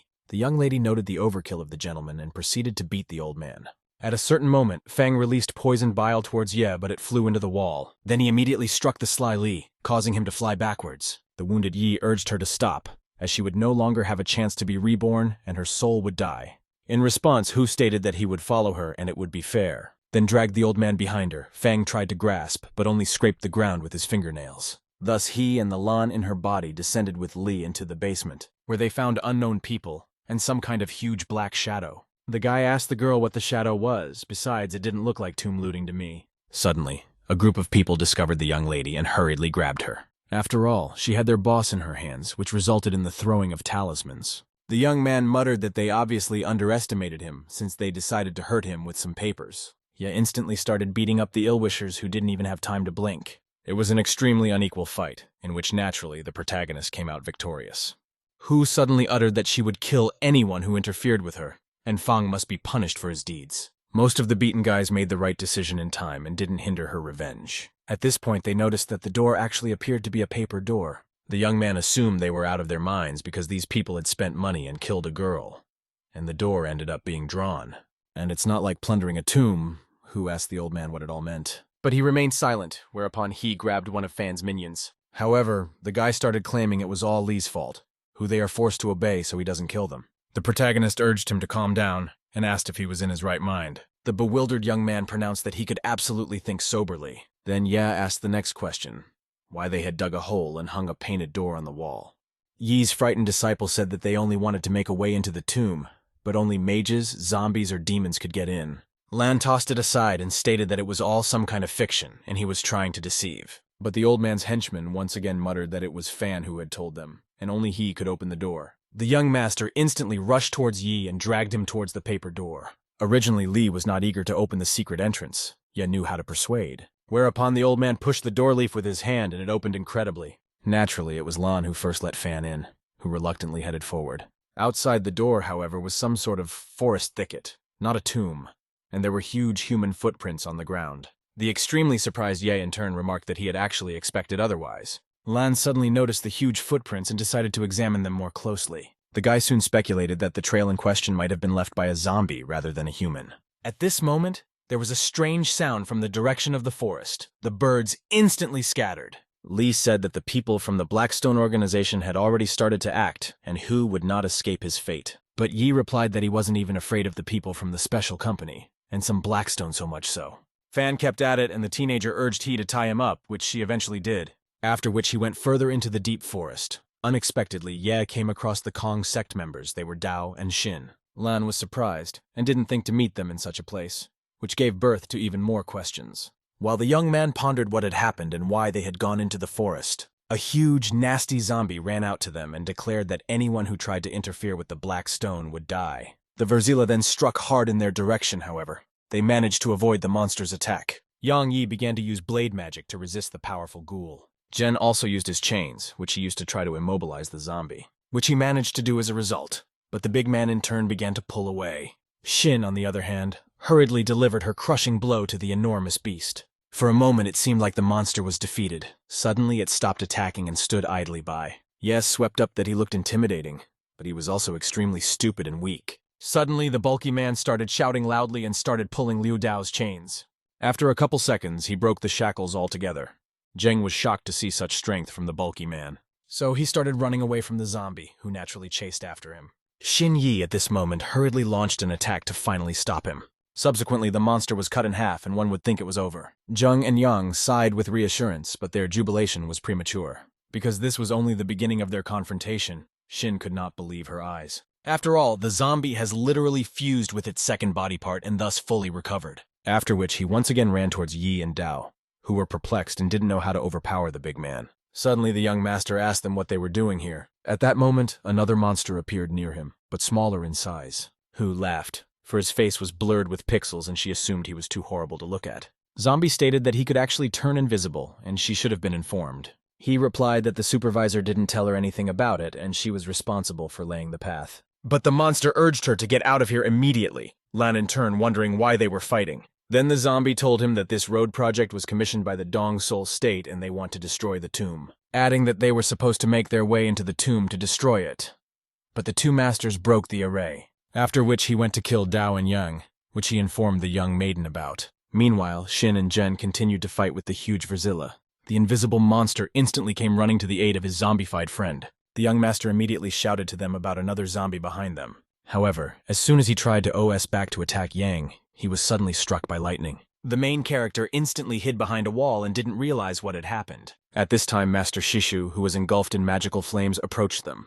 The Kong sect members were overjoyed at the sudden appearance of the old man. He finished off the zombie with a nonchalant expression and headed towards the thug. The monster in turn went into a frenzy as a fellow monster was killed before his eyes. However, striking hard with his axe did not achieve the desired result, as Shishu easily blocked his sword attack, making it clear that against strength there is always another. The master then attacked it with flames, which did quite a bit of damage to the zombie. The old man didn't stop there and hurriedly finished off the wounded monster. After another series of powerful blows, the big man literally turned into a poisonous black cloud. But since Lan was in Ghost Maiden Hu's body, he was in no danger from the monster's poison.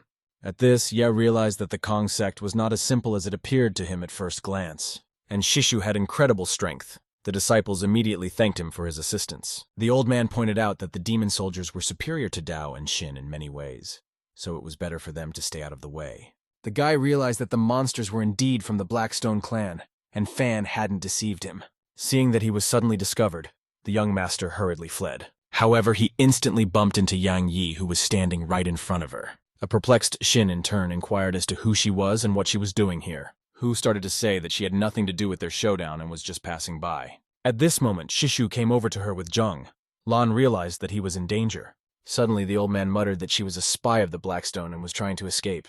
Naturally, Yi began to claim otherwise and said that he wasn't from the Blackstone organization. At that moment, he remembered that whole backstory of what was happening and decided to take this chance, stating that he is an agent of the spiritual state of Yadong and he is here to oversee the destruction of the tomb. And if they get in the way of their project, they will not escape punishment. Shishu said that the Blackstone organization took on this job for a reason. Lan continued the introduction and mouthed that they were only allowed to destroy the place and no more. The master said that they were actually looking for the dragon aura locked here, in which case bad luck would befall this valley for hundreds of years. He replied that this fundamentally changes the matter, and he needed to report everything to his superiors. After which he hurried to leave, but he was not able to do so easily, because a moment later old man Shishu's fiery blade froze in front of him. He decided to inquire since she was from a spiritual organization, where this road would be headed. The young man realized that his identity was about to be revealed, for he did not know the answer to this question. As such, suddenly attacked them with his cleaver. Blue flames rushed towards the Kong sect members. In this way, he was able to injure Zheng, who was burned by the magical fire. Master ordered Xin to immediately grab this maiden. Yan immediately headed after her. Yi in turn actively used her abilities and flew into the air, from where she aimed her next attack at the protagonist who was still in He's body. However, Lan still managed to dodge the attack and even grabbed the sword with his hands. With what literally shocked John, she didn't understand how this was possible. After all, her blade was incredibly fast and almost always hit the target accurately. The young lady didn't stop there and began to use the fire skill. As a result, everything around Yi burst into flames. He realized that he had fallen into a trap. At the same second, Xin landed in the circle as well. There was nowhere for Lan to run. Suddenly, the sword that the young man held in his hands lashed out towards Yang. A moment later, the blade returned to Xin's possession, greatly reducing Ye's chances of survival. The girl pointed it at Hu, and once again nervously asked who she was. The guy kept claiming to be an agent of the spiritual state, and asked in response why she had gotten in the way. Shin, looking at He's face, suddenly noticed that she had seen her somewhere before. Ye got nervous, realizing that she might recognize him, and started to say that he might be a longtime ancestor of hers. Jan stated that her slippery way of speaking reminded her of someone she had met a couple days ago. Lan started to make excuses, saying he never used anyone. Shin asked how he knew about how she was used by that guy. At this moment, Yi suddenly pierced the blazing fire with her sword, and thus cleared the way. After which she urged Hu to immediately get out of here and never come back, much less get involved in matters concerning the dragon's aura, at least for a few days. Her behavior was rather odd, but first of all, Lan needed to get out of this place. After running a few hundred meters, he finally came across a paper door, into which I immediately ran and found the following picture. Fan's group of minions were still inside the cave and didn't even try to escape. Ye stated that he would spare whoever explained to him what made the tomb in question so important. Li stated that they would rather die as men and would not reveal their secret in any way. The young master instantly struck the old man to let the others know the seriousness of his intentions, then threatened everyone with physical violence. Suddenly, one of them said he would tell everything. They were actually tasked with messing up the feng shui of the tombs, and Fang came up with an array and offered a sacrifice. The protagonist stated that he was only interested in the tomb, and the young man should not be distracted by all sorts of trivialities. The boy stammered and added that Li had promised them a reward as a treasure in the tomb. Thus, the building of the road was only a trick to get the treasure, but he was not interested in it, since he already had many underworld gold coins and the rest had no value. The teen also decided to remove the paper door to give it to Hua to study. Suddenly, he called out Fan and said that she had no right to take the company's property, especially since he's blocked off the entire village with his magic, and when the people from the organization find her, she's finished. He immediately punched the old man and declared that he didn't care about his company and wasn't afraid of them. After which, Hu hurriedly found out from Fan's men where her body was, finally reaching the refrigerator where her breathless corpse lay. Lan in turn saw fit to leave the body of the enraged ghost. After all, she died at such a young age and will never be able to live a human life again. The guy urged her to calm down, saying that it didn't matter who killed her since she was dead anyway and she should accept that fact. Otherwise, if she doesn't let go of her resentments, she will remain a wandering ghost forever. And this is a terrible fate even for a dead man, the girl thought.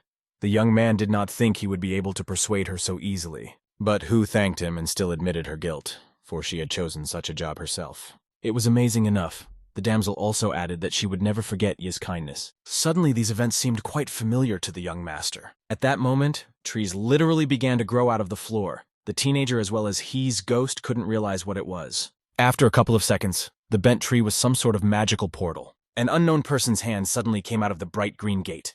Then a maiden came out, after which a green-clothed young lady who looked like her came out after her. They instantly grabbed Hu and dragged him behind them into the portal of the afterlife. Ye remembered how Ji Qiang had been dragged into the otherworldly dimension by the demons in exactly the same way. Suddenly, Lan became indignant and said that they were obliged to act according to the established rules. The bewildered maidens in turn inquired what he wanted.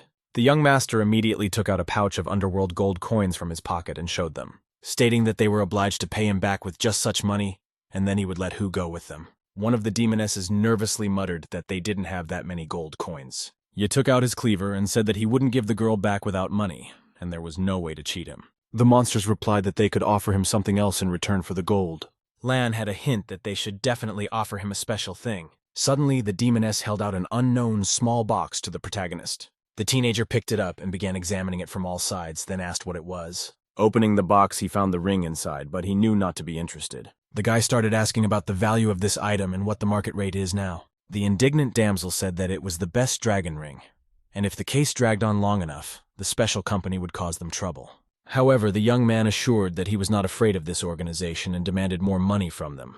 The demon asked if he was from Blackstone. Ye replied that they didn't need to know where he was from, and if company did come, he would deal with them. Finally, the other damsel gave him a box and some pills and declared that this was more than enough. Lan twirled the capsule in his hands and wondered if they had decided to bribe him with stomach-upset pills, then still agreed that it would be enough in return for He's soul. One of the demonesses pointed out that this box was for replenishing energy, and it was enough to buy 2 pure souls. He went on to say that no one really needs this thing, because it doesn't even have an expiration date on it. The maiden hastened to refute her speculation, and declared that he could sell it for 10 times its value with just one wave of his hand. Especially he is from the Blackstone organization.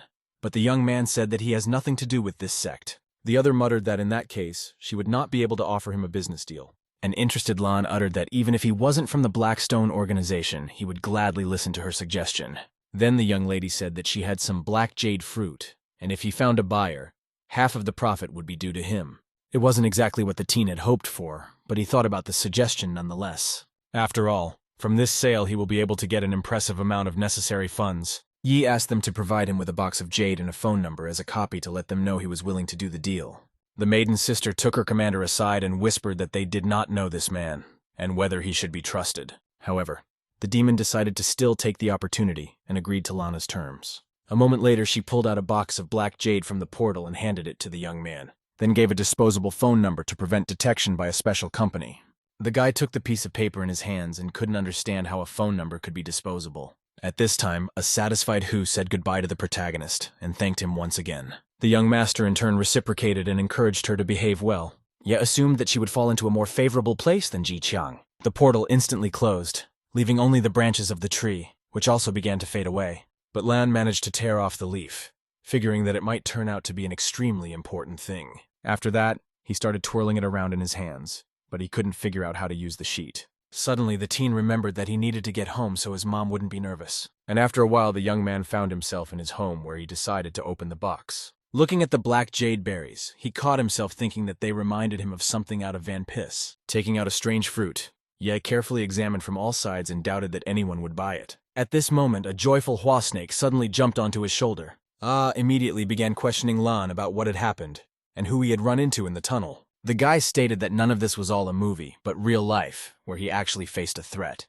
Extremely intrigued, Hua hurried him to tell the whole interesting story with all the details. Then suddenly saw the black jade and wondered where he managed to get these precious fruits. But Ye reminded her of her duty to keep his family safe. Ah replied that there was nothing to worry about anymore since he was back, adding that this fruit is a rare thing, and special the company only gives out 1,000 of these berries a year to the world. Since one such fruit is worth at least $1 million, the young man had already imagined himself to be the richest man. After all, if just one berry costs about $1 million, a whole box is a fortune. And the demoness did not hesitate to give him such a huge amount of fruit as a specimen. However, he couldn't understand if these fruits were in such demand, why they were so hard to sell. Snake stated that black jade used to be expensive, but with the arrival of a special company, everything became much more expensive. You wondered if this organization was so powerful that it could control literally everything. Ah replied that no dimension in the universe could get past this corporation. After all, even in moving spirits between worlds, they have set some kind of limit, and some ghosts disappear without waiting their turn. Lan didn't understand how this was possible, since spirits could live in the mortal world and what special company had to do with it. Hua took a moment to notice that he was clearly not a mage, for every spellcaster knows ghosts cannot live in the mortal world. They have to travel between worlds, and the mortal dimension can create intelligent spirits, so they need ghosts from this world. So it turns out that the mortal world can only produce these ghosts, but you can't use them, while the head of the company controls the entire world, and other dimensions can only obey him. Snake swept up that special company controlling any exports to worlds and making billions. Lan in turn wondered if no one had gotten their hands on such a tasty piece of pie. Ah ranted that there were smugglers, but the organization instantly figured them out and eliminated them. Suddenly, she snatched the fruit from Ye's hands and said that rich people could afford this youthful jade to look dozens of years younger. And since they need to eat it regularly for the best effect, the contraband works non-stop. However, as soon as Hua tried to bite into the fruit, Lan immediately snatched it from her hands, saying that she can't just pick up and eat such a precious product. At that moment, the young master's mom heard the guy's voice and asked who he was talking to. The protagonist replied that he was on the phone with a classmate about studying. His mother in turn encouraged him to do something useful, or help her with household chores. After a while, the young man went to the kitchen to get a little something to eat. Suddenly, a worried mother came in and announced that something terrible had happened in the village. She reported that Leo's house found a dead body in the refrigerator, and his workers suddenly ran away. Naturally, Ye realized that it was about him, but naturally he couldn't tell his mother about it. At this time, his phone rang. It dawned on the guy that he had completely forgotten about business. After all, he's obliged to meet Mr. Liu today. The teenager instantly grabbed a cob of corn to finish on the way. Afterward, without letting the snake eat, he picked it up and ran out into the hallway. Lan informed his mom that he would be very busy today and should not be expected for lunch. After running through several streets, the protagonist finally came across Mr. F.A., who said he brought his relatives with him because he could mistake the location of his ancestors' graves. Then introduced his wife and daughter to the young master. To the young lady, he seemed familiar. The maiden's father ordered her to approach them immediately and behave appropriately with the master. The maiden in turn approached the young man in a businesslike manner and greeted him extremely reluctantly. Suddenly, Lan recognized her as his classmate Chi. He was shocked by this turn of events. The girl also recognized him and nervously asked why he was pretending to be some kind of master if he couldn't even do math at school. But Fa didn't like this behavior from Tang and demanded that she apologize to him. Ye at this time uttered, if Mr. Liu had told him about being Qi's father, he would have immediately helped him. A couple minutes later, another relative came up to them and said that Leo was up to something bad. Fa asked his third uncle to stay out of it and reminded him that he had asked him not to come here. But the restless old man kept shouting that moving the graves was a huge problem, and he should have turned to Jiang. After all, Master had already said that moving the ancestral graves would help the Liu family prosper, but the family didn't belong to him alone. Meanwhile, Lan quietly asked his classmate who this person was. In response, the rude damsel asked him a counter-question as to why he was standing so close to her. Yes swept up with a smile on her face that they sat at the same desk in school, and she wasn't too embarrassed by it. Suddenly furious Tang stepped on the guy's foot. The perplexed young man asked what was wrong with her. Qi stated that he was always giving her trouble. The teenager looked forward to a night when he could scare the hell out of her.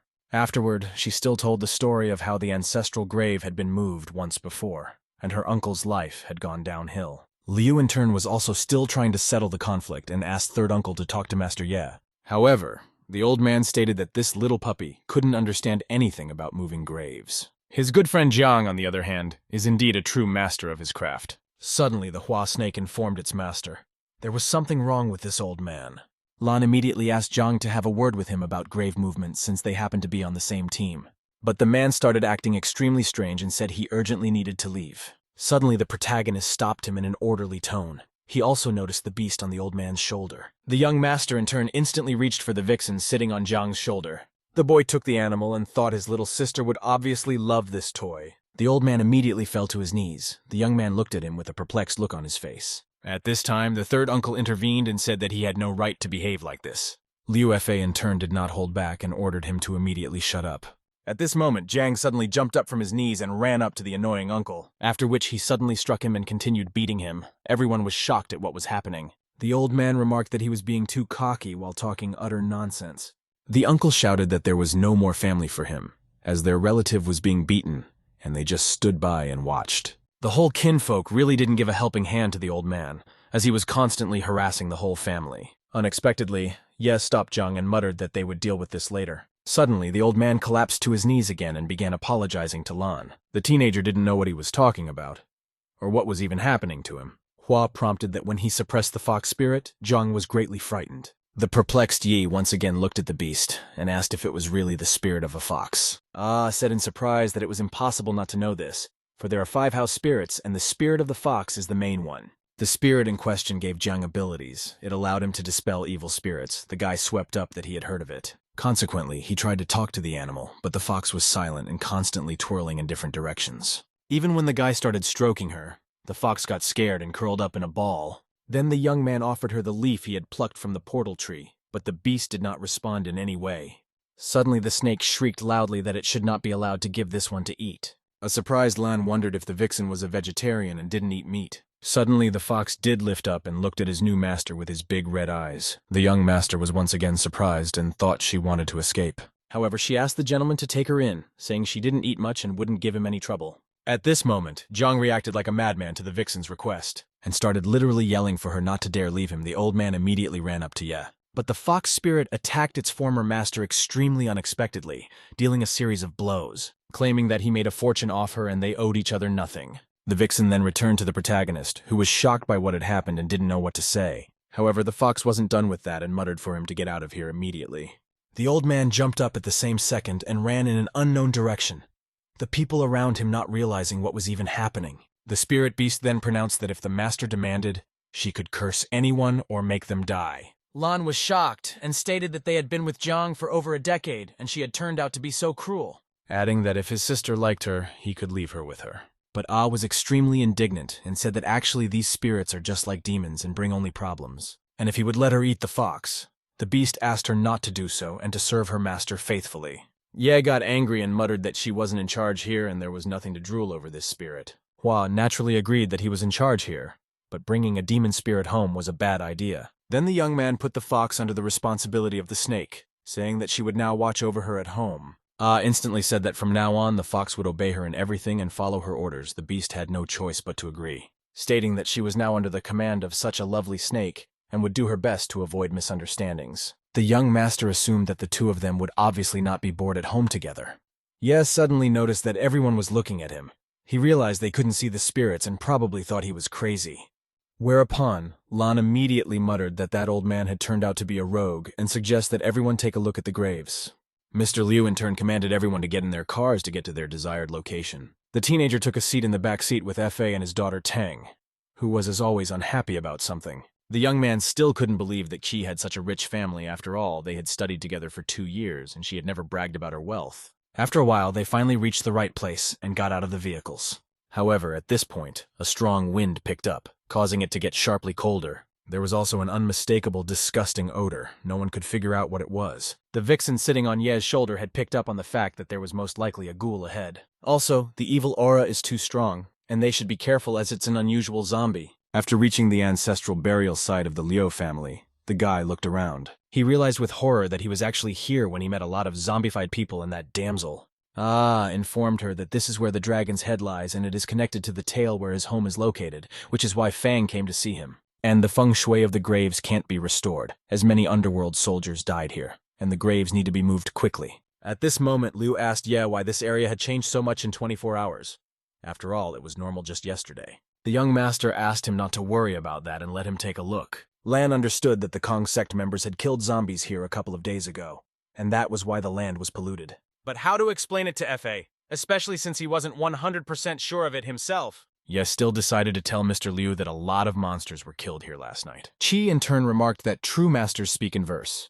His speech is extremely unprofessional. But Lan assured that most of them are frauds and gibbering non-stop to confuse and deceive while he speaks matter-of-factly. However, the young lady did not stop and said, "He takes advantage of the fact that his words cannot be verified." Tang's mother intervened in the conversation and remarked that they were apparently very close. But the maiden once again showed her character and declared that he was not her friend at all. Then Yi told them the story of how Qi had asked the teacher to seat them, but he wanted Tang to help him with his studies. After which the young man suggested that we continue on to the graves. Liu was in solidarity with him on this point, and asked the family to move far away so that they wouldn't be influenced by the evil aura, for there are many ghosts here. Lan also asked the rest of the family to step aside as well so he could quietly question a couple spirits about the area, adding that it was best to go into the woods, for if they were chased by a ghost, it might appear to them at night. Naturally, the entire Liu family immediately rushed into the woods. After that, the guy asked the snake what he needed to do to find out more about the location. Hua stated that it would be extremely hard to do so, because we need to check if there are any forest nymphs here. But the foxy woman said that it was complicated, and it was better to call upon the god of the mountain. Surprised, Yi asked if she knew how to do it. The fox replied that she was too weak for that, and he could do it. You just had to walk forward and call out to him to do it. The teenager was surprised because usually such procedures required some sort of spell or something. Lan strode forward and shouted loudly, demanding that his call be heard and the divine beings appear. However, he thought it was very different from what he had seen in the movies. But surprisingly it worked, and suddenly there was some smoke. The guy stepped back. A few seconds later, a little old man appeared and inquired what the young gentleman wanted. Yi sat down to the old man and mouthed that if he misbehaved, the snake would eat him. But Ah refuted his information and said that she couldn't eat a mountain god. The protagonist couldn't believe that it was really a god, and questioned Hua again.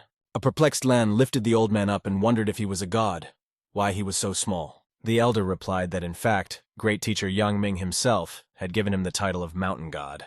After which he presented a written order to the young master. The young man never ceased to be amazed. He picked up a piece of paper that had something written on it, but he couldn't make anything out. Whereupon he asked the snake if this was a real order, and if the man was telling the truth. At that time, Ah read that the Redgrass mountain range god Kiki was obligated to protect the people in this land. Also there was Wang Shouren's signature. But Hua doubted the validity of the document, for Wang Ming was a deceiver and did not believe in gods, yet he appointed him as the god of the mountain. Thinking that this old man was a fraud, Yi decided to get rid of him and summon other spirits. But the elder claimed that it was all pure truth and Yan was also real. Lan boiled up and accused him of deception, for he couldn't even pronounce Ming's name correctly, calling him first Wang Yang and then Shou Ren. The fox and the snake were simply shocked at the stupidity of their young master, while Yi himself couldn't understand what he said wrong and why they had such a reaction. Then the mountain god said, actually his real name is Wang Shou Ren, and Yang Ming is the title. The young man realized that he had disgraced himself. Hua pointed out that if he didn't know something, he could just look it up on the internet so he wouldn't make a fool of himself. The boy in turn asked the old man if the entire mountain range was a spirit. Suddenly, Ah said that maybe Shou Ren and Kong Men are two scholars of Confucianism, and even a stone can be appointed as a god. Lan had no way of knowing what she was talking about and demanded an explanation from the snake. The god of the mountains suddenly interrupted their dialogue and asked if there was anything he could do to help the young man. The teen then claimed he was doing a poor job because there were zombies here recently, and he hadn't done anything about it. The old man replied that one group was from a well-known sect and the other from a spiritual state, and he was just a nymph and couldn't do anything. Ya came to the conclusion that in that case the mountain god is completely useless. The elder agreed with him, but stated that if he had even a fraction of the lad's strength, he would have chased them off the land. "And the state road is bad for the welfare of the place?" the young man inquired as to what he meant. The mountain god replied that this land only prospered because of the aura of the dragon that was buried in the mountain range. But once the spiritual state road is built, it will block the dragon aura. The teenager in turn decided to ask the snake what exactly he wanted to say. Ah muttered that building a road would disrupt the feng shui in the area, and Liu would not be able to find buyers for his goods. The young master was furious, for it was his $10 million. Naturally, the protagonist couldn't let them complete the spiritual state road, but at the same time, Ye realized that if he gained the favor of the mountain god, he would be able to do whatever he wanted to do here. Consequently, Lan began to say that it was his duty as the god of the mountain to deal with these pests. However, the old man pointed out that he was just a red grass and couldn't fight the spiritual state. And he as a god must be an example to the rest of us, which means at least brave. But the elder did not shine with courage and sadly muttered that they had killed many people. Ye said that the zombies needed to be avenged, and he would personally help him do it. But the god refused him. Then Ah declared that the guy wanted to help him and he dared to refuse him, and is too afraid of this spiritual state to even try to fight back against them, adding that she can eat it. Lan wondered to Hua if she could really digest the old man. The snake replied that the mountain god must be very tasty and offered the young man a taste. The teenager thought about it and asked her, since it was so useless, she could eat it, but how to cook it. At that moment, a fox ran up to them and asked them to let him taste the god. The frightened elder muttered that he wanted to take revenge on them, but he was very weak and needed his help. Ye agreed to help and asked what he would get in return, for his services were expensive. But the god replied he had nothing. Then Lan wondered if he really had nothing, why Kong was causing trouble for the Blackstone organization. The mountain god stated that they were competing for the treasure in the cave. Ah, in turn, suggested the master ask her teacher about it. The surprised teenager asked how he could summon Fa's ancestors. Hua replied that a mirror had to be used for that, and his master had to tell him about it. Suddenly, the fox intervened in their conversation again, and said that she knew how to do it, and only needed a mirror. The enraged snake urged her not to meddle in their affairs, for she was just a pet. Then Ye asked the old man to go back to his place and let him know if something special happened, asking if the god of the mountain knew where he lived. The elder replied that he had the aura of a dragon, so he would find him 100 miles away. After which, the god disappeared, and Lan instantly asked Tang to provide him with a mirror. But Chi rudely refused him. Ye couldn't understand why she was acting like this. After all, he was trying to help her family. Then the girl still approached the protagonist and provided her mirror. The guy took the mirror, and said that if it accidentally broke, he would buy her a new one. And as the light reflected off the mirror, connecting heaven and earth, Ye stuck the mirror into the soil. A moment later, black smoke began to emanate from the mirror, which literally clouded everything in the area. After a couple more seconds, a certain elder appeared in the mirror and asked what was wrong.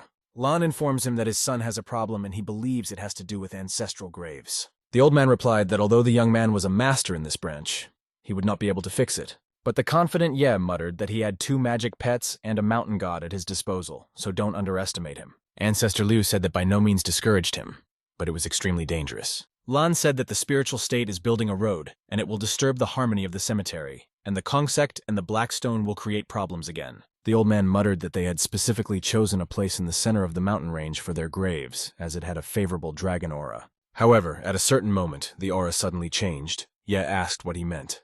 Predoc Fa replied that it was a natural place that had been producing aura for thousands of years. But if it turned into a dragon, it could fly away. And if the unborn child of a pregnant woman in the 6th month opens her eyes, the aura will penetrate the baby's body and bless it. Snake clarified if that meant that aura would soon turn into a dragon and fly away from here. The old man confirmed his words and added that once this happened, the feng shui here would be disrupted. Hua suddenly concluded that the Blackstone organization most likely wanted to obtain the dragon aura. Ye immediately remembered that the Kong sect's sect master had mentioned it, so it must be true. Unexpectedly, Lan asked the snake what was worse, suppressing the dragon's aura or stealing it. Ah stated that the consequences are equally bad either way, which means you need to think things through carefully. After which, Hua decided to ask Ancestor Lu where the dragon aura would be able to take its form. The old man replied that there was an underground palace right under his grave. It had been built many years ago, and there the aura would take shape. Ah realized that she needed to get there, and maybe at a time when the cult people would be there. However, Ye decided to take a different route and find a ghost to enter his body and go to the palace, but Hua assured him that there are no spirits during the day. Lan in turn said goodbye to Lu's ancestor and said he would help his son move the grave to another place. The snake asked the owner not to return the mirror because he used it to communicate with ghosts and it might attract evil spirits. The young master was well aware that he would now have to buy Tang a new mirror. As a result, he naturally smashed it and went to the enraged Chi, who of course demanded that a classmate buy her a new mirror. This in turn did not please her father.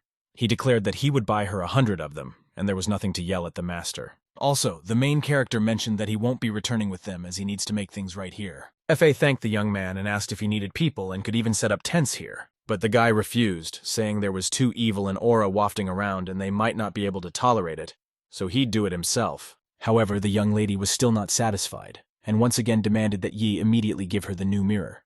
Of course, Lan promised her to buy that mirror by tomorrow and give it to her, but she claimed that she had purchased it abroad and he should buy her one, also demanding that he leave her something as collateral. The girl was truly incredibly mean. The teenager asked why she was acting this way. Tang then said that he had recently promised to buy her a cake, but he never kept his word, and so there was no more trust in him. Ye still had to agree with her, and he began searching his pockets for something to leave her as collateral. But finding only the leaves of a tree, he said he had nothing, and a leaf would obviously not suit her. Suddenly, Lan found Hui's ring, but it was very valuable, and he couldn't leave it as collateral. However, the nimble maiden suddenly snatched the ring from his hands and said that this would do. The teen began urging her to return the ring and give her something else in return. But Tang only became even more aggressive, and he had to make concessions.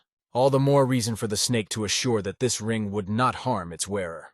Finally, the teenager agreed to bail him out to Qi, who was over the moon. Hua and the fox began to say that the young man should take a closer look at the maiden, because she was supposedly nice. But Ye flatly refused this idea, and if he already chose a girl, it was better to choose Shin. The pets also approved of this option and said that Yi is pretty cute. Lan couldn't believe he was talking about such personal things with a fox and a snake. Suddenly the vixen jumped up and asked where the snake was. The beast never realized that Ah was it. Soon the entire Liu family got into their cars and drove away. The guy breathed a sigh of relief. After which the teenager instantly rushed off to go to his home. Curious Hua inquired why he had returned home, since he needed to go to the underground palace. The young man replied that he needed to bring a few things with him and a Bloody Mary. Upon entering the house, little sister was thrilled to see a fox and a snake. Ye placed the fox beside her and told her that it was her duty to look after it from now on, and asked her what her name was. The girl immediately hugged the snake and the tiny fox, then began to play with them. The fox replied that her name was Bai Yu, and the name came from the deer singing in the songbook. But Lan declared that it was too complicated a name for his little sister and named her baby Li. At that moment, the young master suddenly saw some ferret-like animal outside the window. The beast literally stared at the protagonist. The guy didn't understand how he got here. Hua instantly jumped up from her seat and declared that it was Fan's ferret. She also expressed her desire to eat it. But Ye caught her by the tail just in time and asked her why she constantly wanted to eat everyone.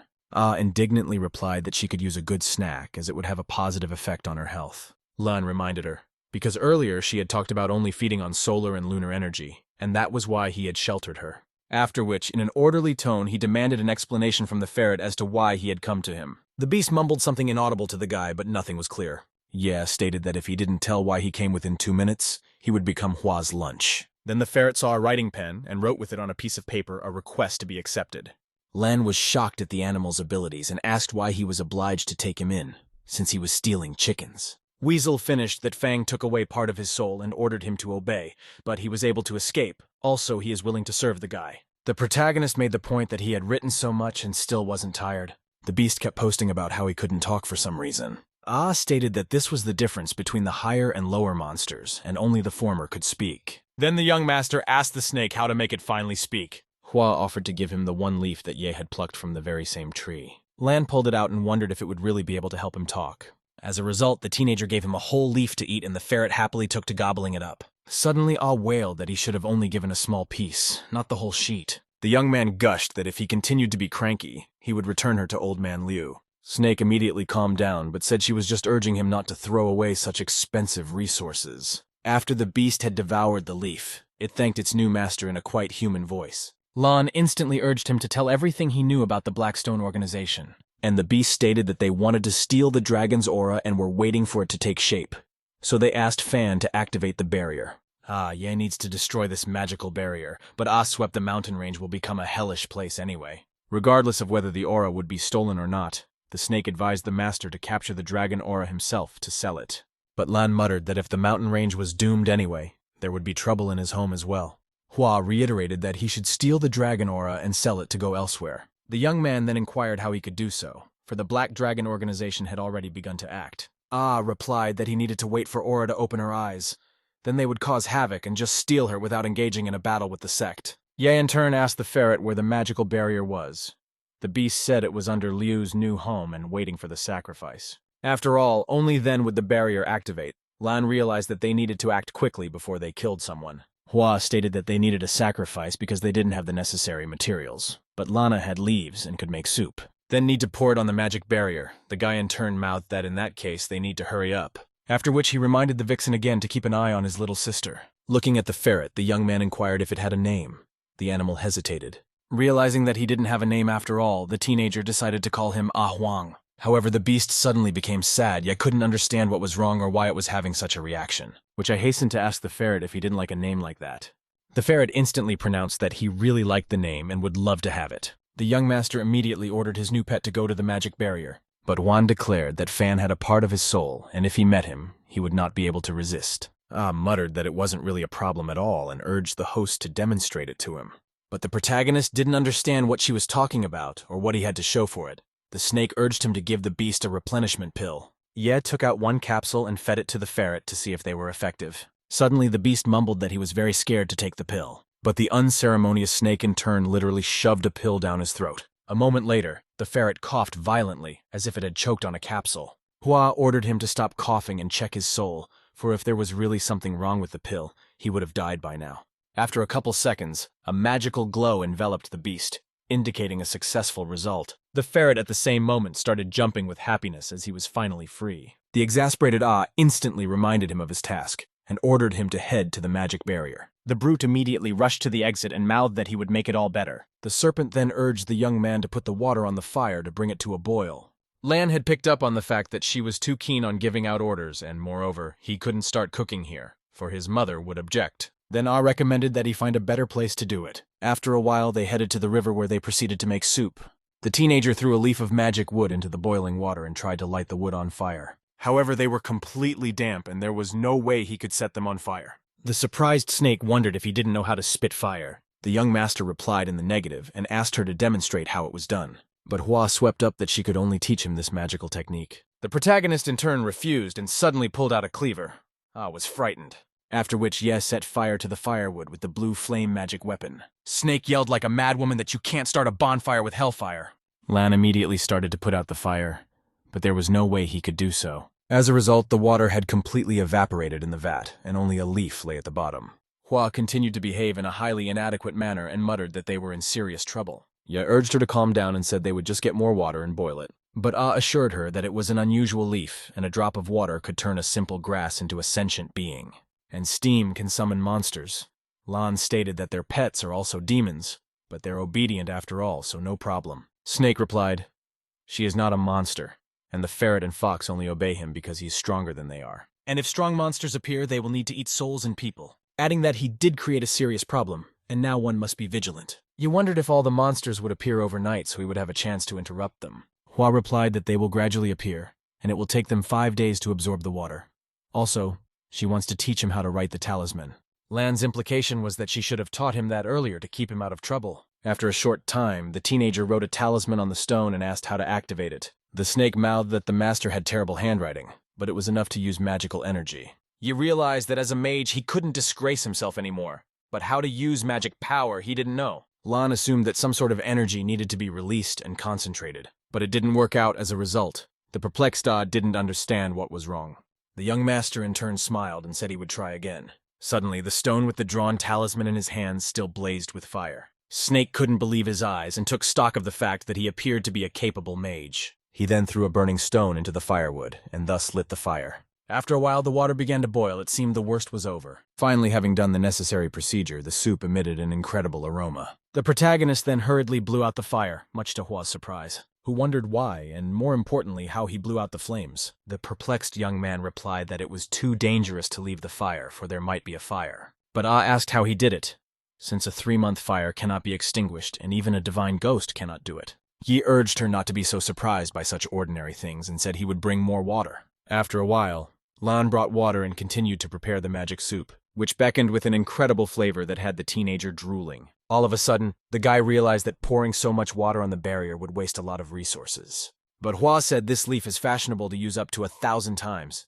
and it is a renewable ingredient. Also offered to make soup for the pets. Ye asked why she didn't want to drink it. Suddenly, the snake uttered that it was not in the mood to talk to him right now. Then Lan muttered that in that case, he wouldn't talk to her either. At this moment, Huang the ferret ran up to them and said that the Blackstone people had come to Old Man Lu's house. The teen realized that they had moved directly to action and needed to be stopped immediately. The young man instantly grabbed the vat of soup and rushed to run towards Fan's house, ordering the beast to watch over his sister. After reaching his house, the guy hid behind the corner of the building and watched what was happening, where there were cult people and many different zombified monsters. Yi was reporting to some man and saying that it wasn't his fault in any way and someone made a mess of the place. The unidentified guy stated that he was not interested in excuses and needed to be punished. One of the zombified thugs instantly grabbed Fan's head and pulled him aside. Then, on the orders of the ringleader, he killed him with complete calmness and ease. Then they filled a vat with his blood and threw him out like a dog. It was a sight not for the faint of heart. Also, the leader of the demonic group gave the command to his ghouls to kill the rest of Li's minions. The old man's frightened men started to scatter in different directions. The monsters followed them. Yi was shocked by what was happening and remarked that it was too cruel. Muttered that the leader of the Blackstone organization actually wanted to keep things quiet and so decided to deal with them. Lan stated that he would not be able to save those people as there are so many demons out there. Hwa said there was no need for that and they should hurry to activate the barrier. The young master asked the snake how they could get in since monsters were everywhere. Sad that ghosts don't show up during daylight hours and so they won't work out. But the protagonist suddenly remembered he had a Bloody Mary in his paver bank. In the same second, the teenager released the ghost and it glowed with a bright light. The young man could not understand why it began to glow. After all, it could not charge in the paver bank. Hwa asked her host when he had time to turn her into a sun ghost. Surprised, Ye asked what this sun ghost meant. The snake was puzzled at his lack of knowledge, stating that the sun ghost can walk under the sun, and it has special powers.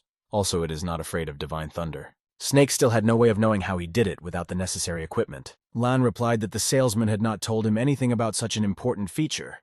Afterward, the guy took and inquired if she could drink the water. A perplexed Hwa counter-questioned what he was talking about and what kind of water to drink.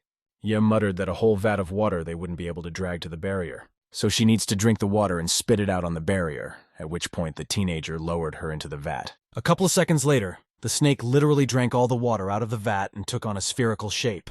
Then they hurriedly entered the body of the Bloody Mary's ghost together, which was no longer as cold as it used to be, for it had become a sunny ghost. They soon found the hole, and in doing so went unnoticed. Ye hastily climbed down. However, after looking around, he did not find any magical barrier. Since there was no one in the tunnel, Lan instantly jumped out of Bloody Mary's body, after which he hurriedly pulled a snake out of his pocket and asked her to take a look. But she could not speak, for she was holding back the soup.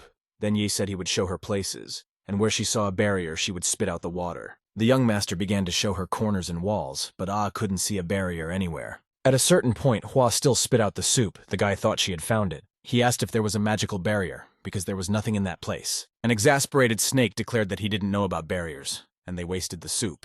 Ye indignantly replied that she should have taught him that earlier, and then there wouldn't have been any problems.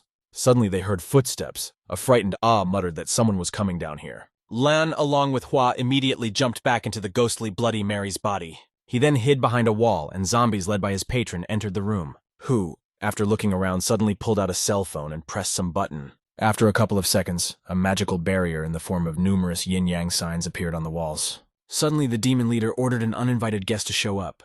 You realized it was about him. At this time, arrows of dark magic began to fly out from Yin's marks and were heading towards Lan. But the young master managed to dodge the shot, and the fireball flew into the wall. A moment later, Yin's eyes reappeared on the wall and immediately attacked him. Fortunately, the protagonist was dodgy and was able to avoid the deadly arrows, finding himself right in front of the unknown leader of the Blackstone organization. The one in turn was shocked that Bloody Mary was able to dodge his yin lights and asked who she was. Ye asked the same question to him and demanded that he leave his house alone. The guy assumed that she actually wanted to get her hands on the dragon aura as well. Suddenly, the young man decided to play dumb and said he was just lost. The head of the monsters muttered that when he killed the maiden, he would definitely look into her memories. At the same moment, two monsters with swords came at him. Lan realized he wouldn't have time to dodge the blows. However, when they attacked him, their blades went through his body and did no damage, though they stuck into Mary's legs. The young man in turn sprang into action and began to strike back. The demon leader realized that she was a solar ghost and began to use her abilities. As a result, the yin lights once again rushed towards Ye. This time, there were far more of them than before. At this time, dark magic began to flow from the sword stuck in Lana's legs and enveloped the guy's entire body. Subsequently, there was an explosion, the ruler of the monsters naively believing that Mary was finished. But a few seconds later, he was suddenly struck by a thunderbolt. He was shocked by this outcome. Ye himself didn't understand how this was possible, but the Bloody Mary literally absorbed all the damage and thus gained strength. As a result, the head of the Black Stone organization flew into the wall, but he was dyed bronze in the process. He didn't even seem to feel the lightning strike and ordered his goblins to kill the maiden. However, the stupid-looking zombies continued to attack Lenu with axes and swords. Not realizing that physical damage to Mary's body wasn't terrible, Ye in turn unleashed his lightning bolts at them. The leader was furious at their stupidity and ordered them to use soul-destroying poison to kill her. The stalwarts instantly applied poison to their blades and continued to confront the ghost. Lan, on the other hand, did not stop striking the monsters with powerful thunderbolts. One of them still got close to the young master and struck with his axe, but Ye dodged again, the zombie only managing to cut off a lock of hair. The protagonist realized that poisonous weapons do carry danger. At this moment, the leader of the monsters swooped down on him and attacked Mary's body with dark magic. As a result, there was another powerful explosion, the shockwave of which blew Ye to the side. The leader of the Blackstone sect, meanwhile, hurriedly launched another series of attacks. Lan used lightning again to finally stop the maddened demon. However, they didn't do any damage to the monster. The guy was shocked. The zombie lord himself was able to pierce Bloody Mary's body with dark magic. The teenager was well aware that the monster leader was actually much stronger than him. Suddenly, the demonic ruler blazed with black fire and spoke an incantation. Behind Ye, an ugly mouth with a huge amount of poison appeared in the wall, which instantly doused Lana with a portion of poisonous and extremely disgusting liquid. At that moment, one of the zombies attacked him from the side, but the young man once again dodged, trying to escape. However, he didn't notice that there was a wall ahead and literally flew into it. The monster leader stated that she was poisoned by his venom and would now be unable to escape. Ye realized that physical attacks could already harm him, but if one got out of Mary's body, one could try to escape. Meanwhile, the zombified gradually approached the injured Lan. The teenager in turn did not know what to do in this situation, but as the demons rushed to attack again, he again had to dodge their blows and fight back with his lightning bolts. But that didn't help much in a battle with a metal monster, because he was taking all the electrical discharge on himself, which did him no harm. After which he once again unleashed his mighty attacks imbued with dark power. Ye immediately headed towards the exit, but he was met by another zombified ghoul. He struck hard but hit the wall, causing the tunnel to collapse. Huge rocks instantly piled up on the teenager. The demon head immediately seized the chance. As a consequence, he attacked the mountain of rocks with yin lights to finish Mary off. Hua peeked out of the young man's pocket and wondered why it was so hot and what was going on. Lan hurriedly explained that the metal monster was strengthened by the magic barrier and he couldn't overpower it. Swept up that he didn't even need to fight him, just destroy the barrier and escape. The guy in turn gained strength and concentrated his energy as much as possible. With that, an explosion suddenly occurred. The Blackstone clan lord did not understand what had happened. A moment later, the young master literally bullet out from under the rubble. The monster leader was shocked at such incredible strength of Bloody Mary. Ye swept up that he should never underestimate his opponent. The zombified ghouls immediately rushed towards him and tried to attack. However, the protagonist struck them with an electric shock, subjecting them to incredible pain. The demon leader pronounced that even with that strength, she wouldn't be able to pierce through his metal body. After which, he defiantly pulled out some sort of device and placed it on his shoulder. A few seconds later, he grew a huge metal arm. The self-confident sect leader muttered that he was now ready to fight her. Ye stated that his poison had burned off, and so he no longer needed to fight him. Then Lan suddenly shimmered with lightning bolts that rushed into the walls of the tunnel. As a result, the teenager flew out of the room and straight into the street. Assuming that, along with the tunnel, the magic barrier had also been destroyed. But the demon master was clearly alive. The young man immediately jumped out of Bloody Mary's body, as the task was completed at this point. Soon the lad found his vat and hurried to get it, for if he lost it, his mother would be furious. At this moment, it suddenly started pouring rain. Ye covered himself with a pot. However, a few seconds later, an earthquake also started. Lan couldn't understand what was happening, Realizing that his family might be in danger, he hurried back to the village. Upon returning, the teenager found that all the people and his mother and sister had left their homes and gone outside. The young man breathed a sigh of relief as he made sure his family was okay. But the mom started reprimanding her son for going outside with a pot for some reason in such a heavy rain. Meanwhile, the weather conditions finally deteriorated, and the sky sparkled with numerous lightning bolts. Ye instantly covered his mother and sister with the vat so they wouldn't get wet from the rain. Snake Hua swept the lightning bolts up, and that was an extremely bad sign for them. Lan was well aware of this himself, but he didn't know how to resist this power. At this moment, a frightened ferret named Huang came running to the young master. The protagonist was outraged and asked where he was and why he wasn't looking out for his family. The beast in turn took a breath and stated that they were in serious trouble. Snake confirmed his words and said that even though Ye had broken the barrier, the Blackstone sect would still take the dragon's aura. Dumbfounded by such news, the young man asked how such a thing was possible.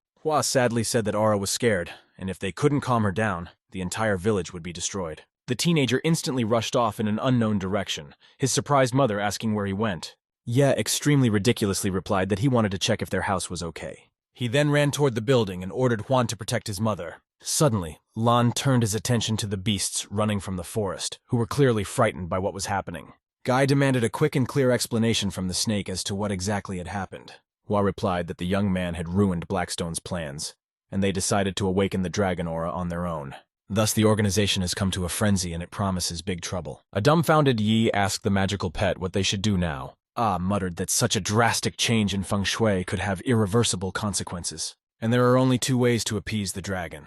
A good method is to kill a few dozen people. A surprised Lan asked if this was really a good way for her to solve the problem. The second method, however, was to use a magic array to cut through the dragon's aura. Ye swept up that she had apparently mistaken good for bad, then wondered how he could cut that aura. Ah said that he should appeal to the god of the mountain to take him to the palace. An array of heavenly thunder and flames should be set up there. The young master instantly summoned the elder, who was literally sobbing with grief. The god began to panic and declared that if the 1,000-year dragon aura flipped, the entire mountain range would be destroyed. Lan urged him to calm down and take him to the underground palace to cut his aura as soon as possible. The old man asked the protagonist to follow him into the underworld. Suddenly the snake remembered that it had never taught its master how to set up the array. Then Ye took her in his arms and muttered that in that case she would go with him. But Ah began to argue that she was just a monster, and wouldn't be able to prevent feng shui from changing. However, the young man insisted and declared that she would go with him. The god of the mountain has swept up that he can only hold 2 souls, but the living being is one.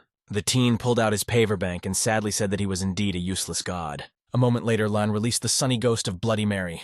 The old man also said that he could conduct a solar haunt, but it would be of little use. Then Ye decided to show the god of the mountain range a true miracle. The shocked old man, stammering, pronounced it an incredible control. Lan had picked up on the fact that the elder had a pretty good knowledge of the area.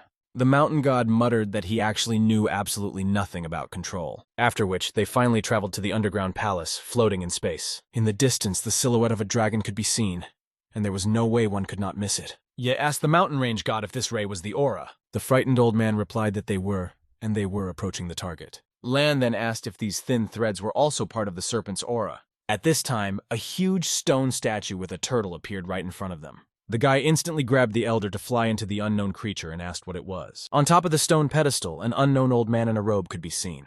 Extremely surprised, the young master asked the god of the mountain who this was. Suddenly, a stranger threw a huge sack in their direction.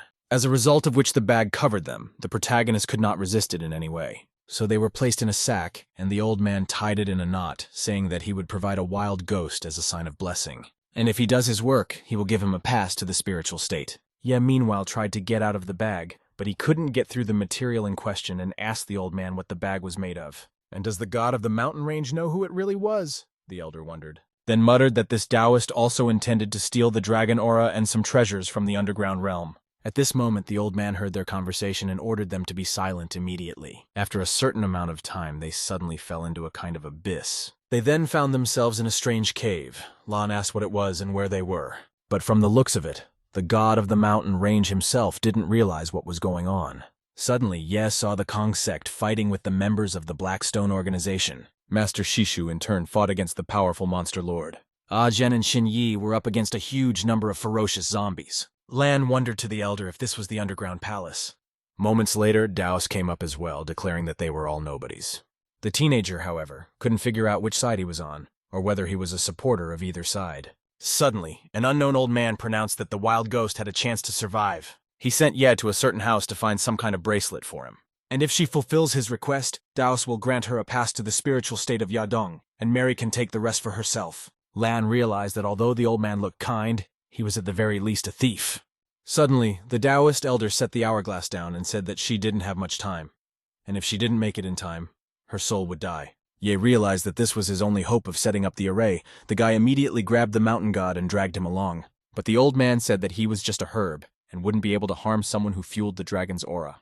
Daos in turn rushed Bloody Mary and stated that if she failed to complete the task, he would kill the man. Naturally, the young master agreed and mouthed that he would do his best, then rushed towards the building, realizing that this elder was a bit foolish, as the mountain god was completely indifferent to him. On the way, he noticed the battle of the sects amongst themselves, which had been going on for a long time. Ye, in turn, hurried after the precious bracelet and walked through the wall of the house. Where he saw a certain tomb and a mirror next to it, he thought it was strange enough. On the tomb lay a severed female hand with a bracelet and pierced with a dagger. It was extremely suspicious. Lan couldn't understand who had shown such cruelty. Old Dao spoke of this particular bracelet. Ye also needed to set up a heavenly thunder and earth flame array. But as soon as Lan approached him and tried to remove the bracelet from his hand, he suddenly glowed. The young master also drew attention to a painting on which an unknown man was drawn. He looked exactly at the protagonist, his gaze piercing and intimidating. Ye moved to the other side of the room, but the portrait of the unknown man continued to stare at him. Then Lan stepped back to the other end of the room, but his gaze followed him. The dumbfounded teen demanded that he not look at him like that. Suddenly, the stranger's eyes shone with a bright light, as did the bracelet. The young man instantly urged him to finally come out and say what was going on here. The unknown monk immediately began to climb out of the painting and asked a counter-question about what she was going to do now. Without thinking, Ye gave him a crushing blow and declared that he would beat him up.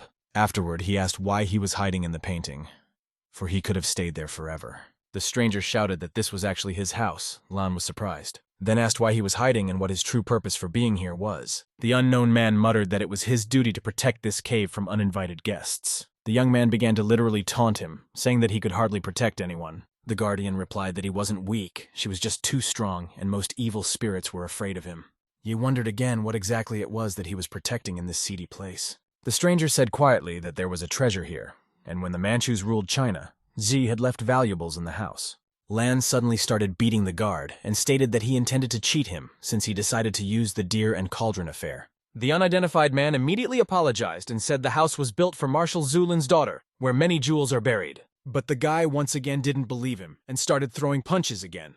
The guard muttered that he wasn't lying to her. However, with not a scratch on him, Ye urged him not to pretend. Suddenly, the stranger jumped back sharply, realizing that he had been declassified. He then began to carry the conversation more confidently and asked if she was tired. Lan in turn blurted out a dainty smile at Mary and said he enjoyed kicking him like a dog. This only provoked the monk, who said that today would be her last day, then released magical energy into it and added that it was capable of dispelling souls. The energy clot flew into the young man's body, but nothing happened. He asked him a counter-question. Was this really all he could do? The guardian in turn continued to say that his soul was now separating from her. Lan instantly hit him and the monk broke through the wall with himself. The guy asked if he wasn't a ghost. The stranger immediately became inflamed and said that he was the cursed soul of the undead, and only a living person would be able to harm him. And soon the dragon's aura would flip. The young master in turn hurriedly exited Mary's body. A scared-to-death guard muttered that this was an incredible control. The protagonist then proceeded to beat up the already not-so-confident monk again, who, being wounded, wondered if he was a divine ghost. You didn't understand why he was like most people asking him this question about the divine ghost. Meanwhile, the guard gave no sign of life and Lan thought he was dead. But after all, he wasn't human, which meant something wasn't right here. The guy approached him, after which he stated that he intended to cut the dragon's aura, and soon the monk would be able to rest in peace. The teen then reached for the severed arm to remove the necessary bracelet from it. But at that moment, the guard jumped up and grabbed Mary. He said that if the guy moved from the spot, he would kill her, and you wouldn't be able to get out of here. The perplexed young master wondered why he had tricked him again. The monk muttered that there was no point in them fighting amongst themselves, and he wouldn't be able to use the divine monster's hand. The protagonist hesitated, for the story of the divine demon was familiar to him, whereupon the young man urged him to let the innocent Bloody Mary go. But if he didn't, he would face an extremely unpleasant outcome. Lan instantly pulled out his infernal cleaver. At that moment, a snake appeared on his shoulder, the teenager savvy that it was a dragon. However, Hua was angered by this and began to voice her displeasure. He urged her to calm down and quickly tell her exactly how to cut the aura. In turn began to look around and noticed her hand. Snake said it was the brush of a divine monster. Lan couldn't waste any time and hurried her with further instructions. Hua glanced at the guard and muttered that he was a yellow silk warrior and had been ordered to watch his hand. The teen said he didn't look at all like the silk warrior he envisioned. Savvy, he's right. Plus, he's bleeding and has a huge hole in his body. You started bragging that he was the one who beat the guard so badly and called him a weakling. The snake informed the master that not all yellow silk warriors have kung fu skills, but they are loyal and never give up. Suddenly, the monk let Mary go and began to apologize to them, for he did not know that they were actually good. After which he fell to his knees altogether. No one expected this turn of events. However, they had no time to waste, and Hua busied herself with setting up the array. With that, she asked her master not to touch the divine demon's hand in any way. But at that moment there was suddenly a loud explosion. No one could understand what had happened. Thus, there was a hole in the wall on the top floor, and Ye decided to find out what happened. Looking out, he saw a Taoist monk fighting with the leader of the Blackstone organization in the sky. The heavens literally sparkled with the magical abilities of the two masters. The Kong sect members, meanwhile, had killed all the zombies. Snake asked Lana if he was the one who brought them here. The guy replied that he had nothing to do with it. Daso continued to fight the demon lord, but who was superior in the fight was unclear. Hua swept up. It had been a long time since she had watched such a spectacular fight. After all, she had spent all her time with Liu, and didn't think there were such strong people left. Ye hurried out to finish the task since they would be in trouble if the fight ended. The extremely disgruntled Snake nervously muttered that he was constantly bossing her around.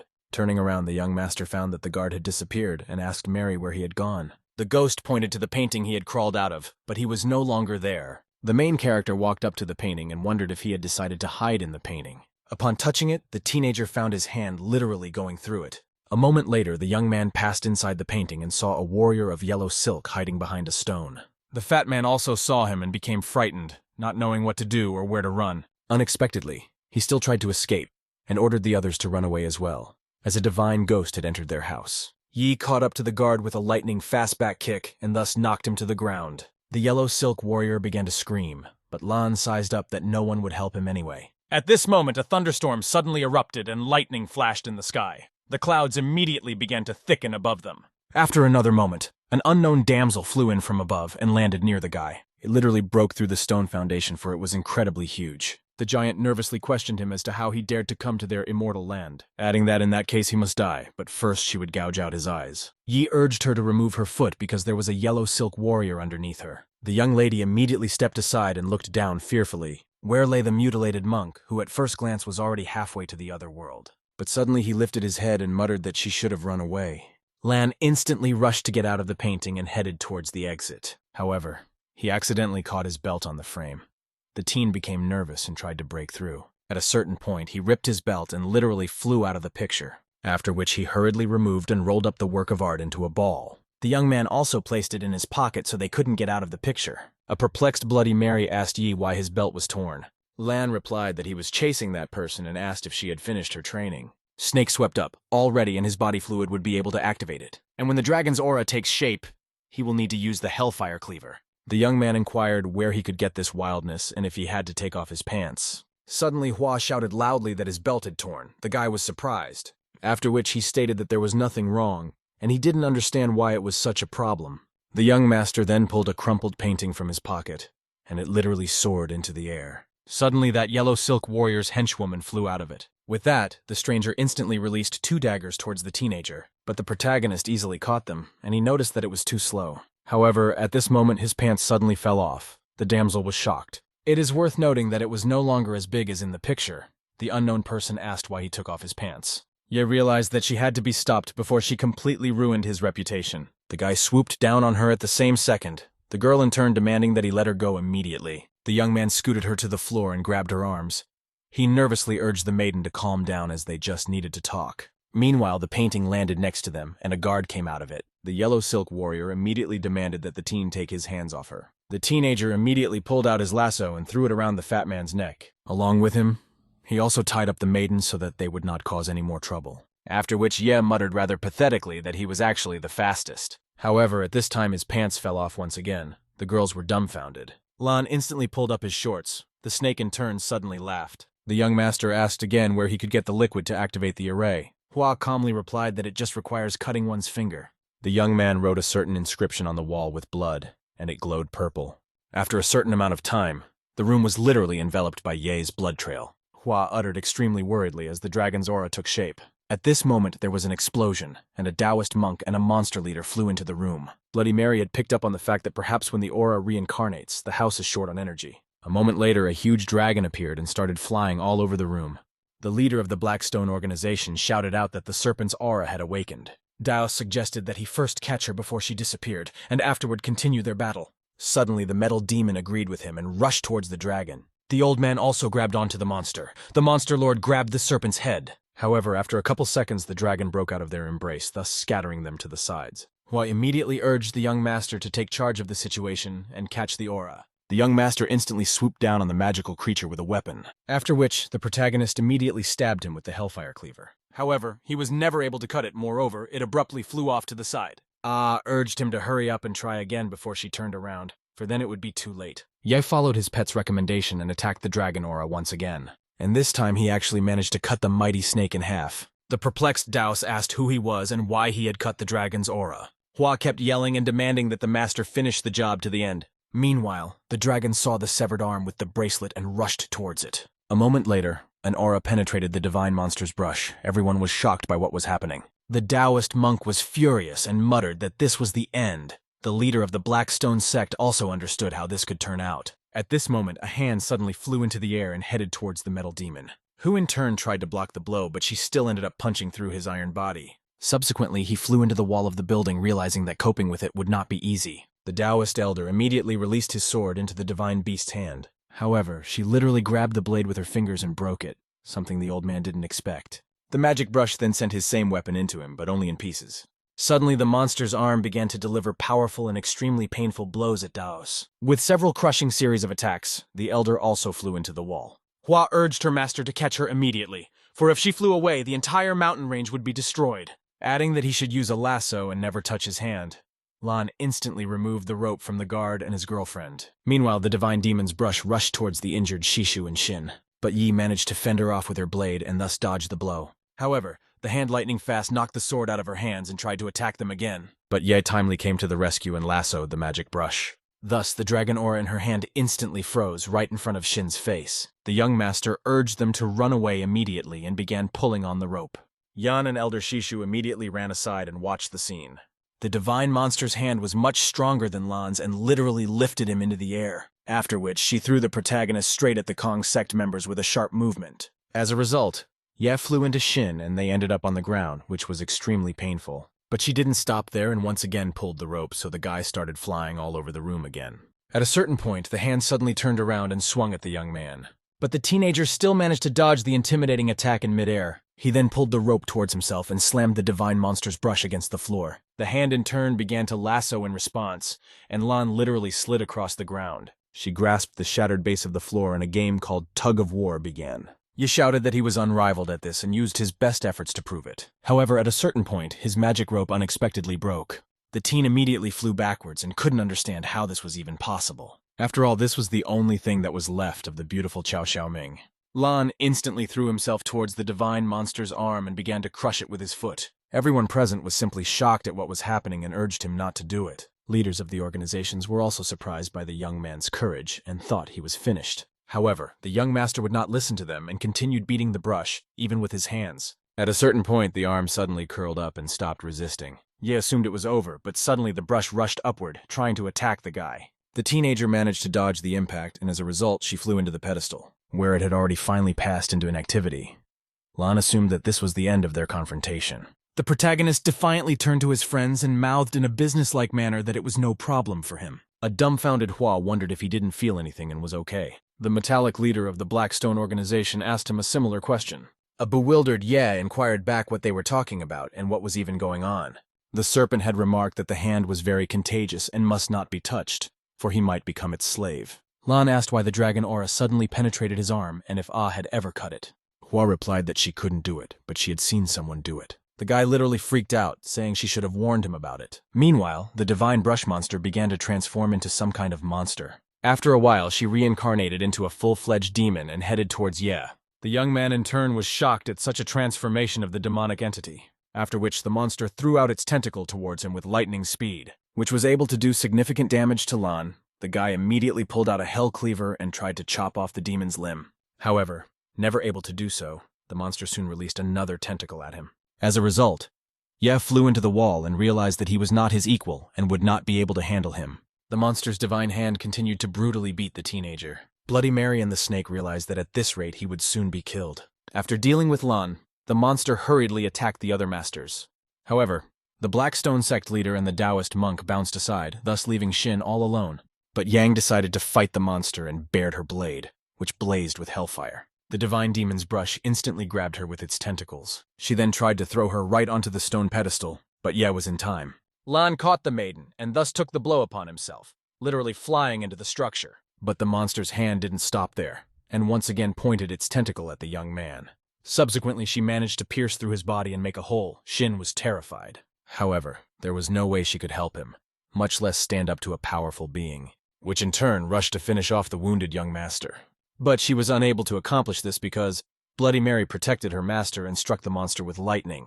This resulted in an explosion, but no damage was done to her by the ghost's attack. Hua swept up that she had done a good, and more importantly, extremely timely job. The divine demon's hand immediately rushed towards Mary, who continued to attack her. The monster eventually got past all her thunderbolts and immediately attacked the ghost. Bloody Mary instantly flew off to the other end of the room and broke through the wall with herself. After which, the divine beast's brush calmly and casually headed towards the portal. The protagonist urged everyone not to let her go by any means, but the masters continued to stand idly by. And only a warrior of yellow silk dared to stand in her way to confront the demon. The guardian folded his arms and began to recite a spell, calling for the gates of hell and blood to close. Which happened in the next few seconds. A huge slab suddenly erected from the ground. The fat man then confidently declared that he wouldn't miss her even if it cost him his life. However, at the same moment, the divine monster cut the guardian into two with its tentacles. Everyone was shocked. His henchwoman instantly ran up to him with tears in her eyes. Yi noticed that the yellow silk warrior actually appeared to be a robot.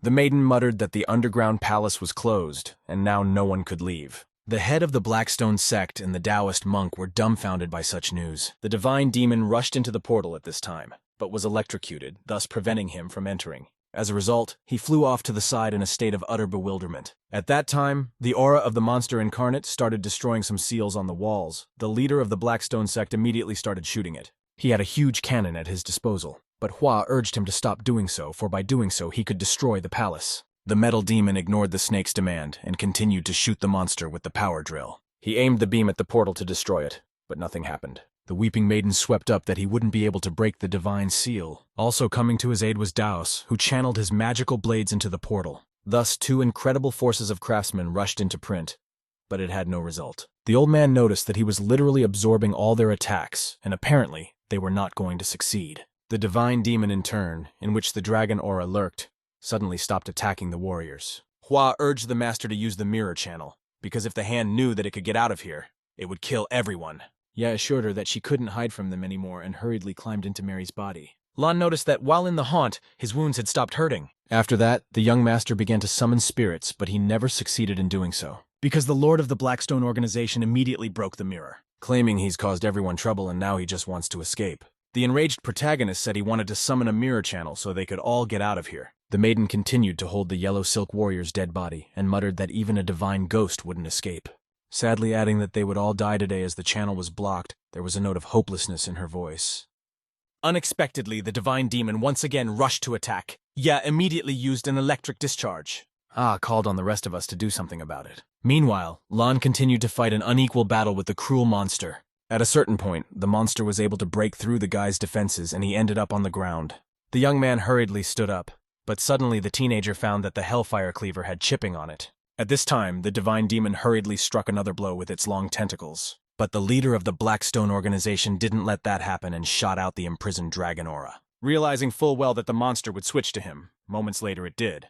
The monster's enraged arm rushed to attack him, but at that moment, Daos intervened and repelled her tentacles with his swords. They then set about exterminating the creature together, but they were unable to do much damage to it. At that, she still suddenly retreated, the warriors in turn following her. At this time, Shin helped the young master stand up.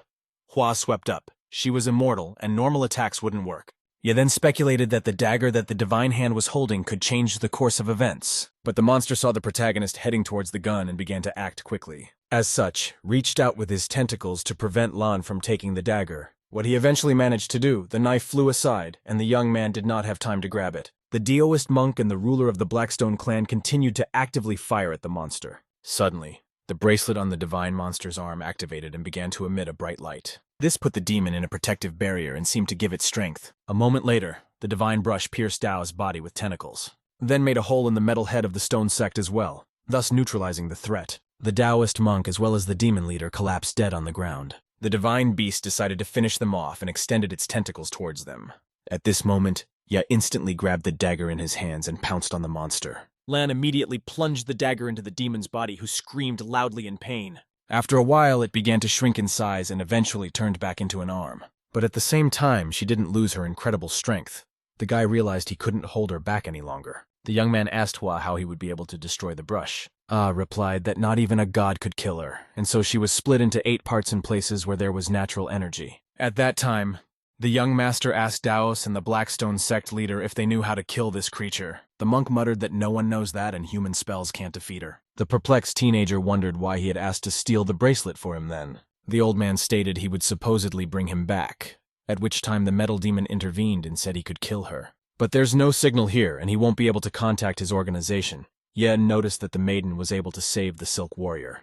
Consequently, the protagonist urged him to open the underground palace as the hand is in control. However, the young lady muttered that in that case, they would be able to escape, and the divine brush would kill everyone. A furious Lan demanded that they do something before she broke free. Meanwhile, the monster began to grow in front of his eyes again and wrapped its tentacles around the young man's arm. It reached for Ye with its hideous maw. With a lightning-fast movement, the guy stuck the Hellfire Cleaver right into the monster's mouth. For a moment, it receded and it seemed to end there, however. It was only the beginning. In a few seconds, the brush became unfathomable in size and completely immobilized Ye, wrapping tentacles around his arms and neck. Suddenly, Shin dared to help the teenager and tried to cut off the tentacle, and paid for it with her health. One of the divine monster's sharp limbs pierced through Yang's body. Subsequently, the bloodied girl collapsed to the ground, squirming in unbearable pain. At this moment, Lan suddenly summoned a magical storm of thunderbolts, thus unleashing the demon's powerful tentacles. But the happiness was short-lived, as the divine hand literally turned into a huge octopus and grabbed the young man. The snake shouted to its master that he had a duty to affect the situation in some way, for the underground palace was about to collapse. By then, the young master was completely engulfed by the demonic brush and continued to squeeze even harder. The Yellow Silk Warrior's henchwoman suddenly grabbed her dagger and rushed to help Ye. However, one of the tentacles gave her a sharp blow, and the maiden found herself under its weight. At that very second, the building began to inevitably collapse on their heads. It seemed to be the end. The divine hand turned into a large worm that pierced through the house. It also continued to hold Lan in its tentacles, after which with its huge maw it tried to eat the guy, but suddenly they were blinded by a bright light. The teenager assumed that this special company had come for the dragon aura. A moment later, Ven, who was in a protective barrier, hovered in the sky. The young man couldn't understand why she alone appeared for the treasure of the underground palace. Ro in turn saw Bloody Mary and stated that she always knew she was involved. At this moment, a certain maiden suddenly came out of the worm's mouth and headed towards Wen. She accused the representative of the special company of betraying their friendship, and that she had put her away here for 1,000 years. Ro asked her if she was thinking about their friendship when she wreaked havoc in the human world. The monster muttered that if the underground palace collapsed, no one would be able to survive. Suddenly, Wen attacked the Hellfire monster. Yi realized if she unclenched the tentacle, he would die. However, Ro still managed to cut off a few of her tentacles, and Lan flew into the air, completely forgetting that Mary could fly. From beneath the rubble of the building, he was suddenly called out by Hua and called after him. Meanwhile, the special organization member continued to attack the monster and the worm collapsed to the ground. The demoness asked Wen if she really wanted to fight her, since there would be no winner. Ro was literally transformed into some sort of magical warrior at this point. The divine hand, on the other hand, went into a frenzy and let out an incredibly loud roar. The young master and the snake covered their ears as the piercing scream was too strong. The demoness then struck Wen with her tentacles, but she managed to dodge. Suddenly, the monster began to retreat. A member of the special company followed her. Finally catching up with her opponent, Ro launched a series of successful attacks. The wounded divine hand declared that it was immortal and would be able to heal itself at any time. Then Wen generated a magic spear that blazed with hellfire, after which she immediately threw it towards the demoness, saying that it wasn't as simple as she thought. The monster in turn still managed to dodge the warrior's weapon. However, in doing so, Ro's magic spear pierced through the monster's long body. As a result, it instantly began to be covered in huge blisters. And after a few seconds, there was a loud explosion. The protagonist and Hua flew aside. The smoke cleared and a mangled demoness lay on the ground, her worm torn apart. A moment later, Wen appeared and headed towards the bloody monster, who immediately threw herself at her feet and called her sister, saying that if she killed her, there would be one of their race left. The teenager was shocked by this turn of events. He didn't expect that they were actually sisters. Realizing that the special company was not so simple, Ah told him about the last divine demons that ruled the heavens. Meanwhile, Ro asked her who really killed her men. The divine demoness instantly grabbed Wen with her tentacles and declared that if she didn't let her go, they would die together. Sister calmly replied that she'd only absorbed a small portion of the dragon's aura. But the world had changed over thousands of years, whereupon Ro grabbed her neck and reached for her face, then began to literally pull the aura out of her. The divine beast could not resist her and was losing strength. Ye was dumbfounded that she was able to absorb the dragon aura from the demoness. The monster, on the other hand, took the form of a human and fell to the ground without strength, then began trying to crawl away from Wen, stating at the same time that her sister was too cruel a person and she didn't expect her to be so mean. The leader of the special organization replied that she wouldn't have lived to see today otherwise. Ro then instantly placed her in some sort of magical form sparkling with lightning. After a while, the monster turned back into an arm with tentacles. She tried her best to resist Wen's mighty power, but all attempts were futile. Lan was well aware that the divine brush was immortal and difficult to restrain. Suddenly his gaze came across the magical dagger lying beside him. The young master immediately picked it up and threw it to Ro, saying that it would help her. The bewildered damsel caught the implement and didn't understand why Bloody Mary was helping her. Soon Wen pierced the demonic arm with her blade. Gradually the tentacles began to disappear. A moment later, only a divine brush lay immobilized on the ground. Ro in turn hurriedly removed that ill-fated magic bracelet from her. At the same moment, Wen placed the protagonist in a protective barrier and began to pull him towards her, after which she wondered if she was a servant of Bloody Mary. Yes swept up that he had helped her, and there was no need for them to have a trial, as they could just talk. Ro began to literally scrutinize Lana's face, and stated that she had seen her somewhere before. The representative of the special company asked if she had changed the position of the dragon's aura. The guy replied that he was a regular resident and had noticed this very change, so he came to check what was wrong, knowing full well that if she didn't believe him, he'd be in big trouble. Meanwhile, Hua came to her senses and said she was very dizzy. Ro immediately turned her attention to her, and also placed her in a magical sphere to draw her to herself. Then they began to speak in an unknown language, yet could only guess what they were dialoguing about. Lan wondered what the snake was saying to her and tried to catch a single familiar word, but nothing was clear. Suddenly, Wen released them from the magical spheres, and they collapsed to the ground together. Ro's point was that even if she's a divine ghost, she should be obedient so she doesn't have to destroy her soul. She then flew into the air and traveled to an unknown destination.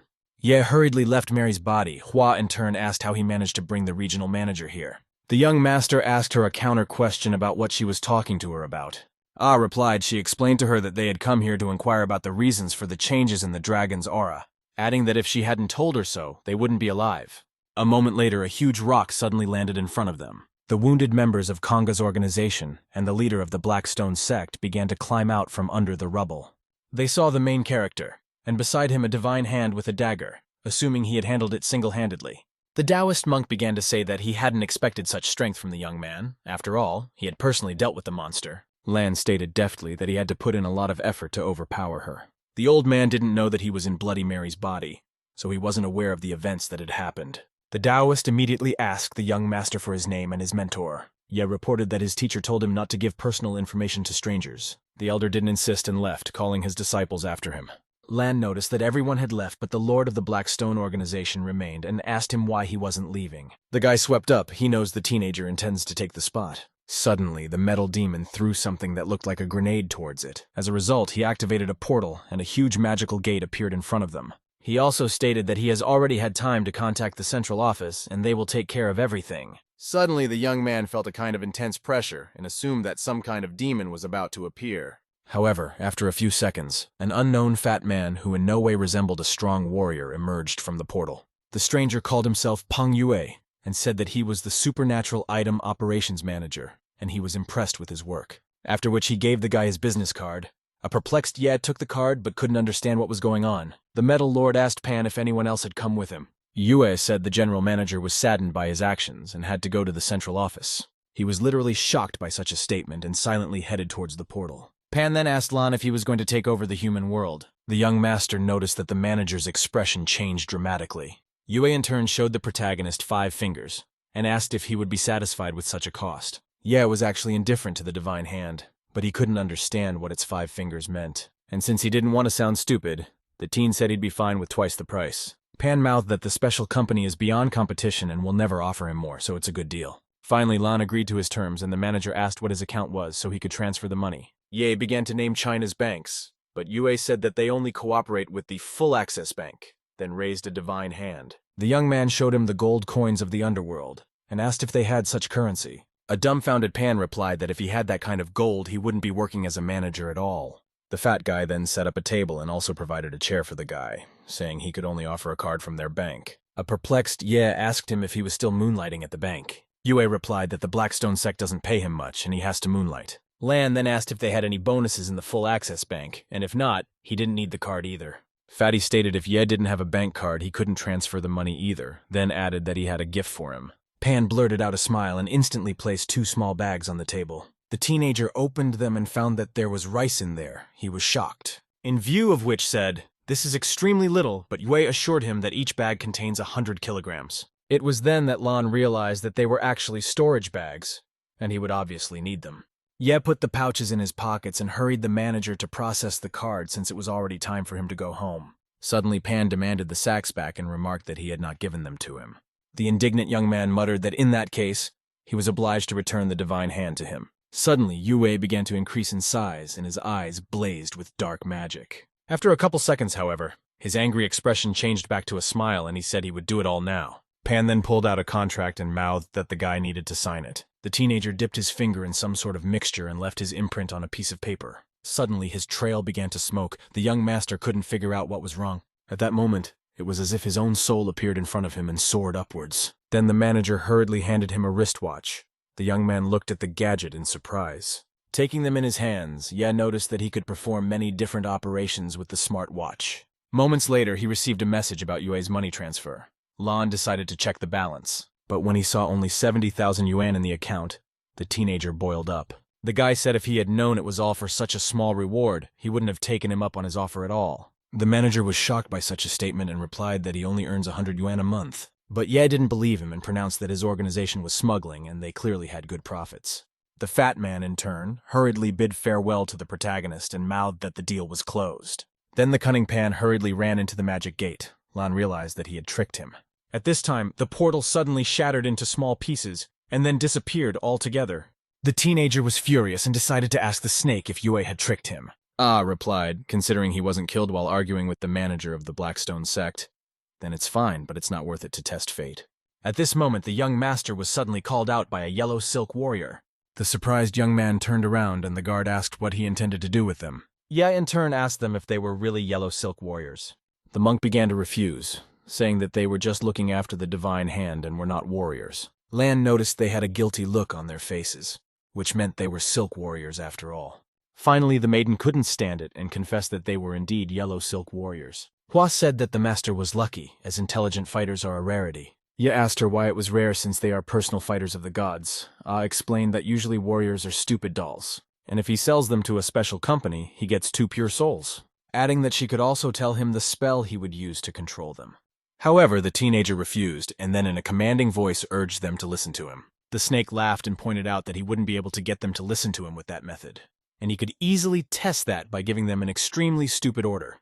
And if they wouldn't do it, then they were faking it. Unexpectedly, the young master ordered the yellow silk warrior to undress. They were shocked, and the damsel started to take off her clothes, but Ye sharply told him to undress. The dumbfounded guard instantly pulled down his pants. The snake was perplexed, claiming that as a man he was obliged to order the girl to do just that, not the fat man. Lan replied that he couldn't do that to her. Enraged, Ah asked if ordering such a thing to a man was okay. Then the guy ordered the silk warrior to pull the rubber band out of his pants and beat the young lady with it, which was a pretty blunt instruction. The fat man immediately pulled out the rubber band and turned to his girlfriend. Ye noticed that they were complying with his demands after all. The teen then urged them to tell their personal details with height and weight. The warriors instantly gave out detailed information about where and when they were born. The protagonist then asked why they have intelligence present since they are robots. They replied that they had their minds due to the fact that they had been guarding the divine hand for a long time. And if the gods find out about it, they won't live, Yi pointed out, which was somehow not human. Suddenly, the silk warrior muttered that self-destruction followed after the task was completed, and began the countdown. Lan hurriedly reassured her to explode, as he simply wouldn't be able to collect them later. The girl replied in a robotic voice that she had accepted the new instruction, and the self-liquidation had been stopped. The young man also said she should never do that, and asked if there was any way to override the self-destruct activation. The warrior stated that in order to do so, they would need to change their settings and acquire ownership of them. But only the gods know that. Hua pointed out that if an ordinary person reconfigured them, there was no way to sell them anymore. The snake discouraged the host in every way possible from resetting their settings, and stated that if he did do so, it would eat the stone. However, Ye still offered the yellow silk warrior to be her new owner. A moment later, the young man announced that the readjustment had been successfully completed and he was her new master from now on. Hua was furious and muttered that even if he was a divine ghost, it was impossible to change their settings. Then told the girl that she, not he, would be her mistress, and she had better obey her. The silk warrior answered her back and activated her automatic defense. As a result, she grew in size and acquired an axe and shield. The maddened snake immediately hid behind Lan's back and urged him to stop it immediately, after which she started sucking up to him, saying she was joking and still completely stupid. However, the protagonist insisted that she keep her promise and eat the stone. Hua finally freaked out and nervously announced that she wasn't going to eat it. Suddenly, the yellow silk warrior grabbed her by the tail and said that if it pleased the Lord, he could rip open her belly and push the stone in. The warrior woman in turn went to fetch the stone and brought it to the snake. An exasperated once again became skittish and voiced her displeasure. Ye stated if she didn't shut up, he would really make her eat the stone. Naturally, she didn't test her fate. Meanwhile, Lan asked the warrior to shrink in size so she wouldn't scare everyone around her. The maiden became smaller in a moment, and the young man wondered where she had put her weapon. The young yellow silk warrior turned her back to the boy and swept her hair away. She had various nanocapsules on her back. She mouthed that there were many types of weapons available. The teen hurriedly explained to her that from now on she would only reach for the gun on his signal. At this moment, the fatty asked Ye to change the settings for him as well, so that he would also serve him. However, Lan refused to do so, saying that he didn't need an old warrior on the team. The Guardian had picked up on the fact that if he didn't, the self-destruct could activate at any moment. The guy smiled and wondered at him if he was really afraid of it. Fatty added that if he didn't have a mentor, anyone with control could use it against him. Then the young master asked the next question, who actually created them? The warrior replied that the factory produced them at a rate of several a day. She asked if the owner wanted to place an order. Ye said no, for he didn't even know what to do with them, then asked if they were always in the underground palace. The maiden mumbled that they occasionally went out shopping, but were mostly in the palace. The main character looked them over and asked why they were dressed as zombies. The warriors hesitated to answer, and suddenly the young man said that they had changed clothes when he burst in on them. Ye then made the decision to leave them here to rebuild the house and live in it, for he could not take them home. Suddenly Lan remembered that he also wanted to ask them what their names were. The guards immediately called out their code numbers, but the teen didn't like it. Consequently, he decided to give them new names and began to contemplate it. Hua in turn urged them not to allow him to name names as he has a problem with it. Yi ordered her not to embarrass him in front of them and continued to ponder the names of the guards. Lan finally thought of and named the girl Xiao because of her extremely cute appearance, and he named the fat man Huang Fei because he was a well-fed cyborg. Became indignant and said that he had given them better names than her, and demanded that he come up with another name for her. But he wasn't going to do that, saying she had a perfectly normal name and should be an obedient pet. Afterward, he said goodbye to the Silk Warriors and told them that they could come to him if needed. On the approach to his house, he was met by a joyful ferret and ran toward him. Guy kicked Juan and urged him to be quieter, asking why he was disobeying him again and not looking out for his family. The beast instantly took out a cell phone. Ye was surprised and couldn't understand where he got such an expensive gadget from. But the ferret showed him a picture of distraught chickens and said the birds had gone crazy. The photo showed the chickens literally walking in formation around his house, and his mother looked on fearfully at it all. Lan in turn inquired when exactly they became so strange. Juan replied that it happened recently, and he hurried to take a photo as it was hard to explain in words. As always, the harmful had implied that it was because of the boiling water he had used the leaf in. The young man hurried to his house where he saw his mother. She was acting rather strangely. Approaching her, the teenager inquired as to what she was doing and where she was looking. In the backyard, he saw distraught chickens that were extremely inappropriate. His mother asked him if he knew what had suddenly happened to their chickens. Lan urged her not to be nervous and said he would personally chase them out of the yard. The woman in turn whispered that it was probably bird flu. But Yi argued that it was more likely that they were greatly frightened by the earthquake, and just went crazy. Then he hurried his mother to her room and began to chase away the rabid birds, after which the young master instantly summoned a mountain range elder. The mountain god immediately appeared in front of Lan and mouthed that he was glad to see him well. The young man asked him if he had told Daos any information about him. The old man replied that he had fled as soon as the opportunity arose and said nothing to him. The protagonist said they would discuss it later and asked him to follow him, then walked over to the rooster and kicked him with his foot, saying he shouldn't have brought so many chickens here. However, the rooster said that they had come here on their own and he could not drive them away. Snake urged him to keep his behavior as quiet as possible so that no one would know that he had developed intelligence. The teenager picked him up and wondered when he had time to become a monster.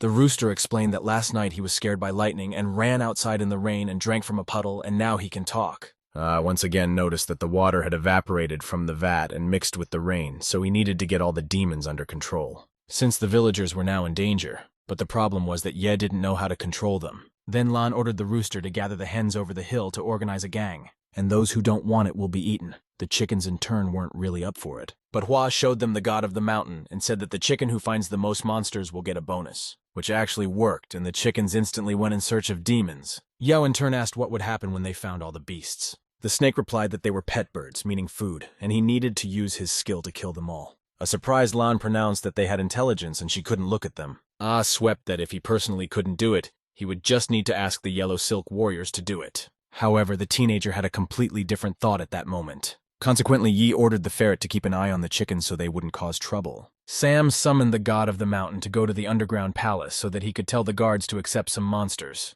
Suddenly, the elder declared that he was the god of the mountain range and not his subordinate. Lan blurted out in a kiddick smile and said that he was indeed one. But suddenly, a god could disappear. The old man realized everything and mouthed that he had lived here alone for hundreds of years and was bored. But when the god of the mountain saw the teenager, it was as if he had an epiphany and asked him to accept his allegiance. Ye agreed to take him on board and inquired about his name.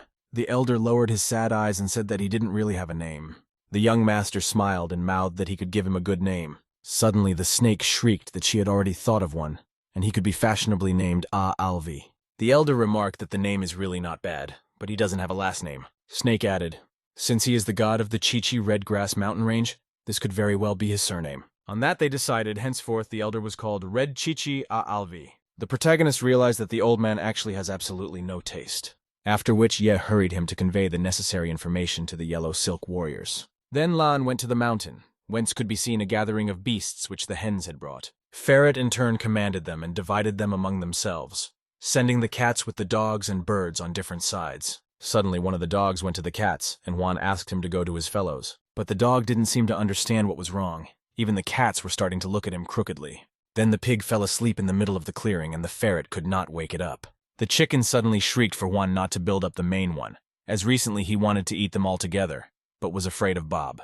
In response, the ferret mouthed in a businesslike manner that he wasn't afraid of anyone and could deal with him right now. At that moment, a snake climbed on Ah's head and called for everyone to immediately shut up. They were also approached by Ye, who stated that if they didn't obey, Hua would eat them, as she had recently done to a cow. The indignant snake urged him not to sass her, but Lan asked her to be quiet. At this time, a wild bear suddenly roared. Everyone was terribly frightened. Even the teenager was terrified. He never thought there was a bear in the mountain range. The huge big guy slowly approached the guy and said he was extremely pleased to meet him. Ye asked the beast if he was a local demon since he hadn't seen one before. Bear replied that he wasn't born here, but when he heard about the creation of the kingdom, he decided to join. A surprised Lan asked who told him he wanted to build a kingdom. The beast mouthed that the rabbit had informed him of how a certain man who had turned him into a monster was going to rule the land. Eeyore immediately started sucking up to the guy and wished him a long life. The young man asked him why he had twisted his words, for he had not said he intended to build a kingdom. But the rabbit claimed it wasn't his fault, and that's what the hen told him. After which he demanded that she come up and explain herself to her maker. He then asked her why she twisted his words about some kingdom. The bird replied that the snake had ordered everyone to gather on the hill, as the creator wanted to organize a gang. Unexpectedly, Hua said that as a king, he was obliged to make a beautiful and convincing speech. However, Ye swept up that after the vacation, he would become a senior student, and if his father found out about his kingdom games, he would be angry. But Ah mouthed that these all beasts needed to be disciplined, or they would all scatter. Lan decided to take all the monsters to an underground palace to be trained there, and it would take them about 12 years to do so. The snake supported the master's initiative, for in that case, they would be able to get an education. The young master just couldn't decide who would become their teacher.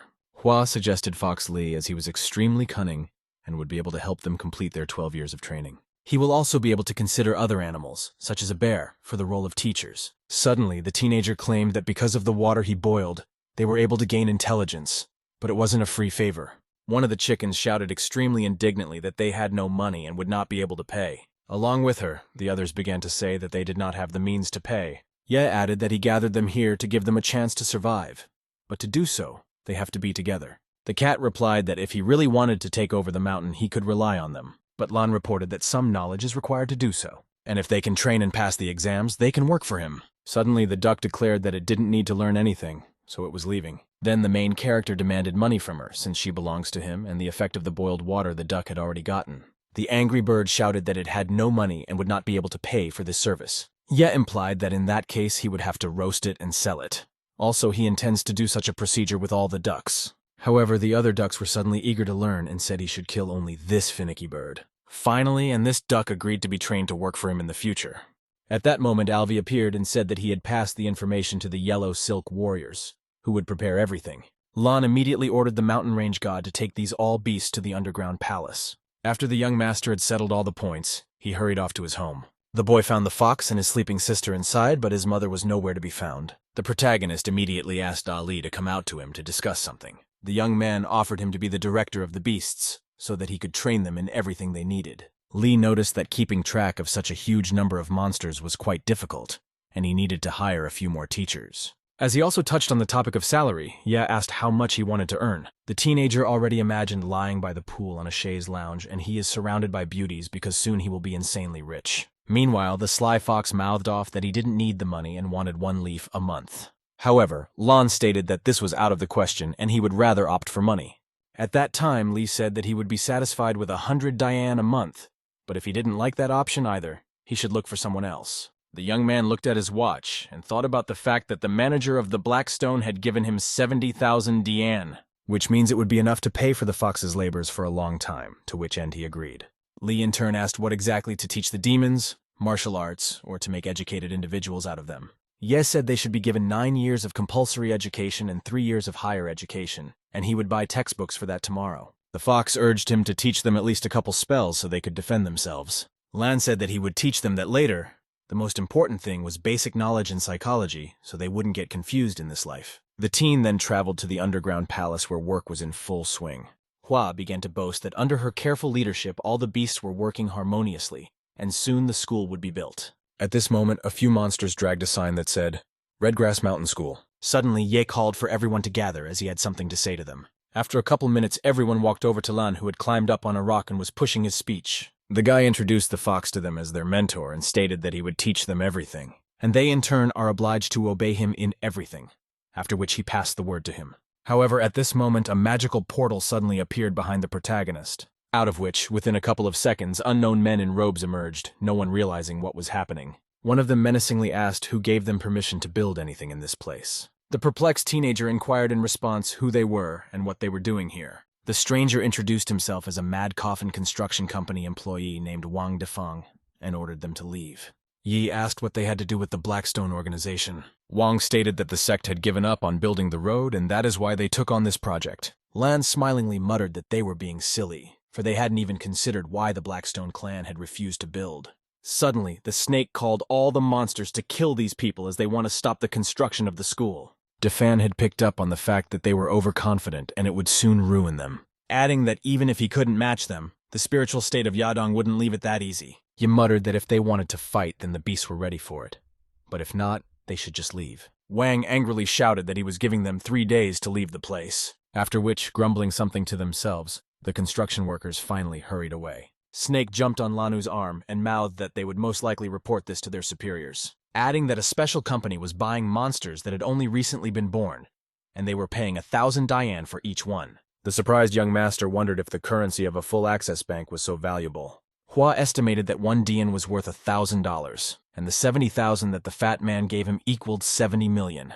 Then Ye yelled at the fox, for it turns out he was asking for a salary of $100,000 a month. The protagonist then hurriedly followed the builders to find out what they were up to. Snake in turn recommended that he take Fei and Xiao with him to keep himself safe. However, Lan refused and claimed that he was able to handle them himself, and then got into a Bloody Mary. After a while, the guy was already watching the construction workers walking through the woods. One of them asked Defang why they ran away, since they could have called for reinforcements and dealt with those monsters. Wang replied that killing small animals was unprofitable, and they should tell a special company about it to get a reward. Meanwhile, they approached their wonder truck, and the leader of the construction workers urged them to get in.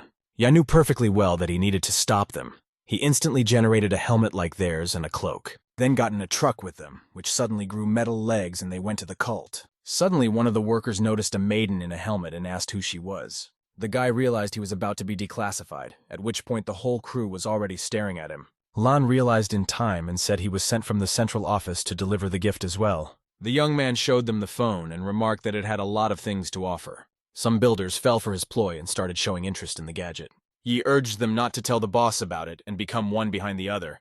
Naturally, the foolish workers agreed. The teenager put the phone on the floor, and a moment later one of them was literally sucked inside. Afterward, the young master encouraged the following to experience an unforgettable experience. In a few minutes, absolutely all the construction workers were placed on the phone. At this point, the driver from the front seat looked back and found that no one was there. The protagonist instantly grabbed it and also placed it in the miraculous gadget. As a result, the car came to an abrupt stop and Defiant flew out the windshield. Yed jumped out of the truck and grabbed Wang, claiming he had the right to have the last word. Turning around, the construction worker was horrified and muttered that he and Bloody Mary were not enemies at all.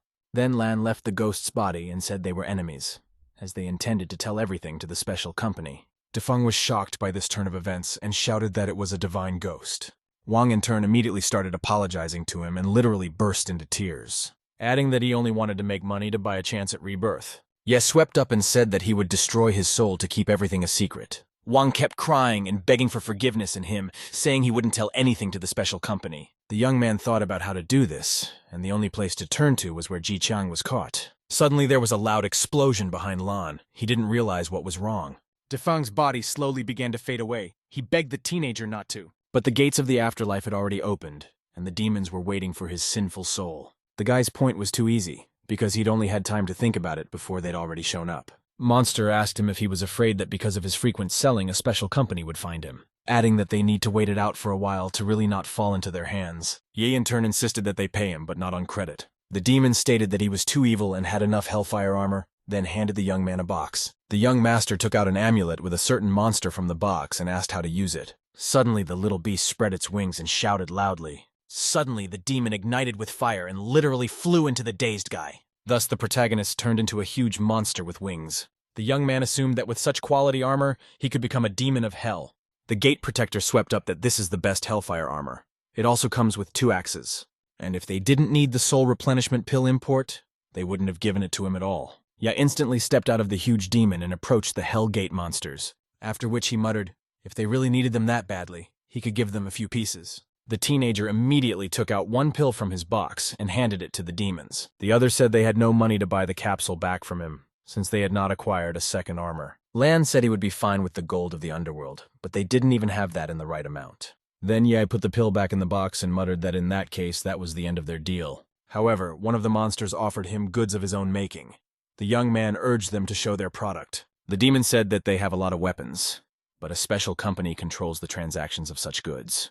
Lan blurted out a snide grin and mouthed that he wasn't afraid of that and asked what kind of weapons they had. The second ghost of hell swept up that their weapons were being bought up by everyone, but a special organization was thwarting the trade as usual, adding that they once wanted to buy 100 pieces of armor from them for 100,000 Diane, but Wen cut off that deal. Yi replied that as soon as he finds potential clients, he will contact them. The demon gave him his disposable phone number and encouraged him to find interested people as soon as possible. The guy noticed that they had the same business cards as the vendors, in connection with which he decided to make a note not to confuse them.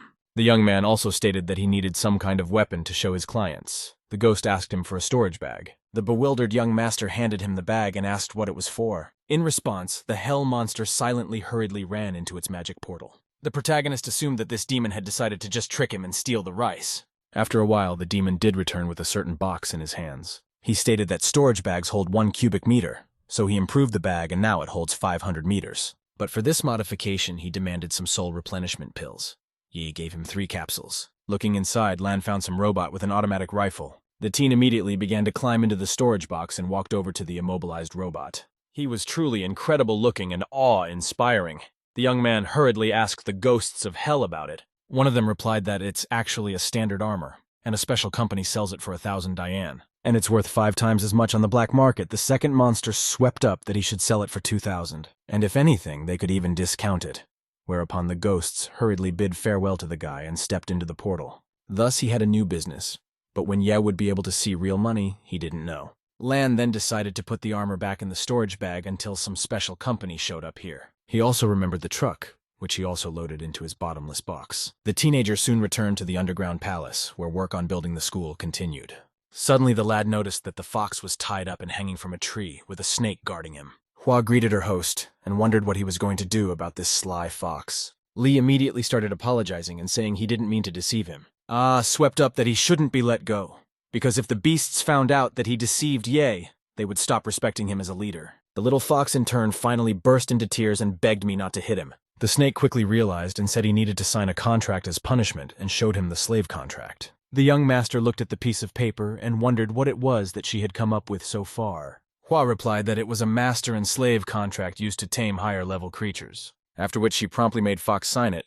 Lee was mortified. However, suddenly the contract caught fire. The protagonist could not understand what was happening. Mouthed that the contract was confirmed by heavenly law, and if the fox thought to cheat, he would be burned. Lee instantly rushed off to help build the school, and Snake asked Yi what he could find. Lan showed her the phone and said he didn't find anything special, but he put those construction workers in that gadget. Hua muttered that they were probably too stupid to fall for such a trick, adding that it is useless as Yadon State will send others here anyway, and he needs to discourage them from building the road. And to do so, one must go to their intermediaries in the City of the Seas, which is where Old Man Liu went. Ye liked the idea, since he would be able to buy textbooks for the beasts in the big city. After a certain amount of time, they, along with the Yellow Silk Warriors, arrived at the City of Seas. The snake in turn inquired of his master why he had brought them along.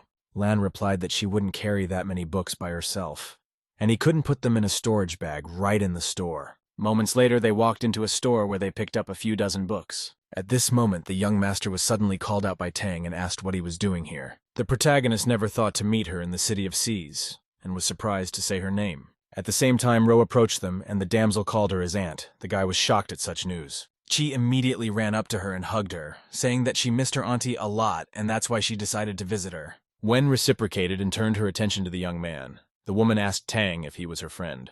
The young lady replied that he was just her classmate, and she met him by chance. The teenager greeted Ro and said his name. Wen wasn't too happy to see him. Ye assumed that she didn't recognize him, because when they met, he was in Bloody Mary's body. She then said that she had an important meeting today, but only with close friends, and suggested Tang to go with her. Suddenly, Ro noticed a ring on her index finger and asked where it came from. The extremely joyful damsel mouthed that it was actually given to her by Lan. Wen swept up that they were very close since her boyfriend had given her such a beautiful ring. But the teen denied this information and told about how he broke her mirror, so he left this jewelry as collateral. And it's inexpensive, but Rose stated that the quintessential dragon ring is not cheap at all. A surprised Tang asked her aunt if she was into antiques. Wen replied that she didn't know about it. She was just given a quintessence earring a couple days ago. Chi was shocked, for it turned out to be the same earring that had sold at auction in New York for $37 million. Ro also said that Prince Frederick decided to give her an earring to show his generosity, adding that however such a move of his was no match for the young man's generosity. At that moment, she looked at Lana. The protagonist realized that he should not have left such a precious ring as collateral. Suddenly, Wen urged Tang to go get the antique book upstairs. The young lady instantly rushed upstairs and asked Ye to wait for her. Then Ro began to speak to him differently and asked him who his teacher was, for he had the armor of fire and the ring of quintessence. Besides, he was born into a family of mages. The boy replied that his master had never given his name. Wen in turn accused the young man of intending to charm Chi with magic tricks. Ye stated that he hadn't even thought of anything like that, and may thunder strike him if he was deceiving her. A couple seconds later, a thunderstorm rolled in, which was rather ill-timed. Ro muttered that, as a mage, he should know. The heavens could punish, and her gift to Tang was highly suspicious. However, the guy kept claiming that it was just a bail bond, and she couldn't blame him for anything. Wen instantly bared her sword and declared that he had decided to charm Qi and now wanted to take back his gift. Ye immediately took out his Hellfire Cleaver and replied that even her position in Kidian didn't give her the right to behave like that. Ro smiled, and she guessed that he had come prepared since he knew about her work in Kidian. Suddenly it was as if they were in some space where no one was paying attention to them. The woman stated that it was an innocent halo, and no one would see her kill him. Wen then pointed her blade at Lan and inquired as to his true motive for being with Tang.